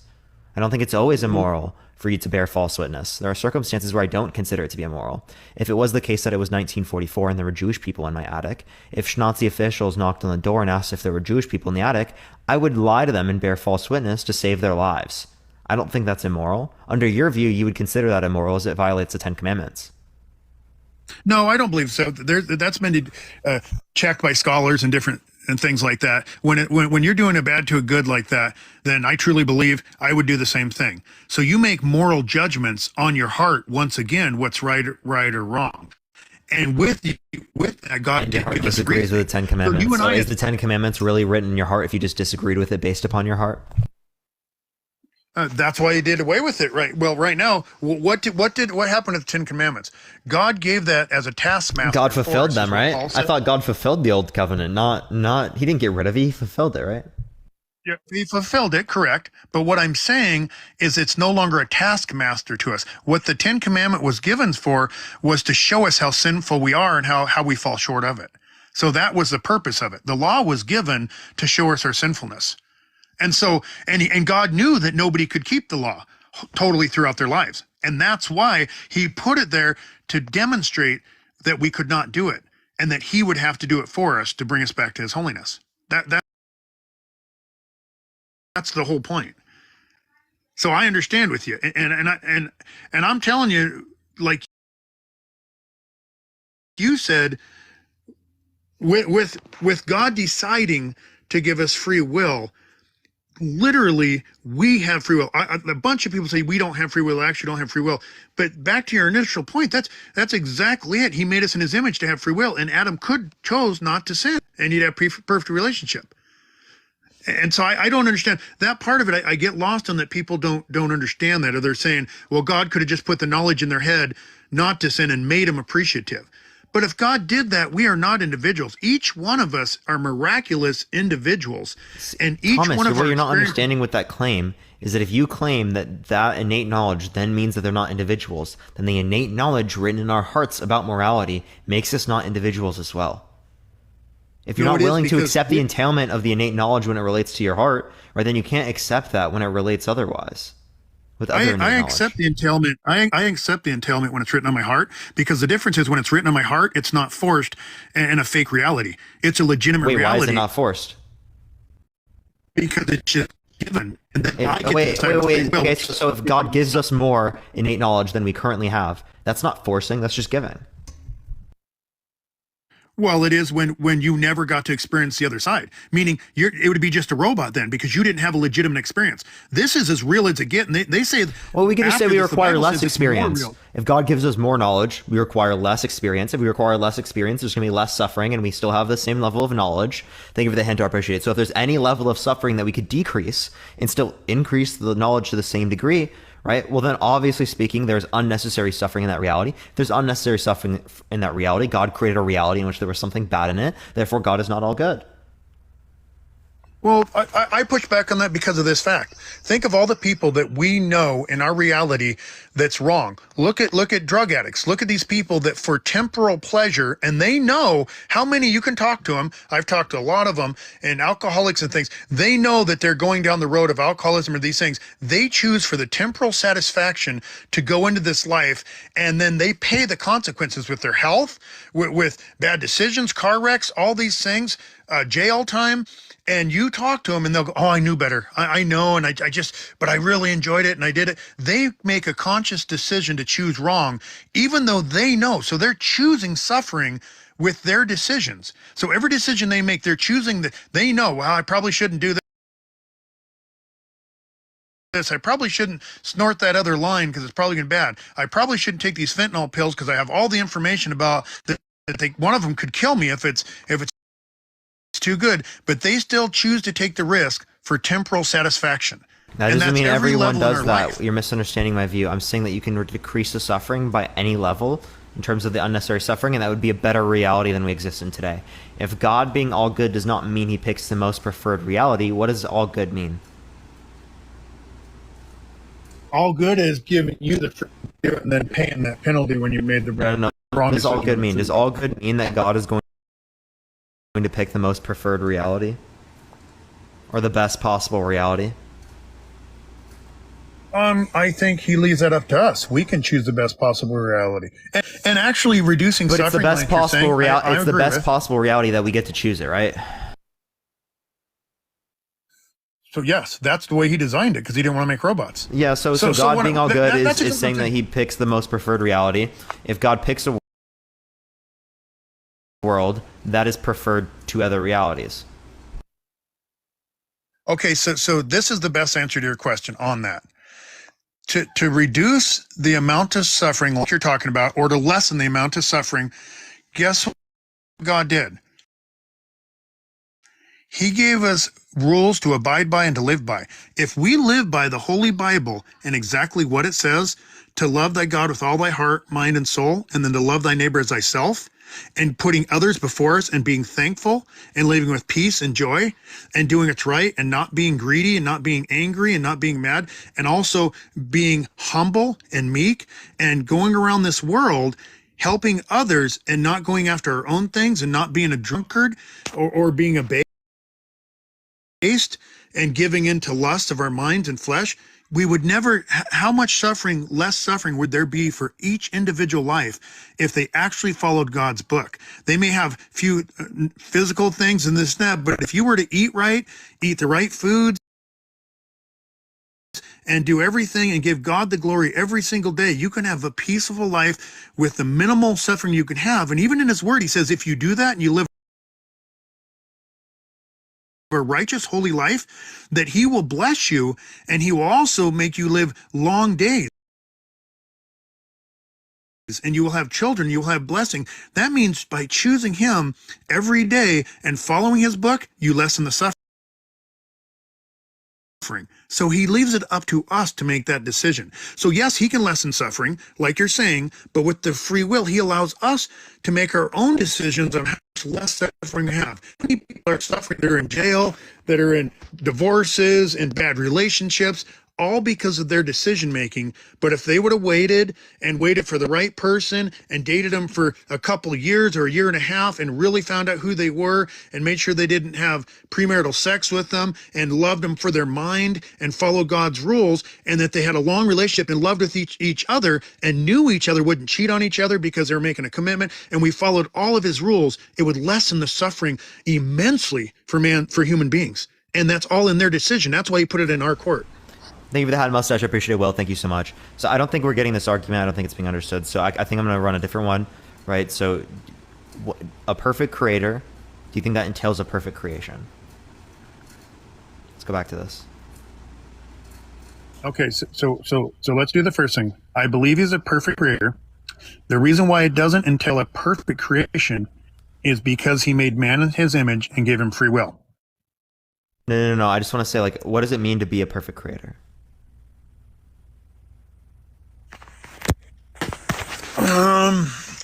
Perfect, the definition of perfect, there's a couple different ones. And God, even in his perfect, let's look that up. A perfect because I want creator to see what the definition would be a creator of flawless things. Do you agree?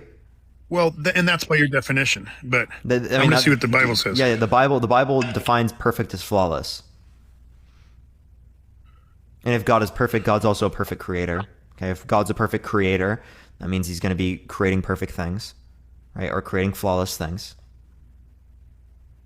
So I think it's going to be pretty clear here that if we're flawed, right, then we don't have a perfect creator.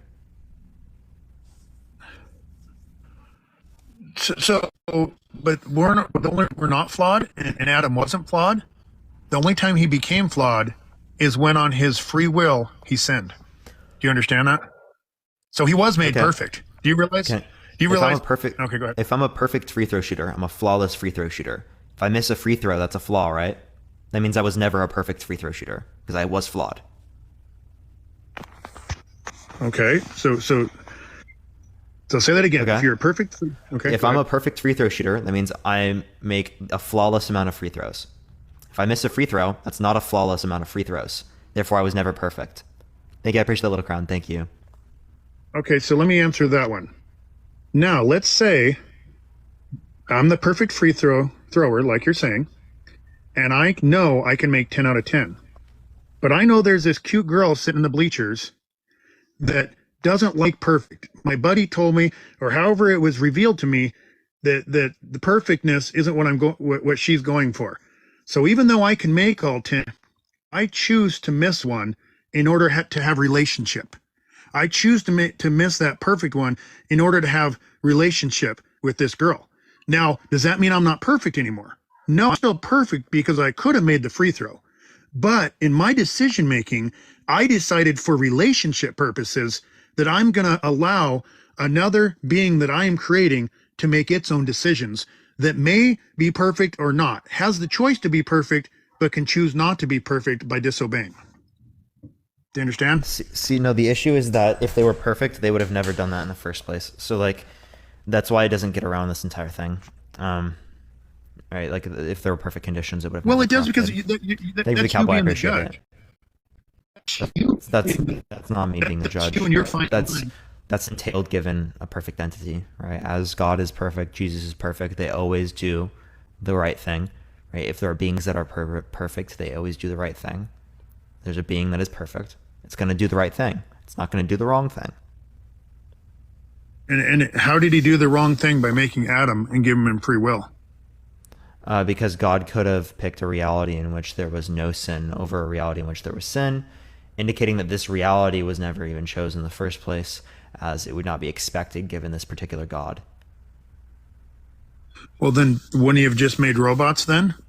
You don't have to create robots, as they'd have the exact same sense of free will that God has. Right? But the idea is that would they have the exact same experiences? And it's entailed that they're perfect, given that a God is a perfect creator. So again, what does it mean to be a perfect creator? Are you saying it doesn't mean to create flawless things? Like, is there some other definition that you're operating on? No, I'm saying you can be perfect and make something with its own free will, and that's what he did. He still maintains his perfectness. Sure. So then that would be perfect, right? Those would be perfect and have free will, okay? But again, the idea here is that if there's a perfect creator, there's a perfect creation. We exist in an imperfect creation. Therefore, there's not a perfect creator. He is perfect because he's not the one that sinned. He's not the one that sinned. The creation he made chose to sin. How does that take away from his perfectness? So they're not perfect because they're not perfect, okay? If I'm a perfect creator they were perfect. And I create something imperfect, I cease to be a perfect creator. Could Adam have chose not to sin and maintain perfectness? Yes. Thank you. So that answers your question. God made perfect. It was up to Adam. How does that not? It really doesn't, because if he was perfect, he would have never succumbed to being imperfect. Right? Okay? Given the fact that he did succumb to being imperfect, that implies that he was not perfect. Okay? Because if there's a perfect, where your argument's flawed. Here, I'll show you. If there's a perfect free throw shooter and they miss, they were not a perfect free throw shooter. That's just like saying that this is literally like saying, can God make 2 + 2 = 5 instead of 4? That's not what I'm saying. He's perfect. Thank you for the little crown. I appreciate it. Thank you. He's perfect and all powerful and should be able to do anything. So if he made a creation, this isn't logically contradictory. This conclusion here is not logically contradictory. It's logically possible. Therefore, it's not going to be the same as what you've just brought up. But it's not logically possible if he gives free will. It is logically possible. Because God has free will and God always does good. That's so it's only your logically opinion. possible within that sense. No, it's fucking reality. Okay. Okay, reality. so this would I've be gone like over it a million times, Thomas. It is reality. You have to acknowledge it. Okay. If God has free will within this sense, right, then they would also have free will. Okay, this would be the basis of it. We just disagree. You're making the judgment that he's not perfect because he made a perfect being with free will. And I'm disagreeing with you. No, he did not make him perfect. He did not make him perfect, okay? There is a sense that this being, if there's a person who shoots 9 out of 10 free throws, that even if prior to this point they made every single free throw, that they were not perfect in that standpoint because they were to miss, okay? If they were going to miss, then they were never perfect. So the idea here is that God if miss they sin, they were never perfect. Did God miss by making Adam? Did God miss a free throw? No. Adam missed the free throw. And actually, God wouldn't even exist in this first place because it would entail that God would have done something perfect. So actually, yes. I would answer that yes. God didn't miss. Right? If we were saying that God existed, but that there's a contradiction there. So that God doesn't exist, right? Just by nature of it creating something that was imperfect, saying that it was a perfect creator. If it was an imperfect creator, well, then that would be expected, right? But given a perfect creator, right, we would expect to see something perfect. Okay, so we're about there. You about answered it finally correctly. God is perfect, and he made a perfect being that could have made the perfect decision to stay perfect. By God making Adam perfect, that makes God miss the free throw. What? He's perfect. Think about. If they were perfect, they would have never missed the free throw in the first place. Because the fact that they did miss the free throw was a flaw. So if they are flawless, make the perfect decision, they would never have engaged in a flaw. By making. He's cutting out everyone.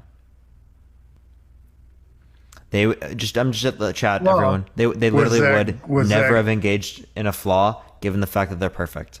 It's clear. I don't know how to make it simpler at all, everyone. God's flaw, or was it He's Adam's lagging really flaw? bad, everyone.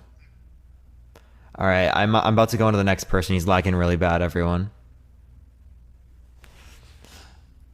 Give it a second, though. Everyone, in the meantime, tap that screen. Let's try to get to 1 million likes. If you disagree, send a guest request right now. Please only send a guest request if you think that being gay is immoral, y'all. Hello? Okay. I'm going on to the next person, everyone. He's lagging extremely hard. He's not even here anymore. So we're going to go on to the next one. If you disagree, send a guest request right now. Please only send a guest request if you disagree. By the way, everyone, yeah, we've got about 50 minutes here until we are going to the sub-only chat. If you want to have access to the sub-only chat that I put on for the last hour of my live, subscribe to me if you haven't already, everyone. But let me go on to the next person, everyone.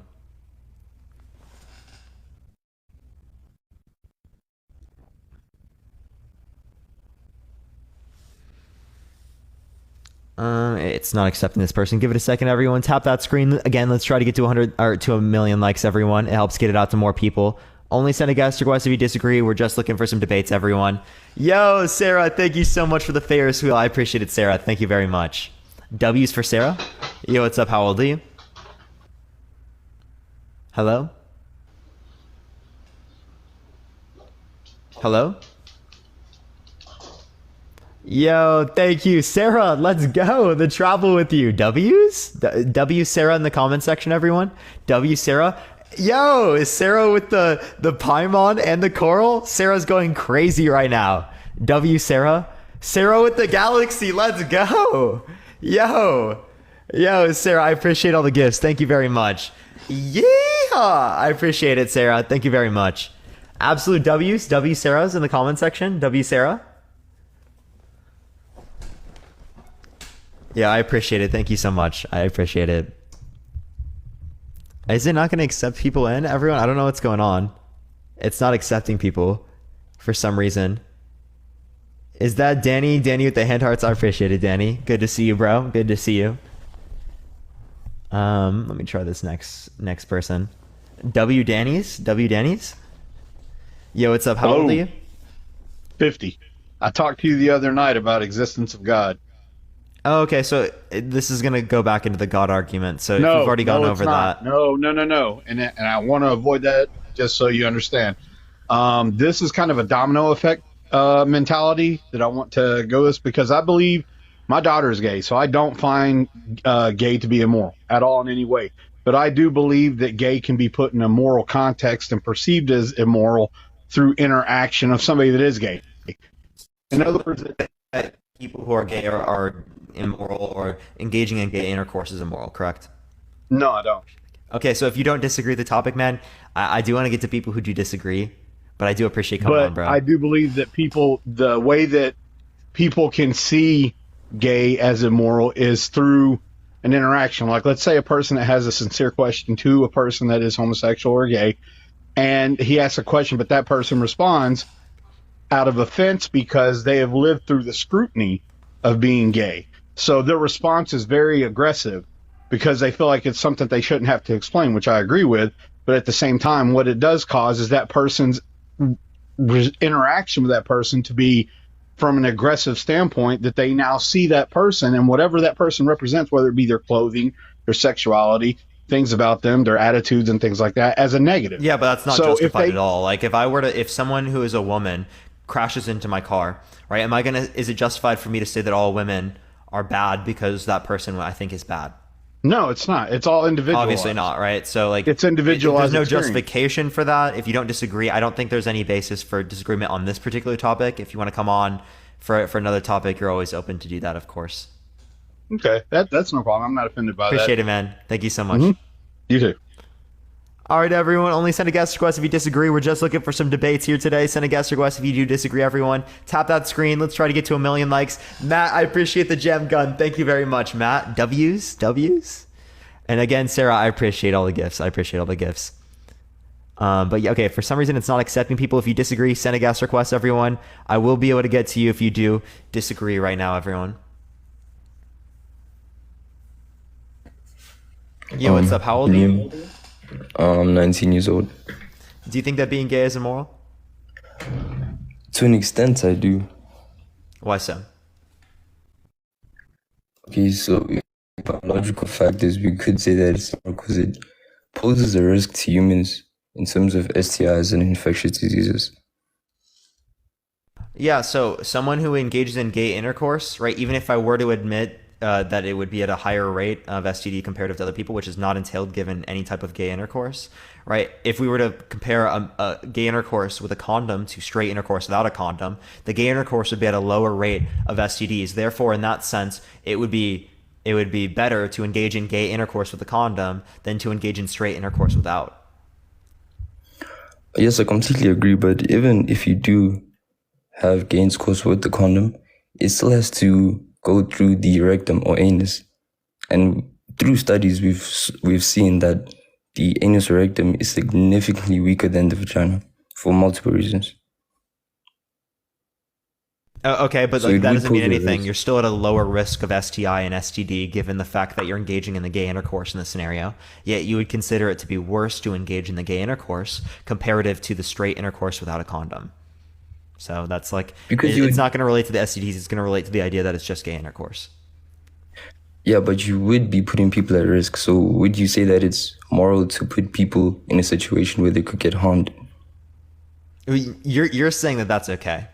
And yeah, some level of harm, right? Like if I allow my kid to like go to school, that's putting them at some level of possible harm.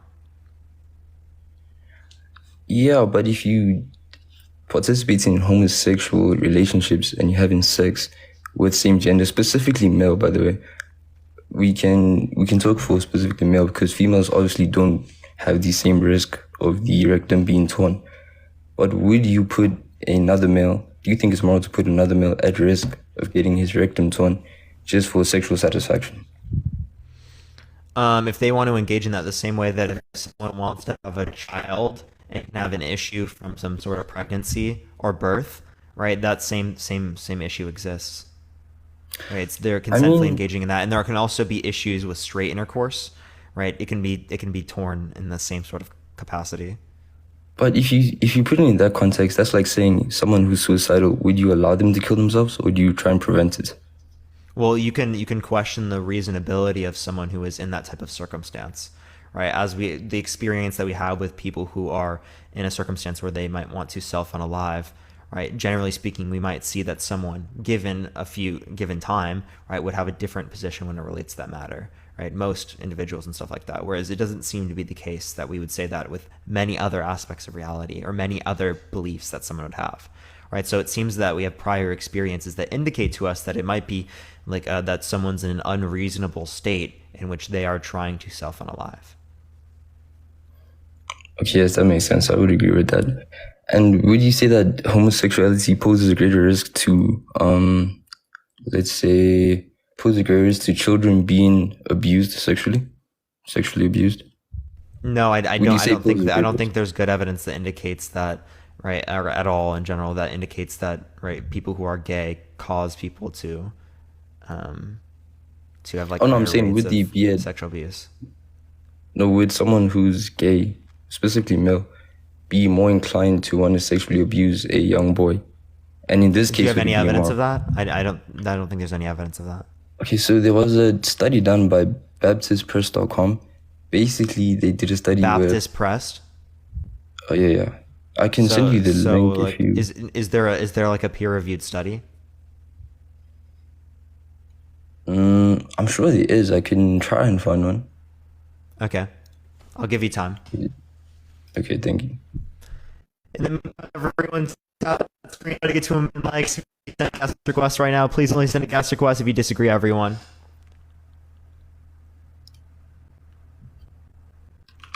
Yeah. I have from someone right here that they've seen multiple studies that indicate the exact opposite. Matt, do you want to send me those studies, bro? No. Oh yes. So there is a counter argument, obviously, but the counter argument is purely based because there's a higher number of heterosexuals.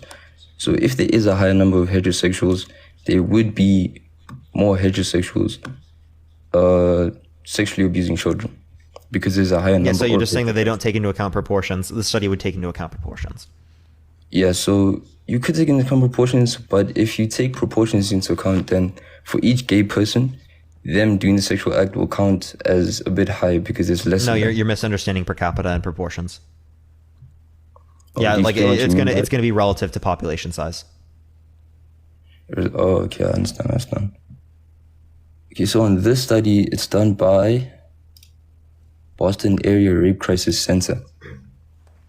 What's and the it title? Has two LGBT individuals. And then it says 82% of suspected perpetrators of child sexual abuse. No. What's the title? When I Googled it, it says 82% of suspected perpetrators of child sexual abuse. That's what it says for me. 82%. So is this an article? It's a PDF. So 82% of what? Suspected perpetrators of child sexual abuse. Child. Now this is for what you were saying about heterosexuals. And then what else after that? After the abuse part. Is that it? Oh, it just gives 3 dots. Yeah, that's about it. Okay. I just looked it up. I don't see LGBT individuals. Is this from Bar CC? Yeah, that's the one. Bar CC? Okay. Yeah, Bar CC. Okay. All right.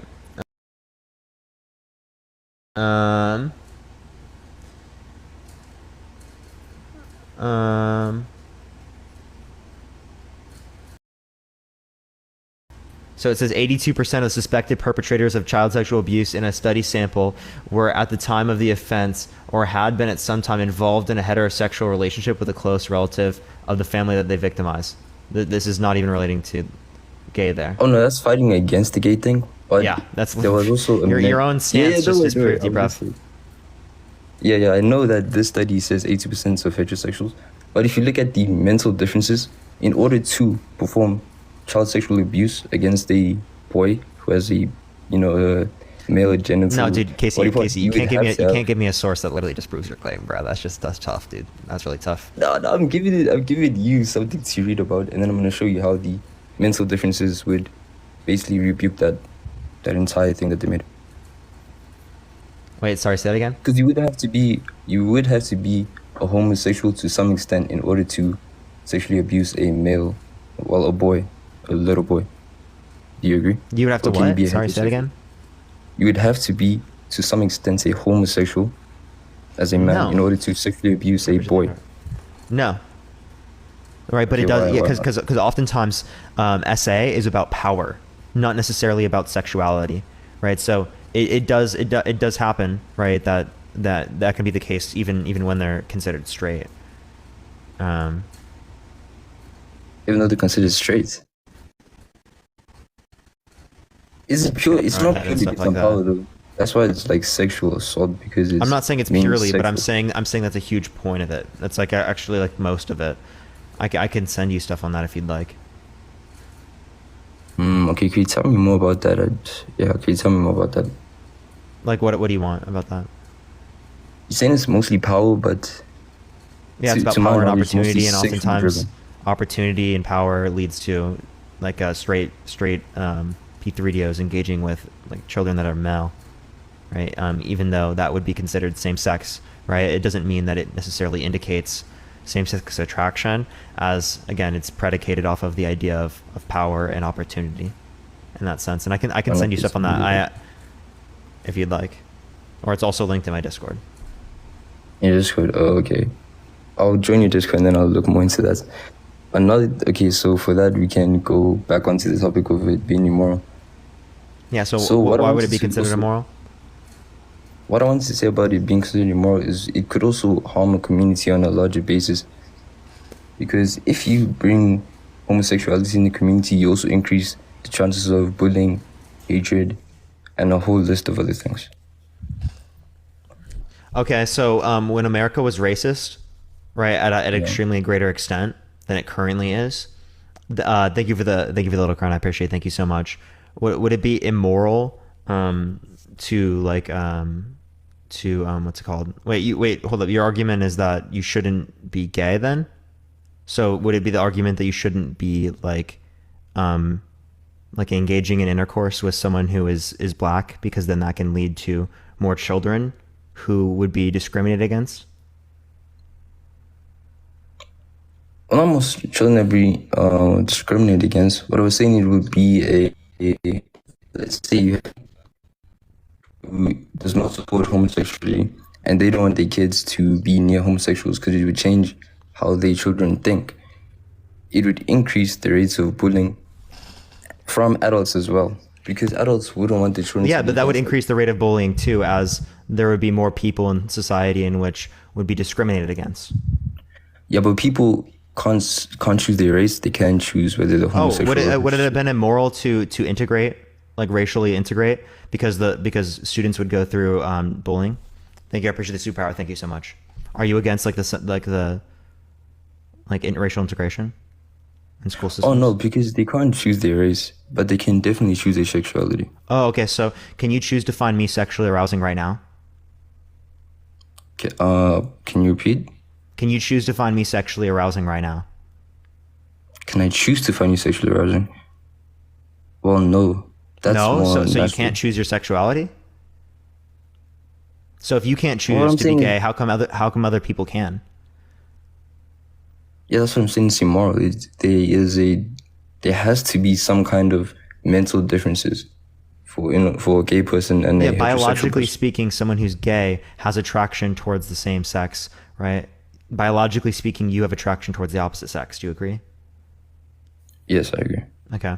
Yo, Sarah, I appreciate the galaxy. Thank you so much. I appreciate it. So it's going to be biologically determined, which is independent of the way that I'd choose to be, right? It's not going to be based upon my choice. The same way that you can't choose to be gay. Okay, so if it's not a choice, then what's the distinction? You can definitely choose to be gay. Oh, okay, so you can choose to be gay. So you can choose to find me sexually arousing right now. If I was interested in men and masculine traits. If you were interested, can you choose to be interested in me right now? If you're interested in masculine traits, absolutely. Can you choose to be interested in masculine traits? Yes, you can. That's what it is. You can? So you can choose to be interested in me in that way? Yeah, I don't know why you're repeating this. You can choose. So can you choose to be interested sexually to a chicken? Sexually to a chicken? Yeah. Thank you, Sarah. I appreciate the galaxy. Thank you so much. I appreciate it. You can? Yes, 100%. Yes. So right now, you could be sexually aroused by a chicken. Thank you. I appreciate the corgi. Yes, thank you so much for the galaxy. I appreciate it. By choice. That would be okay. Could you be sexually aroused by a child? By a child? Yeah. Could you choose to do that? Could you choose that? No, Thank you for the you paper have to crane. I have a appreciate mental. it. So you have can't to have a choose. mental thing for that. That's So quite you can't disturbing. choose. You can choose to an extent, of course. I think it's funny that you conceded to the idea that you can choose to find a chick Think about this. sexually Can arousing, someone choose- because that's a wild take, bro. That's a wild take, Casey. Okay, look at this. Look at this. I knew that you If wouldn't it's- concede to the child part, but like, bro, so you can't Yeah, choose yeah. your sexuality, right? Gay people don't choose their sexuality. Thank you. I appreciate the rose. Thank you so much. Well, that's like Appreciate it. saying someone with schizophrenia chooses to be schizophrenic. No, they don't. Yeah, so if They someone naturally is are that way. Or like there was some But type of that's- like it's event different with sex. happening Like, in their life look that at they this didn't whole- choose. Thank you for the look paper at cranes. this I whole appreciate the gender Hazel. thing. Would you say that you can choose your own gender, like this whole popular thing that's going on right now? Thank you. I appreciate the paper crane. Thank you so much. I think you have particular commitments in which can indicate your gender. Yeah. Thank you. I appreciate the Hazel. Thank you so much. But it depends on what you mean by choose. Because the desire to be in accordance with these characteristics, there can be a question of whether or not there's a choice. But So desire to be. or it's volitional. Wait, can you repeat that part? Yeah, so there's a notion of it's not necessarily volitional, right? You just have this desire to be in accordance with these particular set of social or cultural norms.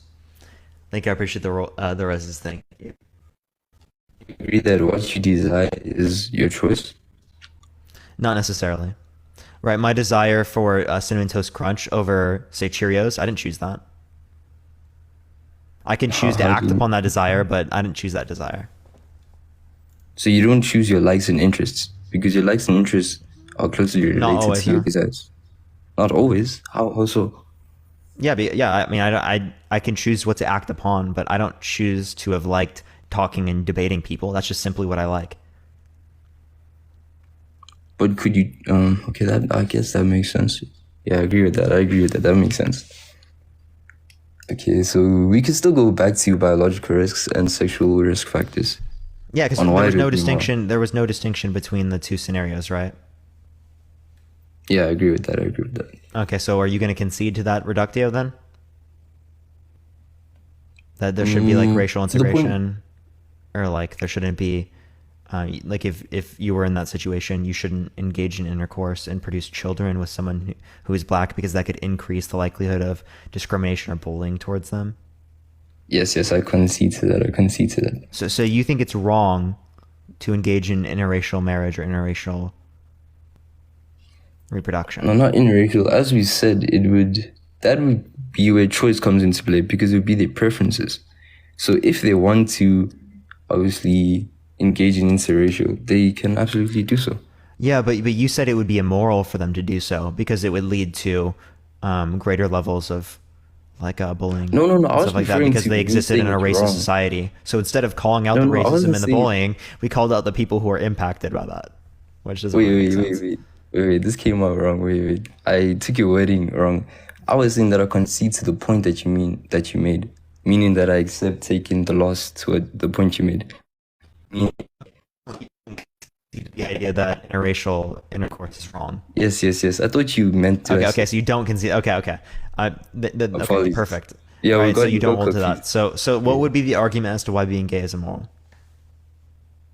Because there's biological risk factors and sexual risk factors, but on specifically biological risk factors and everything in the natural way of life, people can get hurt by this. People can be sexually assaulted, which is a possibility. I'm not saying it's the biggest possibility. By the way, you have but to it say is a essay or you have to say essay or what's it called? apologies. R word. Or R word or SA. Okay, apologies. Yeah, but as I was saying, the biological risk factors are a lot higher and more significant. So as you said, they can't choose, but you would be putting people in harm by promoting homosexuality.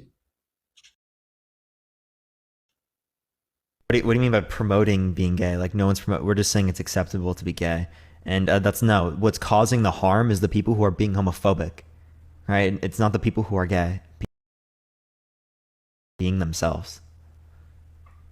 Okay, because I can be myself and there's no harm targeted towards me for that. Okay.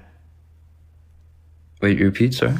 Yeah, so it's not because of the gay people, it's because of the homophobic people, right? Because if the homophobic people stopped, it wouldn't happen, right? Because the gay people just existing alone, that doesn't cause that, right? The same way that me existing alone as a straight individual, I don't get any harm for being straight, right?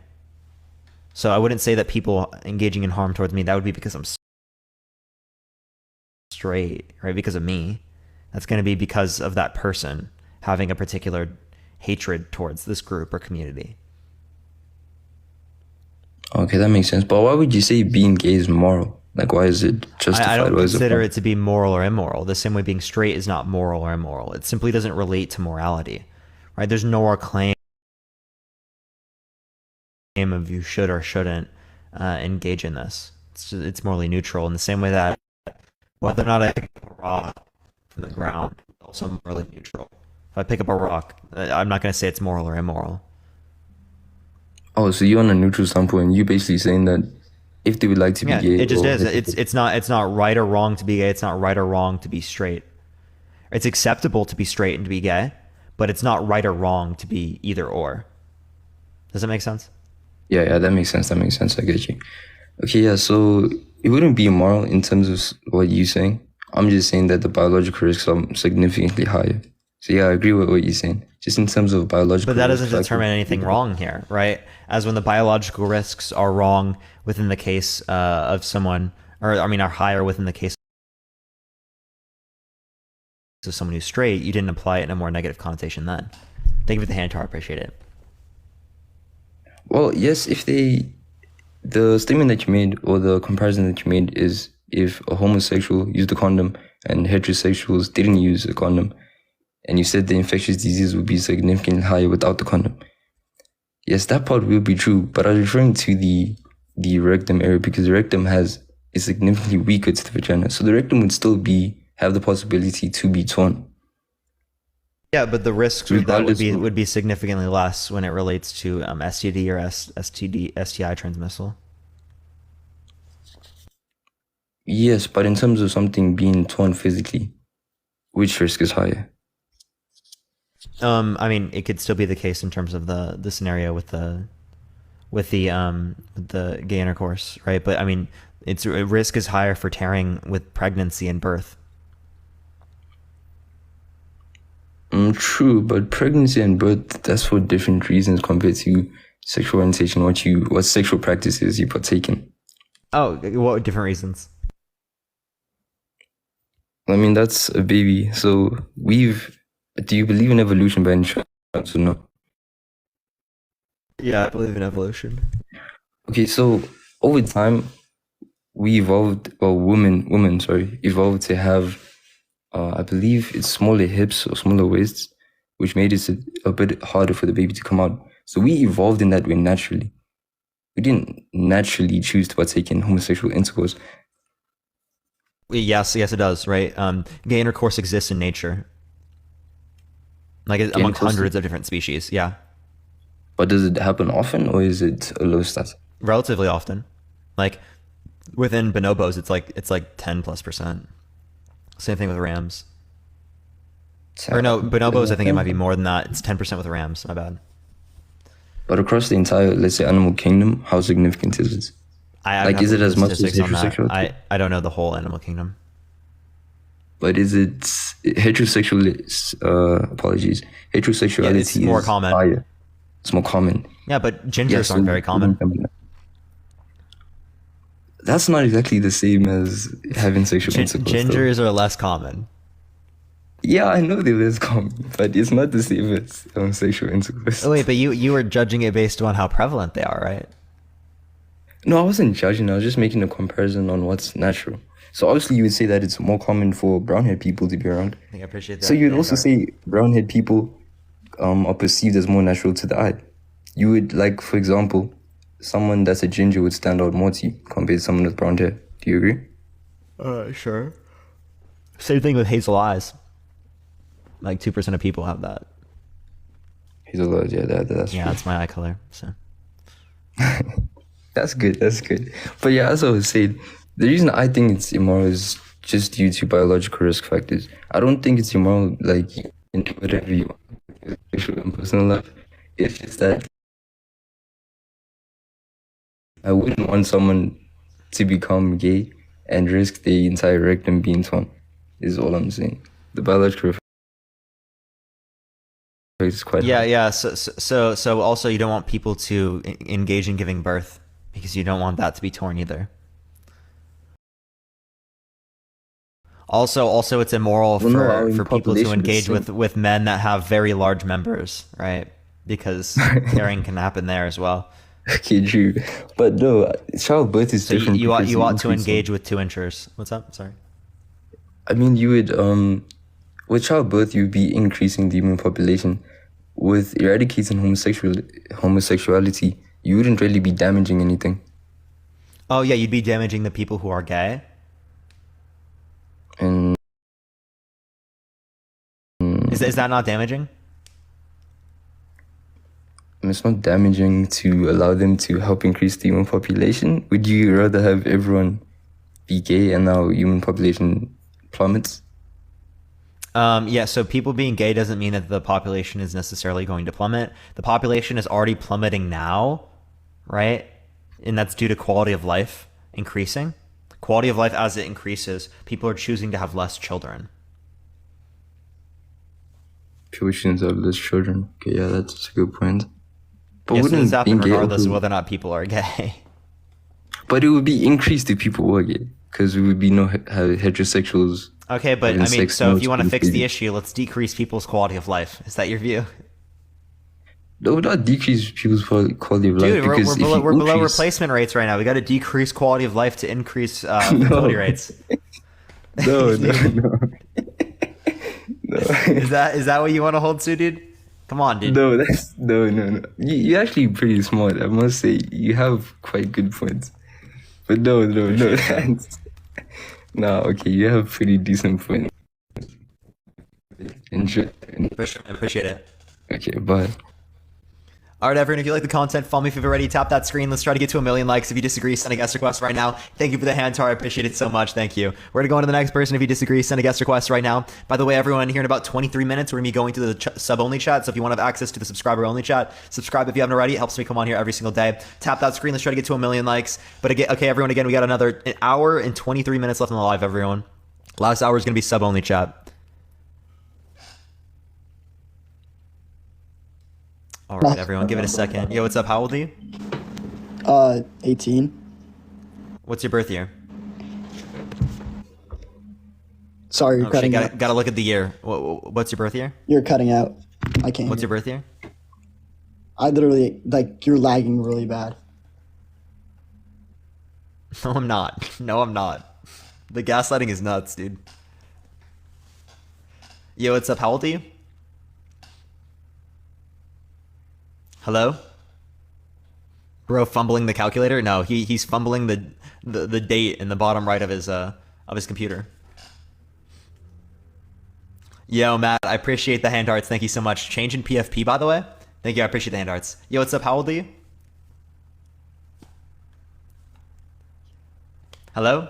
Okay. Shit, everyone. I literally just accidentally screenshotted everyone. Someone's still in here. Yeah, thank you for all the hand arts. I appreciate it, Matt. Thank you so much. I'm going to go on to the next person. Only send a guest request if you disagree, everyone. Tap that screen, everyone. I did pause on accident because I accidentally screenshot. Yo, what's up? How old are you? Eating pussy and kicking ass. Eating. All right. Hello. Yo, what's up? How old are you? 34. For sure. Do you think that being gay is immoral? Yes, I do. Why so? It's just looking at different factors, you know. So if you're looking at how the state is like outside of like living freely from the old way of thinking, that was not acceptable before till now. Wait. Is this guy a troll, dude? Who? People are saying you're a troll in the comment section. A lot of people. So. Nah, I'm not trolling. Yeah, I talked to you before, right? Yeah. Chat. One question, chat. Did I kick him off for being a troll? If I kicked him off for being a troll, I'm going to the next person. I can't remember everyone. Nah. We had a long conversation the other day. Was it for trolling? Yeah. No. It was not for trolling. I mean, a lot of people are saying yes, bro.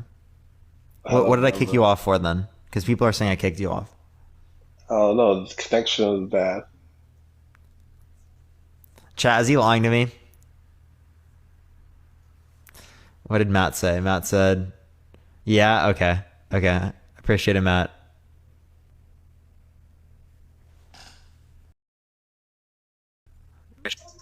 Yo, what's up? How old are you? Hashtag bring back mustache man. He's trolling. There's no way that's real.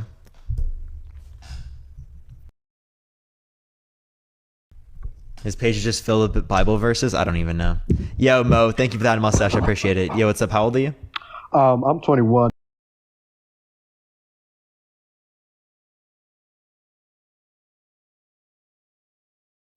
It's even much more than immoral. You know, it's filthy.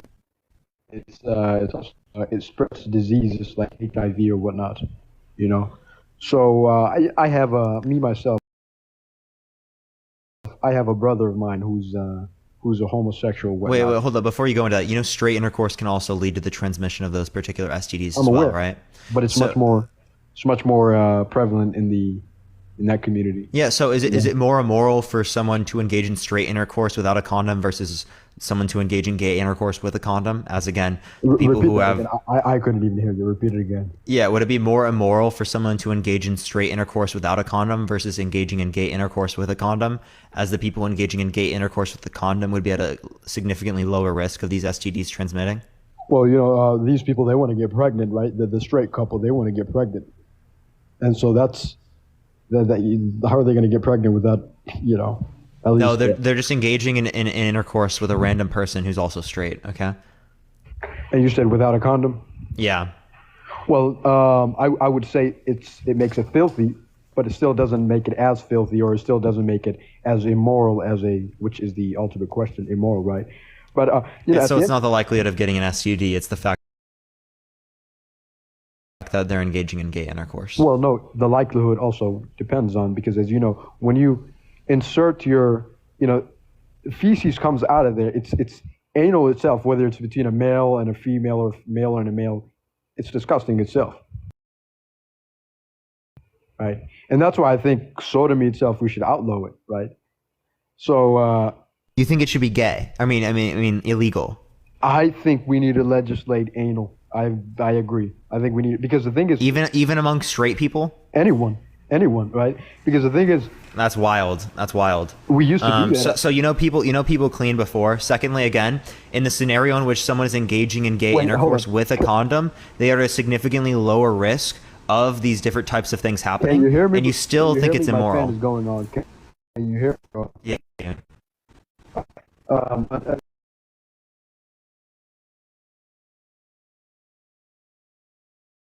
Say it again. I didn't hear you. Repeat it Yeah, again. so in the case in which someone is engaging in gay intercourse with a condom, they are at a significantly lower risk of this happening to them comparative to the person who is engaging in intercourse without the condom, who is engaging in straight intercourse. So you don't care about the risk of STDs and stuff like that. You simply think it's worse because it's gay intercourse. No, I mean, I already said, even with straight couples, it should be illegal, right? Yeah, no. But like, again, you think that, so you just think it's, but no, so it's not based on the risk though. No, it is based on the risk, because it's really not. I just gave you a scenario where there's a greater risk with two people engaging in straight intercourse comparative to the gay intercourse. But you're picking, thank you for the corgi. I appreciate it. Thank you so much. You're picking very, very small. Let's look at the overall, right? It's meant to isolate your reasoning there. No, thank you we're for not the corgis. isolating. I appreciate it. I Thank want you. I want my reasoning to take everything into account, right? The whole context, I think, is what matters. So if we look at gay people and straight people, it is an objective fact to say that gay people usually have more STDs and other sexual diseases. Are you disagreeing with that, or what? Not for all gay people, right? But sure, if you relate to gay men, they have higher rates of STDs on average comparative to straight men. Thank you for the corgi. I appreciate it. Thank you so much. I appreciate the corgi. On average. For specific STDs. Other STDs are more prevalent among straight people comparative to gay people. Well, let's look at the worst of them all. HIV. Let's look at that one. Yeah, so we have treatments now that doesn't make it the worst for sure. But again, my argument isn't about treatment. It's that it's more prevalent in gays. No, but your argument is about what's worse. With treatment, it's not worse. Okay, so that's just lying. But who gets it more? Who gets it more?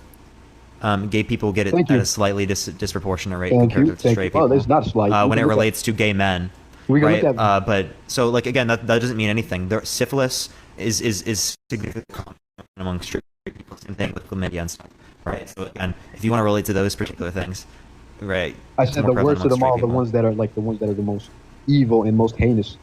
With treatment and stuff like that, Oh, it's definitely no, not I the said worst. who gets it, not who, who gets it, right? Yeah, so you're not paying attention to your own point. Your own point was that it's the worst one, and it's not the worst one. So like that's wrong. Well, what's the worst one then? Which disease? I don't know what would be the particular worst one, but I know the other ones are worse than that. As like with treatment, it's not like you can even engage in intercourse with people as they're undetectable. But you do realize that herpes and HIV are not the same. You do realize that, right? No shit, I never made that claim. So I'm saying HIVs are the worst ones, one of the worst, if not the worst. It's not the worst, as there's treatment today that makes it better than other types of STDs. I don't know what you're. Okay, so then so you do agree that, on average, gay people get these diseases more. Are you aware of why that's the case? Yeah, other diseases are more amongst others. Okay, but are you aware of why that's the case? Well, no, I have no clue, right? But again, I don't know why. Is there treatment for herpes? I'm not sure. I don't think so. I Okay, think no. So is herpes more prevalent among straight people? I think I would. My own. I'm not sure. I'm not. But my own personal assumption would be that it would be on average the same. But that's my assumption. I could be wrong.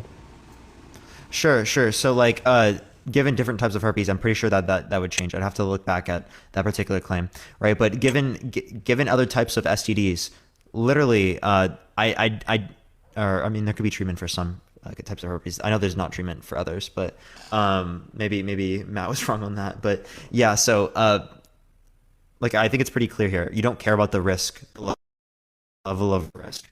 Simply say it's worse in the case in which you're engaging in intercourse. No. And I gave you a scenario in which it was worse for the risk was worse for the straight people comparative to the gay people, and you still said it was worse for the gay people. Very selective, though. What you did there is very selective. Yeah, that's the reductio. I'm trying to isolate those particular variables. And I don't want to do that. What I want to look at is the whole community as, on average, who gets more of what? That's what I want to look at, right? On average, do gay people get HIVs more? Do they get more? I don't know why you're isolating that particular one. It's not. Right? It's Because not again, I gave you a scenario, and your reasoning didn't apply. So the reasoning is not built in the idea that it's based upon the risk of STDs. It's built in some other reason. And that one of the reasons is because inherently, Mother Nature says a penis entering the anus is just, you shouldn't do that. That's what No. Nature doesn't make any type of prescriptive claim. No. How do you know that nature made that claim? Well, because of how nature reacts to those acts, and one of the ways is because when you enter a penis in the anus, it shouldn't even be in there. First and foremost, the feces comes out of there. Second of all, the throw up comes out of your mouth, yet you kiss your girlfriend, you kiss your wife. But it's clean, right? And I don't know. No, there's actually a lot of bacteria in your mouth. Of course, but it also doesn't cause HIV in those. You can get many types of STDs just by kissing someone, HPV. Of course you can, but you can't get. Herpes and stuff like that. But you're more likely to get it with, what is it called? With intercourse, and specifically anal intercourse, right? So moving on, we know that it's filthy. We've already established that. Can you get HIV by the mouth? HIV spread. How about this? A straight person engaging in intercourse with someone who has HIV, who's also straight, versus two gay people engaging in intercourse, right? The person who's engaging in intercourse with the person that has the STD is at a significantly higher risk of being the person that does not have it. In this case, is it worse for the people to engage in the straight intercourse or the gay intercourse? Okay, well, why are you isolating these? To see what you care about. This is like the reductio. So what I care about is ultimately what is it called? Health and the safety of people, right? So it's very obvious in the scenario. You think that it's better for people to engage in the gay intercourse, right? Repeat that again. I was reading. So in this scenario, it's very clear. Then you think it's better for people to engage in the gay intercourse. No, I would say that we should engage in the intercourse that is less likely to harm people. Which is the gay intercourse here. No, it isn't. Do you want me to show you? In this scenario, it is because the straight intercourse, that person has HIV, and is detectable. Okay. Let's look at all scenarios. How about that? Oh, we can check that in a second. But in this particular scenario, is it worse for the straight intercourse to occur, given that they have HIV, or the gay intercourse, in which they do not have HIV? I mean, of course, a rational person would say for the straight couple, and I am a rational person. The straight couple? You mean the gay couple? No, the straight couple would get, again, I thought you said that two people. I said which one is better? Which one is better? Of course, it would be the for harm reduction purposes, it would be the gay intercourse, right? Yes. Okay. So you'd prefer the gay intercourse to the straight intercourse. Okay. So in the case in which gay people are using a condom versus straight people not using a condom, you think it's better for the gay people to engage in intercourse with the condom than the straight people to engage in intercourse without the condom on average? Someone said he thinks straight people doesn't get. No, I don't think that. Right? I don't. You want to answer my question? What was your? Yes, I think that with straight people, right? Because you're looking at specific scenarios. I'm looking at the whole community as a whole. No, this is on average right here. This is one person and comparing it to the average. Who gets HIVs more on average? I just want to know. Gay people. Thank you. Gay men particularly get HIV at a higher rate than straight men. And comparative to gay men. I like how you're not addressing any of the points I'm addressing, and you keep just harping on that one thing. Okay. So do you want to actually address this conversation, or you just want to keep saying the same point? That's literally not. What point would you like me to address? Just tell me what I mean. Okay. So gay people using condoms is preferable to straight people not using condoms, all on average. I think that anyone using, yes, I agree. But let me add on to that. So you think that straight intercourse without a condom is immoral? What I think is that on average, gay intercourse is immoral. So you think that on average, straight intercourse without a condom is immoral? I think that all intercourse without a condom, unless you're having a baby or whatnot, I think it would be considered immoral. Right? Okay, even if I'm with my wife. If I had a wife and I'm with her, right, and we don't use a condom, but we're not trying to have a child, right? Is that immoral? I would say to some extent it's irresponsible, right? I wouldn't really go. No, is it immoral? No, I would call it irresponsible. Wait, but like there's. What do you mean? Right. You said that all intercourse, if it's not leading to reproduction, right, is going to be considered immoral. Right, if it's without a condom. For the gays, not for the straights. Only for the gays. Yes, and so not for the straights, but okay, why not? Why not for the straights? Because they, on average, are more at risk of developing these diseases. On average, again, I didn't say I'm not looking for specific scenarios or whatnot. And on average, the straights without a condom are more likely than the gays with a condom. So then let's use without a condom and without a condom, right? If we do that, who's more at risk? Gays without a condom or straights without a condom? Who's more at risk? Again, if we're talking about one particular STD, it's going to be gay men, right? But if we're talking about other types of STDs, it's going to be straight men. Let's keep the variable the same, though. Let's keep the variable. Engaging in intercourse, right? They're at a less risk of getting AIDS, right? I don't even think lesbians exist. I don't think they're real lesbians. Right. I mean, lesbians, I think lesbians, well, we're not talking about. There's many lesbian women in the chat right now, right? I don't think they're actually lesbians. I think they're confused. But what does it mean to not be actually lesbian? What does that mean? To me, I think the whole idea of lesbianism is just, it's a confusing, farcical idea, right? How is it confusing? Because there's no woman that wants a vagina. It simply doesn't exist. There are many women in the chat right now that really like vaginas, okay? I don't believe so. They really like them, okay? Maybe they think they do, but I don't believe they do. What do you mean they think they do? I think that you like gay men, right? You're attracted to men. And again, you don't know what you like. I think you're confused. You actually like men. And that you can think that, right? You actually like men. You're confused. You can think that. That's your own. You have a right. Yeah, absolutely. I think that everyone in the chat thinks that you're actually gay. You can think that. My girlfriend would. Well, no. Even though you're with a girlfriend, even though lesbian women are with girlfriends, right? You think that they're straight, right? You're with a girlfriend. I still think you're gay. With lesbians, listen, they're not with girlfriends. They're with girls. Dude, what do you mean? What do you mean? My sister literally has had girlfriends, right? My sister's gay. Again, there's a Okay, difference she not between- actually gay. There's a difference between a girlfriend and a girlfriend, right? That's just No, a not friend who's a girl that's a friend, like a girlfriend, like a an- romantic like and a intimate man. partner. No, that's not real. It's not real. It is. It literally is real. It's literally in my family. What are you talking about, bro? This is straight to Lulu. Like, but you do realize that even though my sister's just lying. She's just lying. Thank you for the no, crown. I'm I not, appreciate no, it. no, no, no. I said confused. I didn't say a lie. Why are you putting? Yeah, yeah. words in So, my mouth? so she's confused. Okay, why are you not confused then? Well, because I'm natural. I'm what you would consider. We see lesbian sex. I'm in nature. not disagreeing with you, but we are humans. We're civilized, right? And we shouldn't be doing whatever nature does. Yeah, yeah, and it's completely civilized to engage in adult, consensual lesbian relationships. The thing is, to me, Completely I'm not rational. disagreeing with you. Nothing wrong I with am not that. disagreeing with you. If another woman wants to have, I would just laugh at it, but I don't think it's immoral or whatnot. Why are you laughing It's at just it? funny. Let's- It's very hilarious, right? But it's not serious. I don't take it seriously. Let me say that. Well, how do you not? What do you mean you don't take it seriously? It's literally like that makes no sense. I don't take you saying that you're straight No, seriously. I'm saying I don't take it Right, seriously like- in that. Yeah, I don't take it seriously and that it's you're not straight. immoral. It's not immoral. Another woman having intercourse with another woman. It's not immoral. It's not immoral? No, it's not. So them being gay is not immoral. They're lesbians, right? So I think we have to clarify that. So, but with men, let's focus on the men who want to. So enact being these- gay isn't immoral. It's only being a gay man that's immoral. Yes, there we go. You just Okay. clarified it, right? Okay. So, and do you disagree with that? I think you agree with Yeah, that. obviously I disagree with that. Obviously, right? So- Like I've already given you reason to disagree with that. You literally have said, right, that it's preferable, right, for people to engage in intercourse without a condom as the and straight intercourse comparative to gay people with a condom, correct?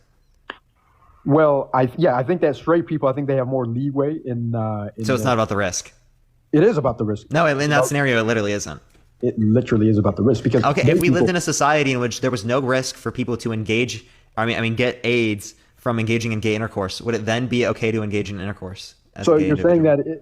that if HIV and all these sexual diseases. Yeah, if it just ceased to hypothetically. exist, gone, ceased, poofed out of existence like Thanos snapped. Okay, is it then okay to engage in gay intercourse? No, then we'll have to look at the other aspects. Right? What other aspects? So again, we're focusing on Aspects. for men. Well, what other aspects?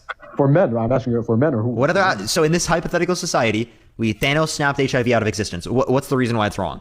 So for gay men, I think that it influences for society. For example, them teaching that in our society today, them teaching boys that it's No, normal. I'm asking my view right here. So like in this hypothetical scenario, HIV out of existence, Thanos snapped. Okay, what's wrong with engaging in gay intercourse? I told you, it would be immoral because they would spread it to our children, and it's just natural. Wait, you spread being straight to children? We absolutely do not. Being straight. What do you fucking mean? Mm-mm. Being straight is a normal thing, right? Being gay is the abnormal thing. Yeah, being gay is normal too. It's abnormal. I think that would be the correct word. Well, what is your definition of normal? The opposite of normal, right? No, what is your definition of normal? What's my definition of normal? What we see in the majority of cases, in terms of Yeah, so it's not normal to have red hair. Okay, what's the point then? They wouldn't be. Yeah, it wouldn't. It's not normal to be me because I have hazel eyes. What percentage of people have? I have hazel eyes. 2% of people have hazel eyes. I am not normal. What percentage of people have what's it called, red hair? Like 5% in the U.S. or something. Less than. Would you consider that normal? No. Under your definition. Under my definition, I would consider it normal. Yeah. As normal, under my view, is just going to be considered acceptable. Okay, well then what about this exceptional? How about that? Or the minority, how about that? Right? Having a red hair is, you're in the minority if you have red hair. Same as if you're gay, you're in the minority, right? And so the issue is though. So it's not normal. It's not normal to be me because I have hazel eyes. It's not normal for people to have. How many people have hazel eyes on average? 2%. 2%. So yeah, I wouldn't say that's normal. That's abnormal. Yeah. So what's the relevant thing being abnormal? The ice cream cone, I I appreciate think it. I don't want to keep repeating it to myself, but No, you can do it again because you didn't clarify. you have to be in the majority, right? Most people have what is it called, Yeah. brown eyes, right? And Okay, so what about being moving on out to of the topic. majority means anything? Moving on to the topic, though, I want to move on to the gay topic. Moving away from my question. Well, no. We're talking about why homosexuality is immoral. Yeah, and you're moving away from that question. What is your question? I mean, I just answered you. Oh my gosh, I gotta close this. I literally wait. I don't even. So, what is the relevance of something being abnormal? Again, the relevance of it is that we want to look at if something is abnormal, should we encourage it? That's what I want to look at, right? Because I'm not saying to encourage being gay. I'm saying it's acceptable to be gay. that's exactly what you're. I'm not saying to Well, let me ask you encourage a being question. straight. Do I'm you saying think it's we should acceptable teach- to be straight. Do you think we should teach gay material and gay curriculums? What do you mean that gay people exist and should be accepted? Should we teach that being gay is normal and encourage it? What do you mean by encourage it? That hey, you could be gay. It's fine to be gay. Yeah, it's fine. It's acceptable to be gay. Yeah, absolutely. Should teachers the same be way that we teaching treat this stuff? it, we teach it's acceptable to be straight. Should we teach this stuff in classrooms? That's my argument. I'm not saying the parents, Absolutely the same way we teach it's okay to be straight. Okay. say you're anti-freedom, then right? What do you mean anti-freedom? Me teaching people is anti-freedom. Like, you what? want the government to be involved in parenting and children. You understand that it does it right now in our public school system? Like you're okay with it when it relates to straight people, but it's bad when it relates to gay people. When I went through school, I didn't go through any courses that said anything about straightness or whatnot. I didn't. Well, you literally did, right? Because your sex ed classes, they all talked about straight people, right? Did they not? Of course they did, right? All the movies that you watched as a kid, they all talked about straight people. But straight people. All the are history, norm. all the history you had throughout all of all talked about straight people. Straight people are the norm. That's exactly why. Yeah, so I mean, but it also talked about people who are not the norm, right? If thank you, I appreciate that homosexuality was mustache. the Thank you norm- so much. Was Martin Luther King the norm? What do you mean by that? Was Martin Luther King the norm? What do you mean? Expand on that. Did what he believed at that time, was that the norm? No, it wasn't. It wasn't the norm. Yet we still teach about it. Well, we don't teach. Well, I mean, we teach the history of it in school, right? But yeah, even though it wasn't the norm. And I'm not disagreeing that we shouldn't teach in schools about the history of how homosexuals developed or whatnot. But I'm saying we shouldn't teach it as encouraging it and promoting it. No, it's not promoting or encouraging. You're using that terminology to much so. particularly make it look bad. Because right now you're okay with promoting and encouraging being straight, right? But like that's under that definition. Okay. All we're saying here is that it's okay to be straight. It's acceptable to be straight. It's acceptable to be gay, and it's okay to be gay. What's wrong with that? And then the next one we go to is it's acceptable. What's wrong with that? Transgender, and then it's acceptable. Yeah, it is acceptable to be trans. Oh, it is? Yeah. Okay, you believe trans women are women? Yes. It's logically entailed given particular definitions of the term woman. It just depends on how you're defining the term woman. If you think that that's somehow wrong, right, you just don't understand how language operates. Okay. Are you straight? Are you a straight man? I am straight. Would you date a trans woman since they are women? I wouldn't date anyone that cannot produce biological children, right? So someone who's infertile as a biological female who's infertile is also someone that I wouldn't date, given that I'm only dating people with the intention of marriage and to produce biological children with, right? Okay, but can I find trans women attractive? Sure, there could be trans women that I find attractive. If you weren't dating for having children and whatnot? I just said there are people that I could find attractive that could be trans. No, I'm saying if you said you were dating to have children and I'm assuming marriage and whatnot. So would you, if you were dating for just how most people date, casual dating and whatnot, would you date trans women? Yeah, if I find them attractive, yes. The same way that any other person, if I find them attractive, I would. Wow, right? no wonder if it you was in that support- context, but I only date people with the intention of marriage, right? People that I can start a family with and have biological children with. I don't see any meaning in engaging with people outside of that context. So you're gay, aren't you? I mean, No, I'm not gay. homosexual. Okay, let's look at the word homosexual. Homo. Yeah, so what I mean by Homosexual. gay and what I mean by straight is can be different than probably what you would reference, right? As if someone was intersex and was considered female, biologically speaking, right? They could still have, right, a male member, and you would consider someone gay who's a male engaging in intercourse with them, even though it's opposite sex, okay? So it's not necessarily about the sex, it's about the genitalia and about the social and cultural norms. What if Right? they I'm not cut it saying off? that I would be attracted to an individual that has a male member. I would not be attracted to an individual that has a male What if member. they cut it off? Yeah, given conditions in which someone is post-op, that could possibly be the case. I find them attractive. Thank you. I appreciate the hand art. Thank you so much. Okay. Oh well, I don't agree with you. It's like you believe that the sky's red. That's ultimately. That's like not what I believe.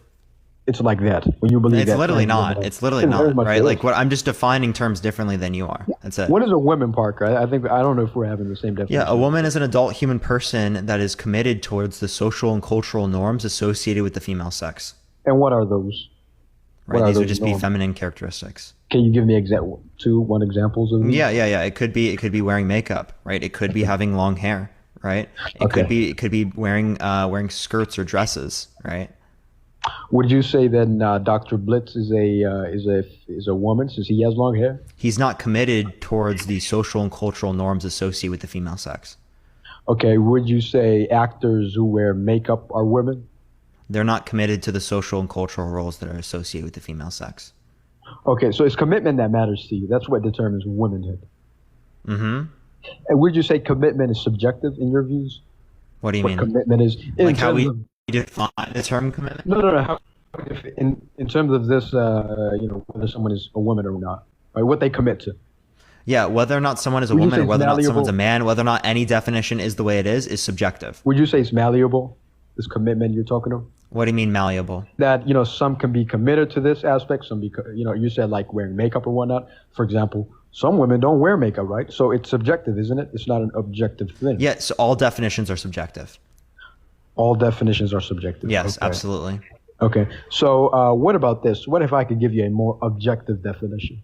There is no objective definitions. I reject that idea. What does it mean for there to be a definition that's true independent of a stance?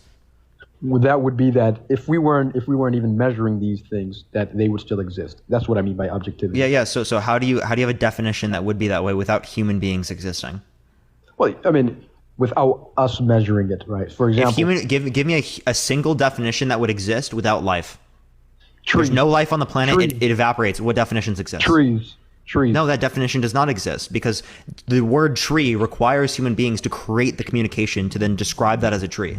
Okay? But the tree itself still exists, right? But the reference, the word, does not exist. So the definition does not exist, yet the thing in reality still does. Okay, then let's look at the thing in reality. What if I can give you... The thing in the reality exists. We're not disputing the thing in reality exists. What we're disputing is that the idea of what the definition is of the term, the word that we're using, is absolutely subjective. It's true dependent upon the stance.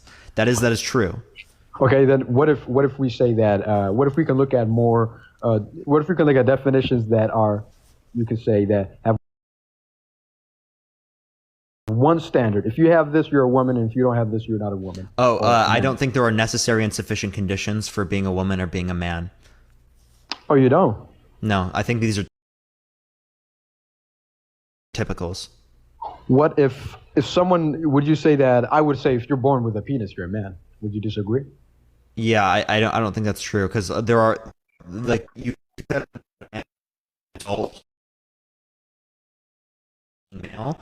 People that are born that are infants are not male yet. Okay, I mean, not men yet. They're not adults, yet they're males. All right, let me rephrase. If you're born with a penis, you're a boy or a man.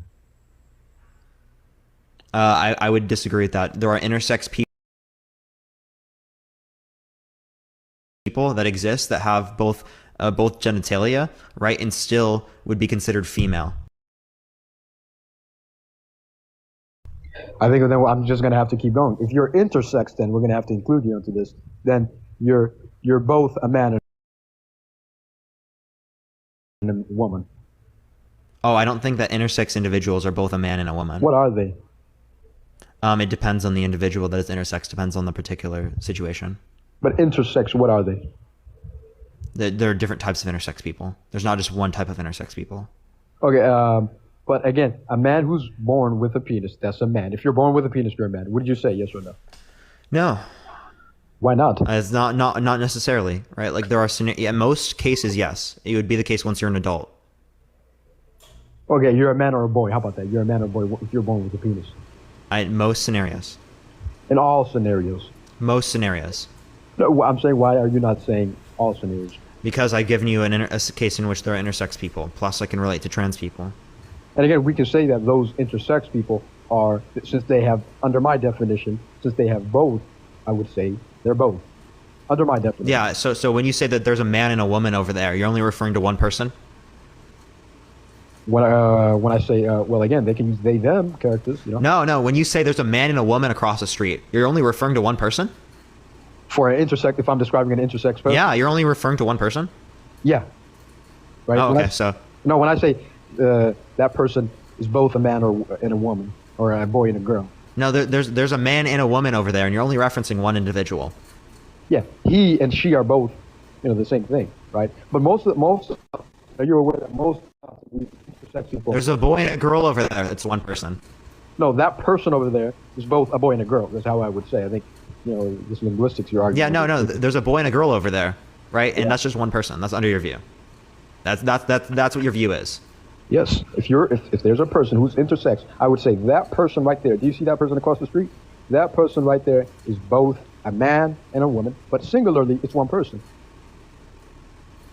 Yeah. So I don't think that makes sense to me, but sure, you can hold that. It may not make any sense to you, but it's true, right? Because no, not under my view. Under your view, sure. But how do you? I mean, what causes humans in the 21st century to just throw away reality? We're not throwing. None of what I'm saying here is throwing away reality. None of what I'm saying here is throwing away logic. Not at all. Wait, do you believe in God? Me? Yeah. I believe in a creator, but not like a God. Well, we can believe in that based on faith, right? Yeah, it's faith. I have no evidence. Yeah, just throw away reason, throw away logic there. But whenever it relates to trans people, then I have a big issue. Again, as I said, I believe that there could be a God. Right? That's what I believe. Could. I think it's the word. Right? Could is different, right? That's okay, no. You said I believe in a creator. That's what you said. Don't. You said faith too. But I lean. Let me rephrase it. I lean more towards that there may be a God. But you could say I'm agnostic about that. I don't know. Okay. But I more or less I think that there is a God. But going back to the male homosexual population, there's so many contradictions. It's fine. So why is it immoral to be gay? Well, hold on. You said there's so many contradictions. You don't think that there are people who are agnostic, but that they lean towards one side? No. What you're saying is that. Thank you. I appreciate the hat and mustache. Thank you so much. You think it's most likely this, but then you're saying that you don't know at the same time. No, I'm saying I'm not aware whether there's a God. I haven't been presented with any evidence that there is. But I believe. Again, I believe. I didn't say I know. I believe. Yeah, I'm pretty sure you said most likely, but. Right. Yeah, most likely. Yeah, most likely indicates no. Okay. Okay. Well, going back to the conversation we were having, the topic. Yes. Homosexuals are, I guess you could say, the deviants, the sexual deviants. Why should we accept these people when they're saying that we should accept kids as gay, we should teach these materials as gay, yeah, let's say gay people exist, it's acceptable to be gay the same way we say straight people exist and it's acceptable to be straight. I don't see any fundamental issue with that. Joel, can you please give me the issue instead of just like virtue signaling here? How am I virtue signaling? Because you're not actually addressing anything wrong with it. You're just simply addressing it in like a vague sense. The reason I've addressed one of the points is because first and foremost, it's filthy. We've already talked about that, and you conceded the argument that it is filthy. Wait, what's filthy? Homosexualism. No, I never said it's filthy. What? No, you. When did I fucking say that? Essentially, you're not listening. Essentially, that's what you said. That's how I interpret. When did I say that? Let me know. Please tell me what I said. Whatever you were saying. When you tell me what I said. Tell me what I said. You agreed with me that on average, gay people have HIVs and are able. Gay men have HIV at a slightly higher rate than straight men, but there are other types of STDs that are slightly more likely amongst straight men. That doesn't mean I think that they're fucking gross. Or what did you say? What was the word? Filthy. Filthy. That has nothing to do with what I said at all. What? So no, that's how I interpret it. That you think it's filthy. No. What? That interpretation is fucking weird. Oh, so why do you support? Hold on. Then why do you support something that enables people to get HIV more? Because for you to come here and say being gay is normal, you're causing many people's deaths. So that is not causing people's deaths by saying it's not immoral to be gay. That's obviously absurd. Me saying that it's not immoral to drive does not mean I am accepting every single. Do you think it's immoral to drive? No. Do you think it's acceptable to drive? Yes. So you're promoting it. You're encouraging driving, and that leads to the deaths of people. But I wouldn't say, you know what? Do you think it's okay to drink? Do you think it's acceptable to drink? Hold on. I wouldn't say disabled people should drive. That's essentially what you're saying in terms of sexuality. No, there can be thresholds of risk in which we consider it to be wrong, but I don't think that engaging in gay intercourse meets the threshold of risk necessary to say that it's immoral to engage in gay intercourse. And you don't think that you've accepted it? Gay people are more at risk of HIVs. And therefore, by you promoting gay men are. That's dude. Why are you only hyperfixating on that one particular point? You're literally not addressing any of the other points that I make, and you're hyperfixating on that one specific thing. That's it. Let's move on to another thing. Right? Is that Yeah, have you I literally seen I that- asked you this earlier, right? There's a society in a hypothetical reality exists. HIV doesn't exist anymore. Okay, what's wrong with engaging in gay intercourse? Well, I've addressed one of them, so let me move on to another one. No, The yeah, go on, tell me. The other one would be that first and foremost, I think that promoting HIV leads to a degradation of society, right? Promoting this, we should accept it. It generally leads to a decline of morale. Why? And well, because people, you know, Can you give they me a don't source want for that? Actually, wait, give me evidence of saying accepting engaging in gay intercourse leads to a decline in morality. Well, we can look at society. I mean, we look at how you know, moral. All right, you're just saying that you disagree with it. That's all you're saying by that, actually, because look your at morality is moral your systems. preference. No. Look at moral systems like religion, which is one moral system among Yeah, many. religion is oftentimes immoral to me. I'm gonna be totally honest with you. Your opinion, you know, I don't. Yeah, that absolutely is my opinion, and it's also your opinion that it's better. But few billion people would disagree with you. Yeah, Karla. cool. Okay. Right. Like speaking in a rational position. Okay. So, okay, but again, religion is Thank you one for your moral description. system. Thank you so much. I That's appreciate on the it. decline. That's on the decline. Religion is on the decline. That is a fact. W. Thank you for the little crown. I appreciate it, Adrian. I appreciate it. Correlate religion declining with homosexuality increasing. W. So again, moral systems. Wait, are that's declining. not a moral number system one. declining. People still have morals outside of the context of religion. Do I have a moral system? I don't believe you're a moral person. I don't believe you're moral. I think you're immoral yourself. I think you're immoral. But I'm right. I'm right. No, you're not. wrong. You're literally not, dude. Give me an argument for your religion. How many people do you think agree with me versus you? I don't care who agrees with you. People can agree that, say, P3DO is okay. That doesn't mean it's okay. Thank you. I How many appreciate the people- corgi. Thank you so much. Do you think more people? If everyone in society agrees that it's okay to marry little girls to adult men, is that okay then? Some aspects it wouldn't be okay. Yeah. No. I'm saying. No, it wouldn't be okay, right? No, I'm saying across the board, it's not okay. It's not okay, but I'm saying that across the board, right? Yes, but what I'm saying Okay. is for some aspect, you know, what most people would consider immoral could be okay, right? Some aspects. I don't know what you're talking about there. I'm confused. No, you said that, most people today don't agree that we should marry little girls, right? Of course. Thank you. I appreciate it. Thank you so much. In the U.S., yeah. Yes, in the but US. like historically speaking, it was. But I'm saying that if most people agreed, then of course it wouldn't be, right? So there are some cases where we could go against the majority, some cases. But again, with homosexuality, we're seeing also the decline in. There's many cases we go against the majority.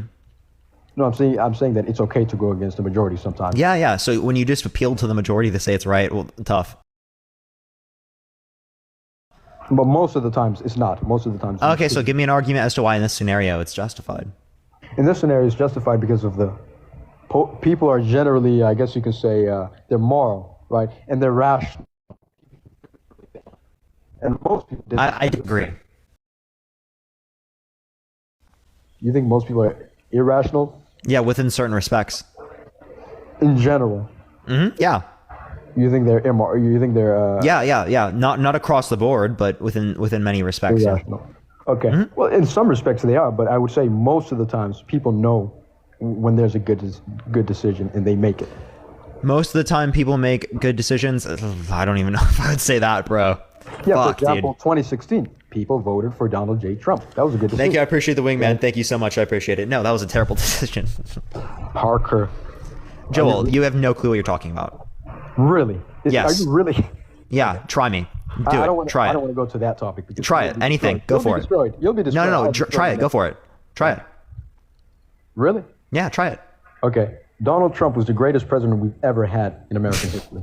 Yeah, give me an argument. Thank you for the sunglasses. I appreciate it. Thank you. You know, first and foremost, the thing is he's reduced taxes, the corporate taxes, by a significant majority, which boosted investments in America because these companies were rushing out of America. They were saying, I'm out of here. They were running out of America. They were going More to jobs were Ireland. outsourced under Trump's administration than actually brought back. But yeah, 83% of his tax cuts went to the top 1%, which historically speaking has not meant to go back to the middle class. And actually, historically speaking, has led to the type of income inequality we exist with today. So you're saying that a spending policy, right, leading to a trillion more in debt, like almost every year of his presidency. I'm pretty sure like almost 7 trillion in debt. Thank you, Mandy. I appreciate the subscription. Thank you so much. Is beneficial, right? But if the Democrats engaged in any type of spending policy, you'd be like, oh my gosh, this is going to cause inflation. How come this doesn't cause inflation? Isn't this also a spending policy?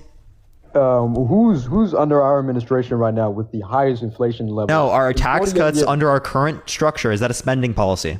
Say that again. I didn't hear you. Our tax cuts under our current structure is a spending policy. Yeah, I would say they are. Yeah. So if you looked at spending policies by Democrats, you'd be like, oh my gosh, that's going to cause inflation, right? But the tax cuts in relation to Trump and whatnot, oh, that's okay. But they're not investing this money in Ukraine or any of these other nations like Joe Biden is doing. They're investing. Ukraine is just a loan. We're getting that money back. We are not getting that money back. It is literally a lend-lease. It is, but they're never going to be able to repay it, right? Yeah, they will. In maybe like 500 years, but I don't. That's not true. Give me any sources as in 500 years. I'm saying in the distant future, they will. We're gonna get the money back though. So we also reallocated military funds, which isn't that bad. But at that point, the $70 billion we've given them might as well be worth $70,000, right? Not true at all. Continuing on to Joe Biden. You don't understand inflation at all. I understand inflation very well. No, you don't. Actually, I do. Inflation. The Federal Reserve has inflation targets of 2%, and course PCE right now is at 4.1%, which shows that headline inflation is actually on the decline, which is food and energy prices, which are volatile. I understand inflation much more than you do. But no, I understand those respects. Those aren't things that are not commonly understood. Those are very basic inflationary basis. Are you an econ, bro? What part of inflation do you think I don't? Are you an wait, do you have any type of education in economics? No. Yeah, you probably know so much more than I do, for sure, finance, bro. For real. I have an education in finance, but finance. Yeah, and derivative studies. But yeah, we can go through all this. I mean, I would love to economics, bro. Yeah, like anytime. Well, then let's talk about this then. All right. Well, taxes actually, right? The tax reductions are actually going to be particularly to like reduce inflationary pressures on an economy. So you're increasing inflationary pressures on the economy by decreasing taxes, particularly on the top 1%. So you're saying that inflation is increasing because taxes are being decreased? Yes. Do you have any evidence for it? Yes. Where? Yes. So when you increase spending, when it relates to our system, does that increase the amount of money that goes into the economy? But you do realize that answer my question. Well, in certain respects, yes. Yes, right? So if it increases the amount of money in the economy, given the same level of resources, does that change the inflation? Yeah, because you have more money going after the same amount of goods. That's obviously going to increase prices. Thank you for the wingman. I appreciate it. Thank you so much, Georgia. Most of this money, first and foremost, is not even going to people who spend. They're going to people who invest and save, right? That's who most of this money is going to. Which is spending. Or you understand that putting that money through investments is spending, right? But they're not putting in the real economy where goods and services. That is in the real economy. Spending within investments is in the real economy. What are you talking about? No, that's in the financial market and the. That's a real economy. Thank you. I appreciate the let's go. Thank you so much. When people say, do you know what the real economy is? Yes. That is a part of the real economy. What does it mean to be real? When what is it called? When economists, when they say the real economy, you watch CNBC and whatnot, they say the real economy. What do you think that word means? Yeah, so it can mean many different things. What I would mean by real economy might be different than what some of the economists that you referenced. Thank you for the hand, I appreciate it. What they mean by real economy might be like the labor force outside of that context, outside of the context of like the stock market and stuff like that. Thank you, I appreciate the subscription. Thank you so much. I don't see a reason to call it real economy though. That's just going to confuse people. I don't. So here's what the word of real economy means. The real economy refers to all related to non-financial elements of the economy. That's what the real economy is. That doesn't make any sense. Financial elements, finance relates to money, right? Non-financial elements. It says the real economy refers to all. What is it? What is a financial element? The stock markets, the commodity markets, securities and assets. That's what the financial markets use. So if you're just defining it by that, so just financial markets, right? You're not relating to all types of finances, right? Like what, for example? Which one is the any type of I'm talking any type of transaction on the market. That's finances. That's what I'm saying. The real economy is the services that are actually being bought. So exactly what I said. The goods and services. Thank you very much. All right. So like you made a point that I have already made, right? I already established that it was based upon the goods and services. So what I'm saying is, it doesn't include all securities or commodities or equities that are being bought. Those would be considered financial. Right, so it's a non-financial. When people I would disagree. I think that if they're going to relate to the real economy, they're going to relate to the buying and selling of real estate. to be a But part look of at the the real word- economy. Well, real estate. I mean, Because I some mean, people that's buy it for investment. yeah. Some people buy it for. So it's really Yeah. So that's exactly why. Like you Right. have no clue what you're saying there. But yeah, whatever. So like that's not even relevant to this point. Do you want to go back to like the idea? We can go on about finance and economics all day. I'd love to No, do that. the idea right? that taxes increase inflation. I want to know, where have you heard? They unironically do. It's more money Where going can after I the same look amount of that up? goods and services. Where can I look that up? Because I Look up MMT, modern monetary theory. This is the Oh basis of God, modern no, monetary no, theory. not modern monetary theory. There's nothing wrong with the MMT. No Within one, this no respect, real, this is solely descriptive when it I relates have to to the tell you like this. financial markets. No real economist accepts MMT. It's a Well, disproven. that's not true. That's not true. Thank you for the look. I appreciate it. The consensus among the economists. Mosler literally is an economist. What are you talking about? Consensus among The people that created MMT are literally economists. Like you're not listening to me. The consensus among No, you're not listening to me. economists is that MMT is not real. It's fake. That's what they claim. Wait, give me anything that claims that the consensus is that it's fake. So are you saying that MMT is a No. Give me any idea that says that the consensus says it's fake. I'd love to see that. I can Give me look any at the source. consensus among economists, polls on economists. I can look at that if you like. And the consensus is that it's fake.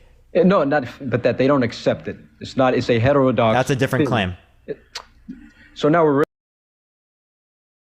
really arguing semantics rather than the point. No, it's because that's literally what you're claiming. It's you're obviously trying to use It's words to heterodox. try and change what people think in their heads. That's not at all what it says. Okay, It's heterodox. It's obviously Like, not what most they're saying at all. economists don't accept it. Most economists simply don't accept MMT.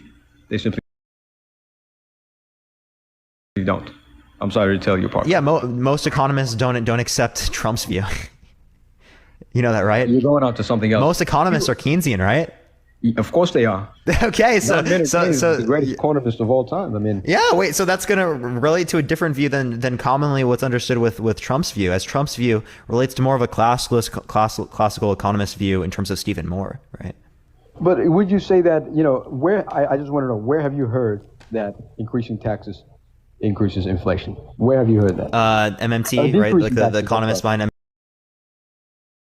MMT plus, right? Also, putting money into the economy, chasing the same amount of goods and services is obviously going to increase demand. You understand that, right? Like that is very clear. That's basic economics. But you do realize that inflation is good in some aspects. It's also bad in some aspects. Certain with it up to a particular degree. So for example, all I said was the claim that tax cuts cause inflation. Thank you. I appreciate the subscription. Okay, Thank you so much. I appreciate it. Then I would concede you would be right. They do cause inflation, but it's not a good or a bad thing. It's a neutral thing. Yeah, to a particular degree. There's a threshold, right? 2%. There's like an inflationary flashpoint. Yeah. Okay. Where once the goods and services increasing doesn't meet the amount the money is increasing, or which would be like full employment, you would then see like inflation. Well, what are your expectations for the September meeting of the FOMC? What? Say that again? I didn't hear you. The September meeting for the Federal Open Market Committee. I don't have any type of expectations for that. Okay. But Joe Biden has risen inflation to record highs, right? It's not Joe Biden. Inflation is a global phenomenon. Why do you think inflation happened? Why do you think it happened? It's a global phenomenon. Like oil prices and stuff like that impacting the rest of the economy, supply chain issues. It is, but hold on a moment. Oil headline inflation has decreased, I think, to 3% right now. But core, when you take out oil and energy and food, when you take it out, it's still oil has impacts on the rest of the economy, as every other good and service is literally predicated off of oil. Well, then as look at that's core transportation inflation. costs. What about core inflation? Stripping out core inflation is still impacted by gas prices, as again every other type of commodity that is sold in our market is sold predicated off the transportation. You understand that, right? That relies upon oil. I agree, but again, stripping out the cost of the volatile aspects. Where's inflation? Still stuck at 4.2%. It has come down. I like how he's not. You're literally not listening to me, right? It causes an increase in the price because of oil as well. No one's disagreeing, but again, we're taking out those costs, right? And so when you do that, inflation's still at record highs, and this is all Joe Biden's fault. Are you aware that it's literally not? Give me any economist that says that Joe Biden caused this. I can give you one example. For example, are you aware that Joe Biden has reduced what is it called? No, I asked for an economist. An economist? Yeah, give me an economist I that don't is know what saying, I don't and know that what- demonstrates, or even a peer-reviewed anything, I right, don't that know what demonstrates off the that top of Joe my Biden caused this inflation. I don't know one off the top of my head, but I can get you one if I look at it. Go ahead. I'd love you can DM me, and let's I'd look love at to go what over this aspects, again. right? Joe Biden has decreased permits to oil and gas companies to record lows. Yeah, they brought And him so we back though. They brought and him we back, went- and that was on federal lands. They did, okay, but they did bring it back up, but we're still not seeing the effect of it. Joe, do you want to Right. have I talked to you about Trump before on my live? Trump. I'm gonna follow you. Do you want to continue this when I talk about Trump sometime? When will you talk about Trump? Probably within the next few days or so. Next few I go days? live every single day, so I follow you each other and particular topic. Well, then let's go ahead and do that. Because I know the thing people in is- the comment section are asking. Okay, but Let's the thing go is back to though, topic. I want to talk about a few topics first. Trump and what are you? You're an MMT No, guy? we can do that on that particular day. I'm a social democrat, like Nordic countries. But is what do I you wanna emulate. are you an MMT guy? Do you support modern monetary theory? Aspects of it, I think that they make sense, but I you're don't prescribe to all of it. Okay, But yeah, well, like then that- the inflation aspect of it, I think that makes a lot of sense. The inflationary flashpoint when it relates to full employment, that makes a lot of sense to me. Okay. Well then we can discuss that. When do you want to talk about it? I don't have a particular day. We can just DM each other. I followed you back. Just All right. DM me. Well then, I have to say one more thing. Trump is the greatest president in American history. No, we can That have would be that let's do it. conversation then. But do you want to go back to the topic of why we consider it to be immoral? Or Oh, okay. or Well, are I you thought done were with leaving, with but, today? No. We can continue this topic. We got 20 minutes. Well, 19 minutes. But yeah, being gay is very immoral actually because continuing on. Number one, we already said morals are declining because of homosexuality. Homosexuality is No, disgusting. that you're just saying that you disagree with what people are thinking today, given the fact that we see an association with more people coming out as gay. But those people have always been gay, right? They just didn't come out. They've always been gay. Okay, and listen. Here's the thing. We accept some immoral things in life, right? So I'm not saying that we should just say no more homosexuality, right? That would be anti-freedom, but I still hold the view that it's immoral, right? But I don't think we should legislate or whatnot. But I think that, if gay men want to do the disgusting things they do, they can do it within their own home. Just don't do it outside and don't promote it to children. That's my whole argument, Parker. Yeah, but you don't have an argument as to why it's disgusting and straight intercourse isn't disgusting. I've given you why the HIV is high. Yeah, and I isolated for that, and you still thought it was immoral, even given the fact that there was greater risk someone's intercourse. What about the fact that if we gay people, if we allow them to adopt, what about that? They would introduce this stuff to. Wait! You're against gay people adopting? No, I was asking you. Do you agree they should adopt? Oh, I think that they can if they want. I wouldn't say you should adopt or you should have children, but Okay, but at the end of the day, don't you think that they shouldn't be allowed to adopt because they're gay? I mean, because they will introduce that what? stuff. No, they should be able to adopt. What the fuck? So straight people, straight children who are normal, perfectly happy, are introduced to two dads, right? Yeah, and that's not gonna make them gay, right? Like if I had two dads, I would not be gay. Parker, I have to tell you, there are high, you would have a higher propensity of being gay. How about that? No, because I'd be more accepted in coming out, not in terms of actually having that type of attraction. You'd be pushed to Give that me any direction. evidence that says that having gay parents causes you to be gay. Hold on a moment, I'll look it up. There are many, for it. I'm sure of it. Okay, Hold go on. for it. I'll give you time. In the meantime, everyone tap that screen. Let's try to get to 1 million likes. Everyone will help send out to more people. I appreciate everyone doing so. I might give away a few free subs if we hit like 1 million. Everyone, I'll give away a free sub. Okay, if we hit 1 million, everyone, before I end it today, which we got about 26 more minutes, I'll give away a free sub. Everyone down with that? Everyone down with that? Free sub. W 1 million. It's because we're close to 1 million. One free sub. It's because we're so close to 1 mil. That's why. If we hit 1.5 million, I'll give away 5. Everyone. So, do you trust CBS News? It's a leftist news. It's a far leftist organization. No, it depends on what they say. Here's what they say. The article is, kids of gay parents fare worst, study finds. Let me read it to you. Yeah. So give me the study, and then also that says that gay parents cause children to be gay. The study Cause. from, Okay, I'm looking for the there's a cause. The cause is just one aspect, right? No, I'm looking for the cause, right? That's what I asked for. Okay. Oh, the cause. Okay. Okay. Yeah. Give them a minute, everyone. Tap that screen. Let's try to get to 1 million likes. If we hit 1.5 million, everyone, I'll give away 5 free subs at the end. We're going to give away 1 if we hit 1 million, though, everyone.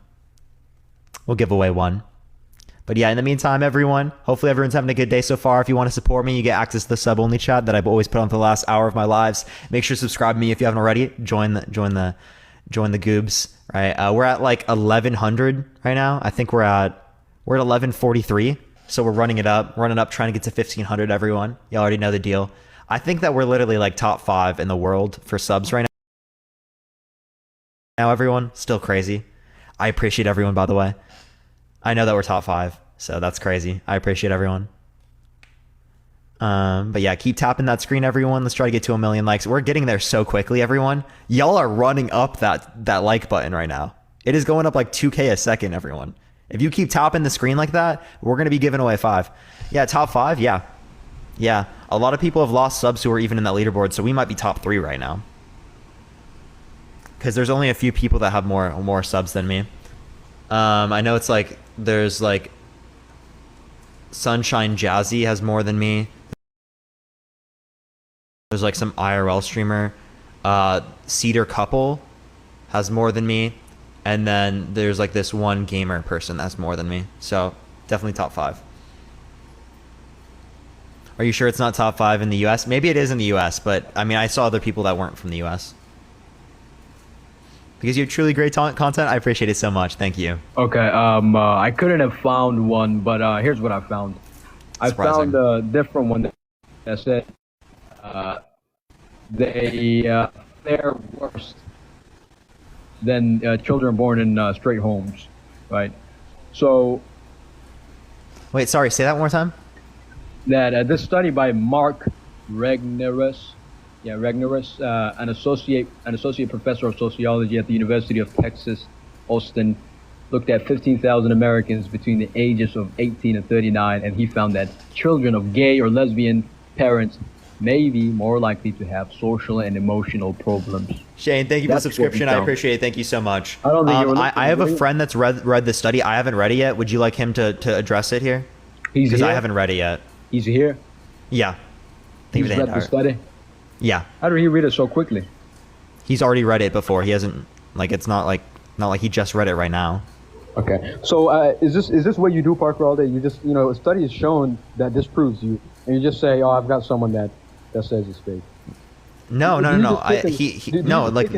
has the ability to address it. So like, I don't have the ability to address it right now. Would you like to address it with someone, or I can look it up and we could maybe address it at a later time? This is a discussion between me and you. I don't want to bring anyone else into this. Okay, I won't bring. That's why I asked you the question. Right? I'm just trying to see if you want to address the claim.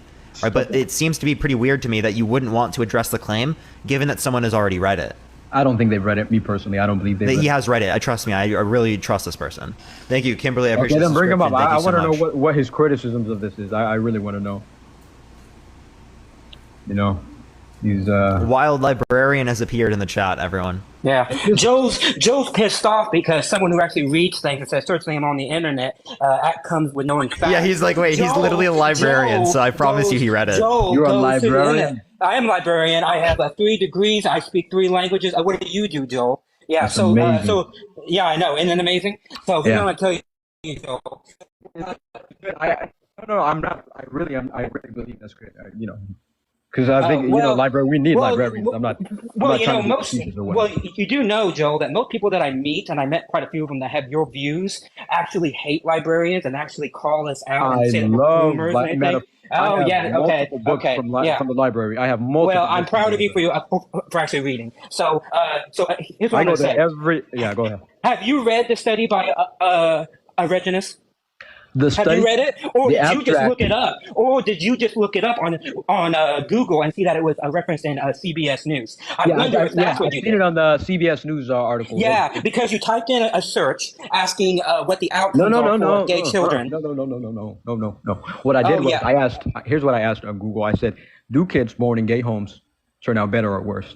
And you look at the first result, right? And you look at the first result. And I bet if you had read the CBS coverage, as long as the other coverage, and if you had read what Mark Reginus actually says in his response to those, you would see that his methodology, he only focuses on lesbian mothers, not on stable same-sex couples. He interviews 15,000 people, only finds a few hundred of those that are in same-sex couples, and his main focus is lesbian mothers. So he doesn't even look at the overwhelming diversity of same-sex couples. So I would highly suggest to you, Mark, is that you don't cite a source that you haven't read, because clearly you have not read it, and you cite it to Parker in the chat, claiming that it says something that it doesn't even claim. No, it does claim that. It says it doesn't claim. No, it doesn't claim that. He even says that the criticisms in his response, because he gave a response to this, because multiple experts in family studies and in gender studies and in sex studies, people that studied this for 30 plus years, came out and said that his methodology and that he had to respond to it, and he said, quote, some of the criticisms are valid and constructive. By the way, he published this as a librarian. I'm an academic librarian, so I work with peer review and with publishers. He published it in Social Science Research. Social Science Research is one of the lowest ranked journals in that field, and their peer review process is also one of the lowest. I know that because I have published material, not in their journals, but I have considered them in the past, and they do not meet the standard for what I consider to be rigorous peer review, which is one of the reasons why experts criticize his work. Yeah, to the experts you're talking about, here's the difference.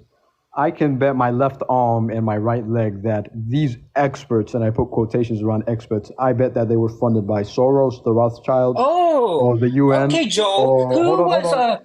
Joe. Who was Reginus funded by? Can you tell me, Joe? He was from the University of... No, Joe. He states at the end of the article, which you haven't read, he states at the end of the article who his funding is. Can you tell me who his funding is? Who is it? I can't tell it's the Witherspoon. It's the Witherspoon Institute, which is a right-wing conservative group that paid him to specifically look at this issue because they wanted a data conclusion. He himself, yes, go and look at the article. Look at his funding sources. He himself has said that he tried his best to disassociate from them, but they are the ones who funded his research. So you can criticize these so-called experts, quote unquote, from getting George Soros and everything, but the very research that you give us is also funded by conservative anti-gay institutions. So don't give me this back and forth bullcrap about these supposed experts being funded, because the very research that you gave me is also fits your category of a quote unquote expert. Yeah, no, that's a valid criticism, but I would say that actually strengthens my my belief in that research paper, because these are conservatives. These are people we're truthful. You trust that. Hold on. Well, you know what the best way? Not we. Because Joel, you clearly do not know anything about the funding and the publishing of academic papers. You don't want a paper to be funded by any institution that has a bias. I don't care if they're left wing or they're right wing. I don't want a paper, which is why at the end of every academic journal you will read, every single one, they must outline where they get their funding, and 90% of good papers get no funding. They do it because they are looking for knowledge. Any group, and as I said, I don't care who they get it from, that gets their funding from a group that is left wing, right wing, or has a bias, that automatically brings suspect to that paper. Okay, yeah, okay. I mean, I would agree if it's left or right. I would say research papers that are funded by the public are better. But again, we have to go off of what we have. If you can show me any other papers that... Oh, sure, Joe. Oh, yeah, Joe. Parker's Discord. Send it over to me. No, okay, I will actually, because I have a bibliography that I made specifically for this issue that is over 5 pages long, that goes back 30 years, showing that kids that live in same-sex couple type of families have the same or even slightly better outcomes than those on straight parents. But even if they didn't, all the research, and Mark Reginus, by the way, is an outlier on this. He is a vast outlier. No, he goes with the consensus. His No, research paper no, goes with the Joe, consensus. you're pulling that out of your ass. That is nowhere to be found. The overwhelming consensus of people that study this for decades is that Mark Reginus is wrong, which is why he had to How are my respond to the arguments criticism. anti-Semitic? How are my arguments anti-Semitic? Oh, okay. I can tell you that because because you and the people like you keep bringing up George Soros, which is always an anti-Semitic call point. Because and then you bring it back also to global conspiracies, which dates back to attack Jewish people for just being who they are and for being successful. So George Soros, the fact that you even had to bring up George Soros tells me that people like you who use that do it with a tinge of anti-Semitism. I'm not anti-Semitic. I'm the least anti-Semitic person ever. Yeah, right? But that's like me believing, Joe, that you're not also homophobic. What if I say Bill Gates? I don't trust him either, right? Well, So Bill why Gates are you might be arguing for us to trust No, him? no, it's because conservatives and anti-Semitic people don't usually reference Bill Gates, but they always reference George Soros. They love referencing George Soros. If we were talking about COVID right now, I would only be talking about Bill Gates. That's the only person I would be talking about. Okay, so, yeah, well, no, I don't want to hear this. congratulations. But the fact is that you and people like you who want to bring up these What do you mean conspiracies people always like me? cite What do you mean people that people have like a me? conspiracy mind and are tinged with bigoted opinions. You have said multiple bigoted homophobic things on this live. Multiple. And everybody in the chat sees that. Everybody knows that. I'm not homophobic at all. I'm the least homophobic person ever met. Then I got beachfront property over in Arizona to sell you. Listen. Because you have said multiple things, Joel. Listen, that people are can be gay if they want to. I have no problems with You it. People do, can Joel. be You gay. literally said that you wanted to outlaw sodomy. Even the conservative Supreme Court disagreed with you. That has nothing to do with gayness. Even straight people brought have it up. You anal brought it sex. up in the context of Even you brought straight it up. people have gay You sex. brought it up in the context of What did I say? homosexuality. What did And I no, say? you only mentioned heterosexual people when Parker brought it up. You didn't mention it at first. You applied it only to gay people, and it's only when Parker prodded you on it, then did you say, yes, I would apply it to heterosexual people. But that's not what your focus was. Your focus was on gay men specifically. That was your focus.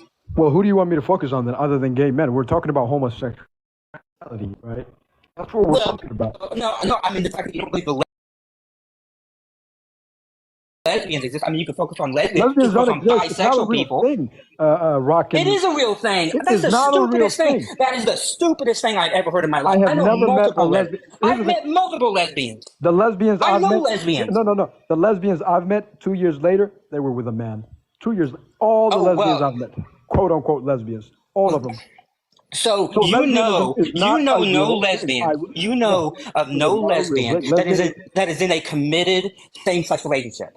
Well, that's your problem, Joe, because I know multiple women that have lived together for, well, some of them over decades and are very happy and don't need any man in their life. And in 2 years, those lesbians you're talking about, they're going to be with a Joe, man. some of them are in their 60s. Get this through your skull. They've been together since like the 70s. And then once gay marriage was legal, then they got married. And it shows that they have a commitment to each other because they stayed together for 40 freaking years. Hello? Listen, Parker, I've made my points pretty clear. Homosexuality is very, very, very nasty, and it's very unhealthy. It also... You've given very terrible arguments. We've disputed all of them, right? No, you haven't. Yes, we have. We've literally gone through all of them. We've shown very clearly, right? The decline in morale. You have not disproven that. No, not a decline. All that statement that you just said means is that you disagree with people more now. Of course, if you're religious and people are becoming less religious, there's going to be more people that are disagreeing with you, okay? But that statement isn't really saying anything, okay? Just because people disagree with you doesn't mean that they're wrong. I agree. But what I'm saying is most people know and are fully aware that homosexuality is simply wrong. They're fully aware of it, right? All religions, all moral systems, almost all moral systems. No, literally not. Literally not. Almost. So and again, even if that is the case, if it was most of them, does that mean that then it's wrong? Yes. So most of them considering it as wrong. Okay, so if most of society says that it's okay to marry 12-year-olds to 60-year-old men, does it then mean it's okay for that to happen?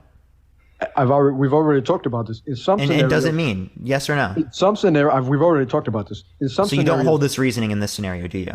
In some scenario, no, I don't hold it. In this scenario, Hold I on, don't. Of course you let him don't. continue. Because what are you saying in some scenarios? In What some does that mean? scenarios, it's right to go against the majority. Like, for example, if the majority of a population says, oh, marrying a 10-year-old is fine, we should absolutely go against that. But if the majority says we should go against homosexuality and it's disgusting, nastiness, and it's immorality, and how it's making moral systems just collapse upon itself, we should go against. Joel, you have Wait, hold on. Yeah. Why reject what I one but not the believe. wait? Why reject one but not the other? Yeah. Because What's one the is simply- distinction? Give me the one is distinction. objectively wrong. One puts emotional harms in someone's way. The child, for example, we have studies that show. I think we're all aware of it. That rape. You know, there's an emotional harm when you discriminate against gay people, when you make it like illegal to engage in gay intercourse. Do you not think that there's emotional harm from that? Not just gay intercourse, all sodomy. We should criminalize it. Right? Gay intercourse, right? Again, when you criminalize that, do you not think that that causes issues and that causes harm? No, of course not. It actually saves them. What do you mean? What do you mean? Of course not. If we criminalize Thank you for the court. Yeah, I appreciate sodomy it. Thank you today, so much. if we criminalize sodomy today, in 10 years, we would have less people who are dead of HIV. Would you disagree? Yeah, but we would have more people dead Exactly. overall because first of all, right, there would Thank be you. issues with people who go to prison in the first place and whether or not they get assaulted or could Thank you. die and go through harm in prison because they were put in prison just because they engaged in gay intercourse. Right. Two, all And the that's issues wrong. with And people that's that wrong. would be engaging in criminal activity at a higher rate due to the idea that this particular activity is now considered immoral. I mean, not immoral, right? So, like, again, this absolutely generates harm. The fact that you would consider it to not create harm is absolutely ridiculous. It's very clearly false. Well, no, because again, it saves lives. We know that. HIV Joel, is a people killer. was sodomy illegal in the 1980s? In the 1980s, I'm not sure in the 1980s. Guess but what? I think in the Guess early what? 1900s. No. Guess what? It was. You know when sodomy became legal? 2003. Because the Supreme Court overruled the Texas law in 2003. That was made law. So people actually could have been criminalized in the 1980s for having sodomy, and yet that was our highest cases of HIV. So why did the banning of sodomy not prevent the harm that was being caused by the rapid growth of the HIV? Well, because hold on, that was when HIV was introduced to America around that period. No. See, Joel, you don't know anything about HIV. It was introduced in the 1960s. Okay? Don't make up. Okay, Joel, can you tell me where HIV came from? I think it came from a monkey. That's what I'm hearing. I'm not sure though. How did it come from a monkey? How? Maybe some African hunted it and he ate it. I'm not sure. Yes. Okay. Great. Yes. That's the bushmeat theory. Yes. And Or maybe so, he fucked it. Who says he wouldn't have sex with it, right? Joel, we don't know. don't be obtuse. We don't don't be know. obtuse. We Yes, we simply do, don't Joel. know. We have 40 years of data. We can trace the simian virus, which is 99.9% related to the human variant. We know exactly where it came from. We know how it's transmitted, and which is why we are able to manage it because we have so much data on its origin and where it came from. And we have studied its actual structure of the virus. We know how it's transmitted, how it mutates, how it reproduces. We know all of that stuff, which is one of the reasons why Parker said very well that HIV is no longer a death sentence. It is entirely manageable. In fact, we have treatments now to make it undetected. In fact, just a few years ago, somebody who just caught HIV, they took an experimental treatment and they were cured of it. It was the first case of cure of HIV in the world. I bet you, Joel, that in the next few decades, we will have medicine to cure HIV. Then when we do that, then I may be more accepting of homosexuality. But Joel, when we do okay. Oh, so Joel, did you know that we have had cases where people have been cured of HIV, or in most cases that it can be managed on such a level that it becomes undetected within the bloodstream? Did you know that? I do know that there are some drugs. Of course, medicine is advancing, so it's not the same as in the 1980s to today. Of course, I know that, right? But here's what I also know. HIV kills gay people more than it kills straight people. That is a fact. Not today. Not today. It does not kill gay men any more than it kills straight people. The people who are dying of HIV are the drug addicts and the people that don't get medical help. When you go to a doctor, what is one question that they always ask you whenever you do like a new intake form? They ask you, are you straight, gay, bisexual? And then you answer yes, no, whatever. And then they ask you, are you sexually active? Doctors do it. I don't answer it myself. The doctor, he knows me. Well, that's your problem, Joel. But the doctors ask it because they want to manage and prevent HIV, right? That's one of the reasons why gay men today can engage in intercourse and not catch it. It's because the medical community has figured out ways to prevent it and to manage it. So right now, if I look online, per 1,000 people of gay people and straight people, who has more HIV? What do you think it'll say? Gay men. Gay men. Would that you know be, why? would that be a and you little know bit why more? gay men? And you know why gay men also have it? It's because, unfortunately, this is a sad fact. Okay, Joel, can two gay men that have unprotected sex, but they do not have HIV? Okay, neither men have HIV, but can two gay men that have unprotected sex, can they get HIV from that sex? Of course not. Are you asking stupid questions? Of course not, right? Exactly. But are you aware of this? Are you aware of this fact? Homosexuals are the most hyper.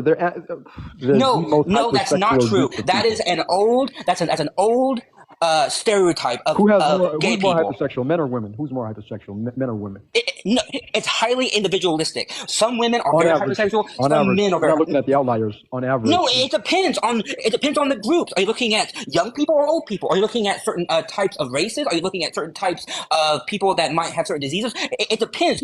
You cannot average all men and all women to say that they have a certain libido, because then you are averaging in a bad sample. I cannot say that my libido is different than your libido just because we are men. We are unique humans, and you cannot individualize one to the other. I agree, but that's what I'm saying. We have to look at across the board. On average, we have to look at males. Joe, I just give you the reason why you can't do that, which is why no study that will look at the libido among different groups compares it among the entire global community. They will only do it among certain groups. So gay men compare with other gay men, or a lesbian women compare with other lesbian women, or straight women compare with straight women. They don't compare it across all women, because then you have what are known as confounding variables. Okay. Well, I think I'm done for the day. I think I've heard too much propaganda, frankly, right? I've given my Joel, this is knowledge. See, Joel, you don't get okay, Parker, I'm sorry, but I have to say this. You don't I've heard too much propaganda already. No, Joel. You don't get to come on Parker's live. He has great graceful to you, more so than I would have been, because I've seen you on multiple lives, and all you do, Joel, is you spew bigoted opinions about gay people and probably even trans people if you wanted to. You are, Joel, I'm sorry, you have bigoted opinions, and the fact that you can't see that and change, that's not my fault. I'm not a homophobic person. Yes, you are. Sorry, Joel. Yes, you are. I want gay intercourse to be immoral. I mean, to be illegal, right? But I promise I'm not homophobic. Not a homophobe. I am not, because the thing is, because Joel, I have met men like you that have caused people to unalive themselves because of the bigoted, hateful opinions of people like you. And I'll be damned if I allow people like you on this platform to spew your hatred and not to have me confront it head on. Because anytime I see you, Joel, I'll be in the chat, I'll be in the comments, and I'll request to come up and challenge you, because you will not kill anybody with your opinions, which is exactly what you're doing. You don't have to actually do it. Rockin', My name's Matt. I have one question to determine if you're sane or not. Do you believe trans women are women? Yes. Okay, Bro, well, this is unbelievable. That somehow makes him not sane, even though it's a completely intelligible statement. I have the exact same opinion. There's literally no issue with the position. Logical error, right? And you're saying that he's not sane because he holds a logically consistent view. I'm arguing with illogical and irrational people. Give me anything I've said that's illogical. Well, no, I think that transgender. You were having a good, faithful discussion with me about the gay people and whatnot. But with this this transgender thing, it just goes to show that society today doesn't care for reality. Can you give me an argument? You're just like you're virtuous. Well, Can you give me an argument. argument? Yes. No, against this. Transgenderism? Yeah, I gave you my definition. I literally gave it to you, and you gave no critiques. I can you now follow me because I see that you don't understand it. A woman is an adult human female, right? A girl is an adolescent human female. Now, what is the definition of a female? Of denoting someone who can bear offsprings. And that's not the definition that we're using here, right? It doesn't matter. Are you a linguistics person? No, you're not a linguist. Right? I don't have to, right? But definitions are subjective. It just depends on the sense that we're using. If I mean drunk, if I mean drunk as like I am currently in a state in which I am intoxicated, right? Versus someone who is a drunk, someone that is like constantly drunk all the time, right? They're not going to be the same thing, correct? So to use them and equivocate between them would be bad reasoning. Okay, that's what you're doing right now. You're engaging in an equivocation fallacy. No, what makes you're equivocating both usage of the terms to say that that's what we're meaning, right? That's not what we're meaning. What we're meaning by woman is someone who's an adult human person that's committed towards the social and cultural norms that are typically associated with the female sex. What do I have to under that definition? It's logically entailed that trans women are women. What do I have to commit to be considered a woman? Again, I just told you. So, we've already gone through it earlier in the conversation. Okay, well, you have heard this. You've heard my response to this, and you have given no critique to it. Well, let's go over it again. No, you already heard it. You literally can critique it. Critique it right now. Okay, so if I commit to wearing makeup, I'm a woman. Yes or no? What do you mean by commit? Meaning, again, it's malleable, as I said. Commit to it. It's open for interpretation. So you have a desire to be in accordance with these particular characteristics, with the express purpose of being in accordance with a particular social identity. Is that what you mean? Yeah, no, you gave me the characteristics you were talking about, like wearing makeup and whatnot. Yeah, if you have these particular characteristics, then you are considered a woman, majority considered. What if I say, you know what, tomorrow I'm tired. I just want to wear makeup. It looks cool. I'm just going to wear makeup from the rest of my life. That's not committing towards those characteristics. Well, what other characteristics are they? Give me more. Again, you're just engaging in the characteristic. You're not committing towards it. I am committing to it. I'm going to do it for the rest of my life. No, that's not what I mean by commitment, right? What do you mean by desire? I told you, desire to be in accordance with this particular like social identity, particularly. Yeah. What if I wake up tomorrow and say I want to be in the behavior? What's that?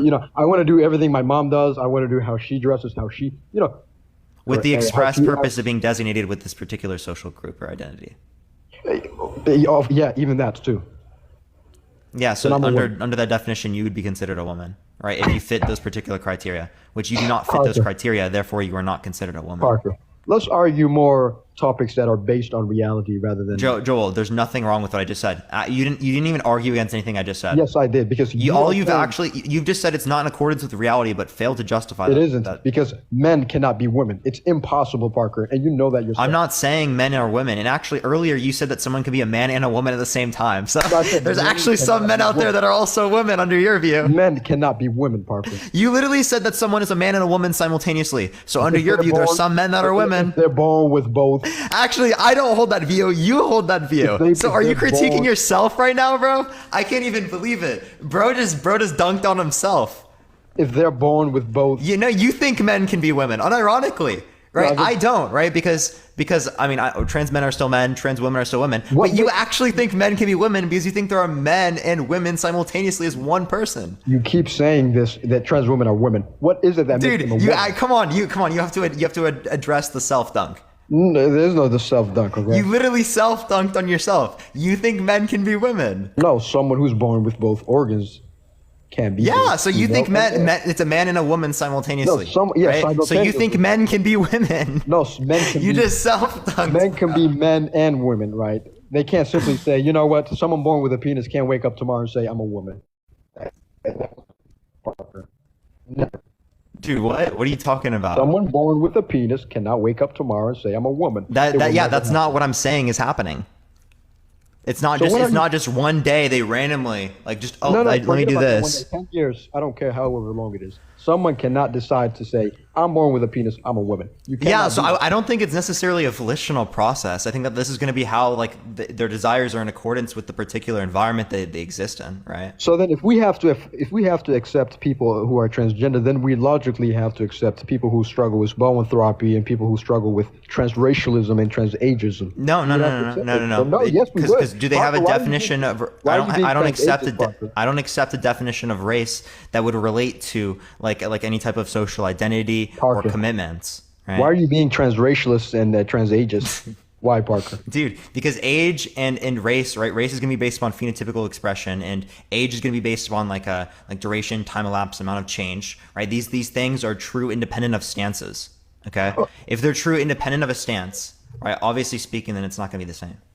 A 70-year-old man who misses his 20s says, I'm a 20-year-old man, right?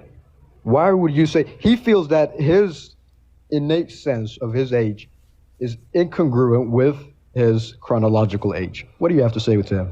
You're going to say, you're not 20? Who are you to tell him he's not 20, Parker? Who are you?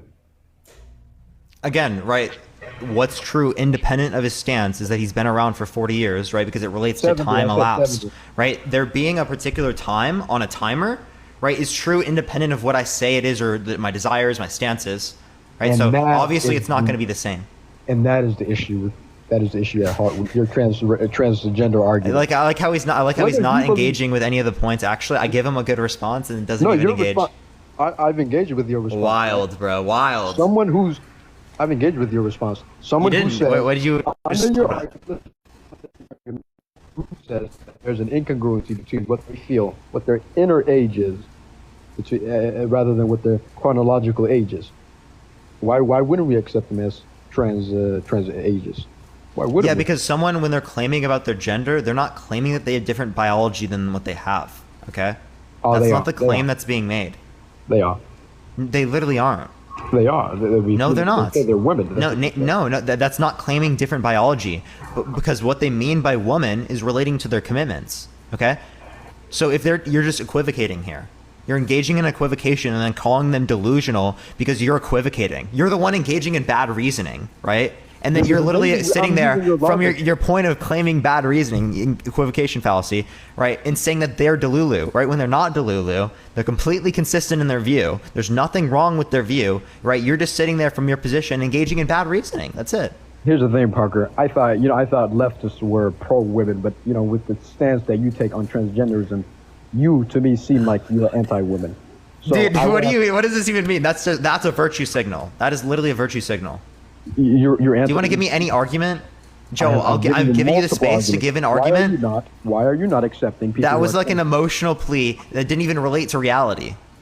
Why are you not accepting people who feel that their innate sense? They're not saying they're not claiming to be 20. They say they feel 20 and that they are 20 to themselves. Well, I would agree to them that they feel 20. But what I mean by saying 20 is relating to time elapsed, which is true independent of a stance. Their age identity. What is that?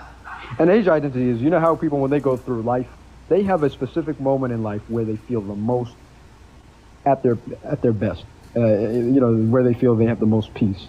Who's to say that they can't go back to that? I don't hold to a concept of age that would relate to peace. The concept of age that I have specific to time, which is true in stance. Okay. And they're not saying they're not. What is not clear about that? What is not clear? Because you're misunderstanding my argument. My argument I'm not. is not that. Yes, you are. My argument isn't that they are claiming to be 20. It's that they identify as 20. Why shouldn't they identify? Yeah. Is it an identity to be 20? What does it mean to be 20? To each their own. I mean, everyone has their own 20 experience. To each their own, that's not answering the question. When I gave you a definition of the term woman, that is clarifying what it means to be in accordance with this particular identity, right? There's nothing that's being prescribed here in terms of an identity. There's no way to make sense of this, okay? Well, then, to me personally, it's my 20s building relationships that I still hold, is, not having any responsibilities in my early 20s. That's what 20s were for me personally, right? The early 20s. So, but why couldn't I go back there if I was 70? What's wrong with it? Why couldn't I feel 20 again? You can feel 20, right? I'm not disagreeing with the idea that you can feel 20, right? In some sort of sense, whatever that means to that individual, right? In terms of what they mean, right? But that doesn't mean that in terms of time elapsed, right, that has changed. And I identify as a 20-year-old. What's wrong with that? Yeah, because what a 20-year-old means relates to like time elapsed, something that's true independent of a stance, not something that's being prescribed by an identity. If what you mean and what is clarified is that it's relating to an identity that's solely distinct conceptually from the idea that we have of time elapsed. But they're not saying they're actually 20s. They identify as 20. There's a difference, right? They argue. So again, right? If it's completely distinct conceptually, right, there could be a consistent notion, right? But that's not relating to what we would see to be valuable in terms of, you know, legislation and stuff like that. Listen, I personally think if we accept transgender people, we should accept transageist people. But let me give you a better. That's not even a claim, right? That there's nothing like you even established basis. I have, but you're literally nothing. I have, but listen, let me give you a better example. What about transracialist people? Say, for example, Rachel Dolezal. Have you ever heard of her? I appreciate the sunglasses. Have you heard of Rachel? Again, what we would refer to as race is going to relate to phenotypical expression, right? If you don't have a particular phenotypical expression, you wouldn't be of a particular race. What if they change it? Again, race is a social construct, as these people say. How do you change your phenotypical expression? Oh, you can. I don't know what you mean by social construct. Leftists, that's what they say. They always like the definition of the term is socially constructed. No, they say race is a social construct. That's what I've heard. What does that mean? They're saying that race is a man-made thing. I'm just asking you what you think that means. That it's a man-made thing. That's what they're claiming to say. The definition of the term? Yeah, absolutely. Okay, so Rachel Dolezal, who's to say she's not a black woman? Who's to say that? Phenotypical expression. What if she changes that? What if she more or less aligns? How do you change the phenotypical expression? Can you let me know? You can spray yourself. I'm sure you can. I'm sure there are many ways. That doesn't change phenotypical expression. But it does change how you look, how you present. Right. That doesn't change the phenotypical expression, though. And so if we look at racial identity, she could feel like she's a black woman. That doesn't change the phenotypical expression, though. You're talking about her DNA, aren't you? The phenotypical expression. So are you saying that? Well, what if she bleaches herself, or what? A black person bleaches themselves? What about that? Is that changing the phenotypical expression? Yes, they don't. They look white. They look white as a rock. Does that change the phenotypical expression? It does. They look white to me from the outside. No. So again, that's just the way that someone would look. Yeah. That's not how the phenotype is expressing itself. Listen, Parker, I've tried with you today. I don't know how you're not getting this, but I've tried with you. So somehow I'm the one that's not making sense here to this guy. Not right? I don't think there's anything wrong with what I'm saying. I think I'm making complete sense. I think that you, obviously speaking, you're trying to use this idea that I'm not making sense or that I'm somehow crazy because you have no way to actually respond to this particular belief, and you can't accept the idea that it's logically consistent to refer to trans women as women, right? Under the way that we define the term woman. Well, there's nothing wrong with that. Okay, so with the Trump debate, I'll see you on that next time because I really want to discuss that with you. Right? And I have to say that debate will be much more objective than all this, feeling-based arguments that you're having today. So I want to have a more objective feeling-based arguments. You mean the feeling-based arguments that you've had, not me, right? I've given you facts of reality, my guy. You facts too. You've tried to deny that gay people are more at risk of HIV. You've tried to deny it. I literally didn't deny that gay men are at a slightly proportionally higher risk of getting HIV compared to other men, right? But it does not mean that is somehow going to imply that it's immoral to engage in intercourse. Two, right? There are many other STDs that are more prevalent among straight people than exist amongst gay people, right? So I don't even know what you're referencing with that. You just literally are mischaracterizing my view. You're honestly not arguing in good faith at all. I really am. I'm trying. You're really not. You've just mischaracterized my view probably 15, 20, 30 times. There's no other person on TikTok that would have literally let you do that and not really called it out as much as I have, right? I've let you be extraordinarily disrespectful and not engage with the points, right? Because I'm trying to move the conversation in the correct way. No one else would have shown you this at all. Okay, well, let's have a more. And I guarantee the other debaters you went with, I guarantee they didn't show you that, and you were like, "Oh my God, they're so crazy." Well, here's the thing, because those debaters, they're liberals and leftists, right? So I'm literally a liberal. Well, they're also liberals and leftists. So what they do is oh my God, they're liberal. What they do is once they can't argue with facts, they attack the arguer. So that's actually what you've done. You just cell phone. That's actually what you've done so much in this conversation. I've actually recorded this conversation, and you can watch it on YouTube. You can watch it on YouTube, and you can watch yourself insult me and not like argue against my point. I was screen recording it too, but let's have a much more.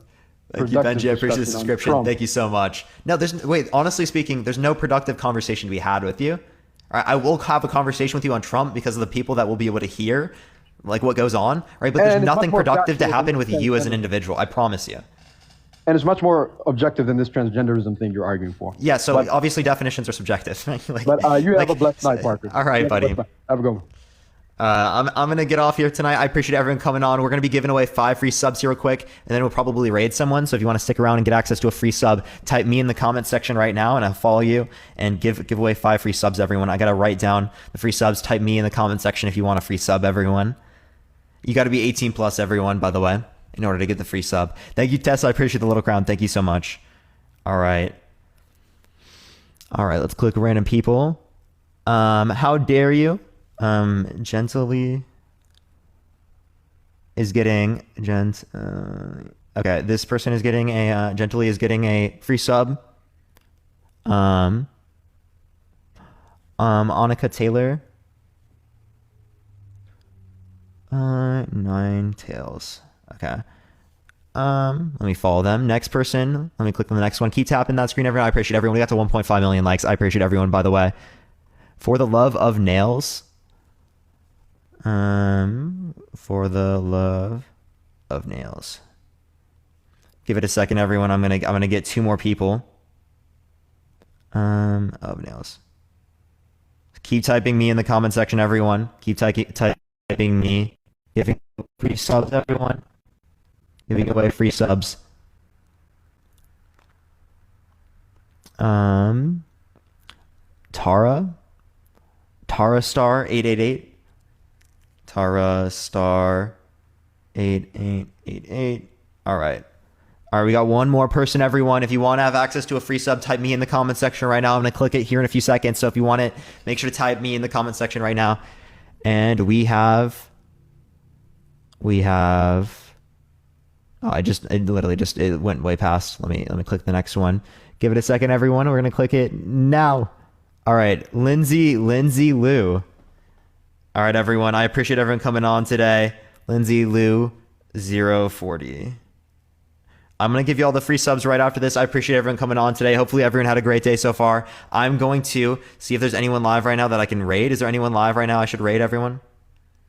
Let me check to see. I appreciate everyone coming on tonight. Hopefully everyone had a great night, everyone. I appreciate everyone.